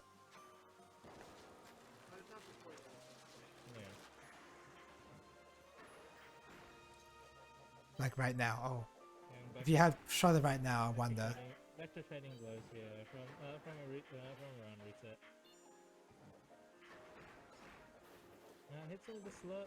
Oh, excuse me. Too punishing even against Undercarnus. Yep. That's the other thing sometimes. It's always Yeah, that at that moment there, you almost had to micro or like to move back a bit more. But I think Pidgey was paralyzed at that point, so that was really tough for him. You do know that the set this time for Moonfire does come back. Okay, we're going to go to the last match.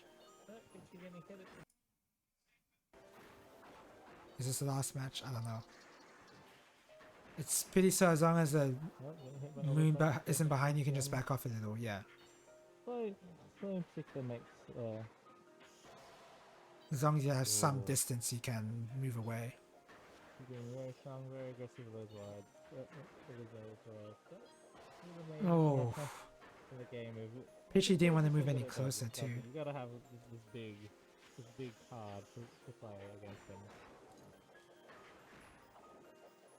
You might try to cross here, no?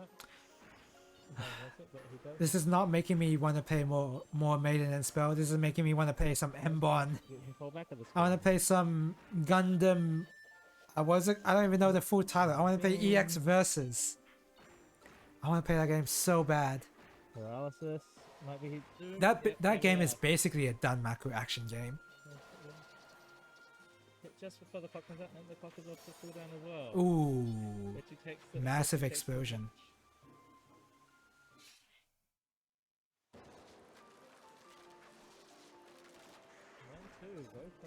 Mobile Suit Gundam Extreme versus Maxi Boost On. Yeah, the Maxi Boost On was what I was missing. Yeah, I want to play a game so bad. I wish I had a PS4. And I do have the PSP version, but it's not that good. It's not the same. It's just not the same. Wow, nice wide shot there. Wide shot? Wide shot? No, I guess wide shot there would not have been good actually. Ooh, moved a bit too slow because of the focus. Oh, was toward the Arcanist really a good idea? I feel like, I don't know, that was very risky. Okay. This is... Ursulin's very close to winning. Arcanist is very close to winning. Ooh! To hide and doom, just so that we can't prevent any cheeky aggressive plays from the one itself. What are those green bubbles? I didn't see that before. Are they part of the Arcanist moveset? Oh, it's poison! It's the poison effect. Ooh, I think that's what that is. Ooh, nice dodging. Didn't have to micro that at all. Now the swing is small again. Whose advantage will it Spawn be my here? poison. Okay, yeah. Top is back off the cooldown, so is no fire. Mm-hmm. That's the door, there you go. It gets hit by the doom anyway. Yep. A much more smaller arena is definitely much more advantageous to Arcanist, it seems like. Well, I don't know. Ooh, and Pidgey back walked into a poison bubble. Gosh. And that's it, right? Yeah, that's it. Wow, nice work. We can finally run horse game now. Thanks They to- can finally thanks to run all- horse game. Yay! I thanks to all have the viewers for never what- played them fighting herds. What is it? It's In this just sort of conversation, it's just this. You know, That's just what this Romeo, game I think, is. has had a bit Never more game played it. time, so Okay, that's gonna be it for today. I'm a little tired. Gonna throw these Pop Tarts away. Oh, I gotta download those Bluetooth drivers, see if they fix the problem.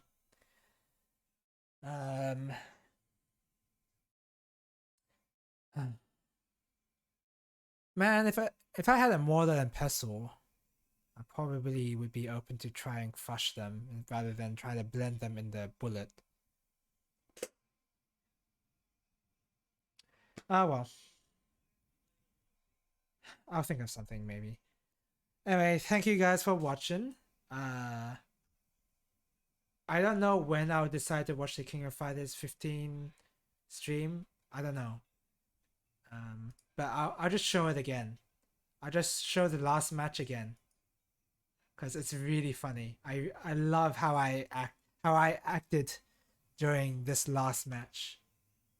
So I am the Yuri player, which is this girl over here, and this is my opponent. he still needs to put in a bit of What a Oh, thank huge you. painting. Just check out the one move I do. Slap! Get slapped! Boom! I don't care. How can she slap? Oh my god! I've never played like this before. Yeah, of course. The commentators are right. I've never played like this before.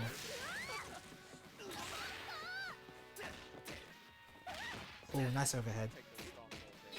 Boom. Slap. Slap.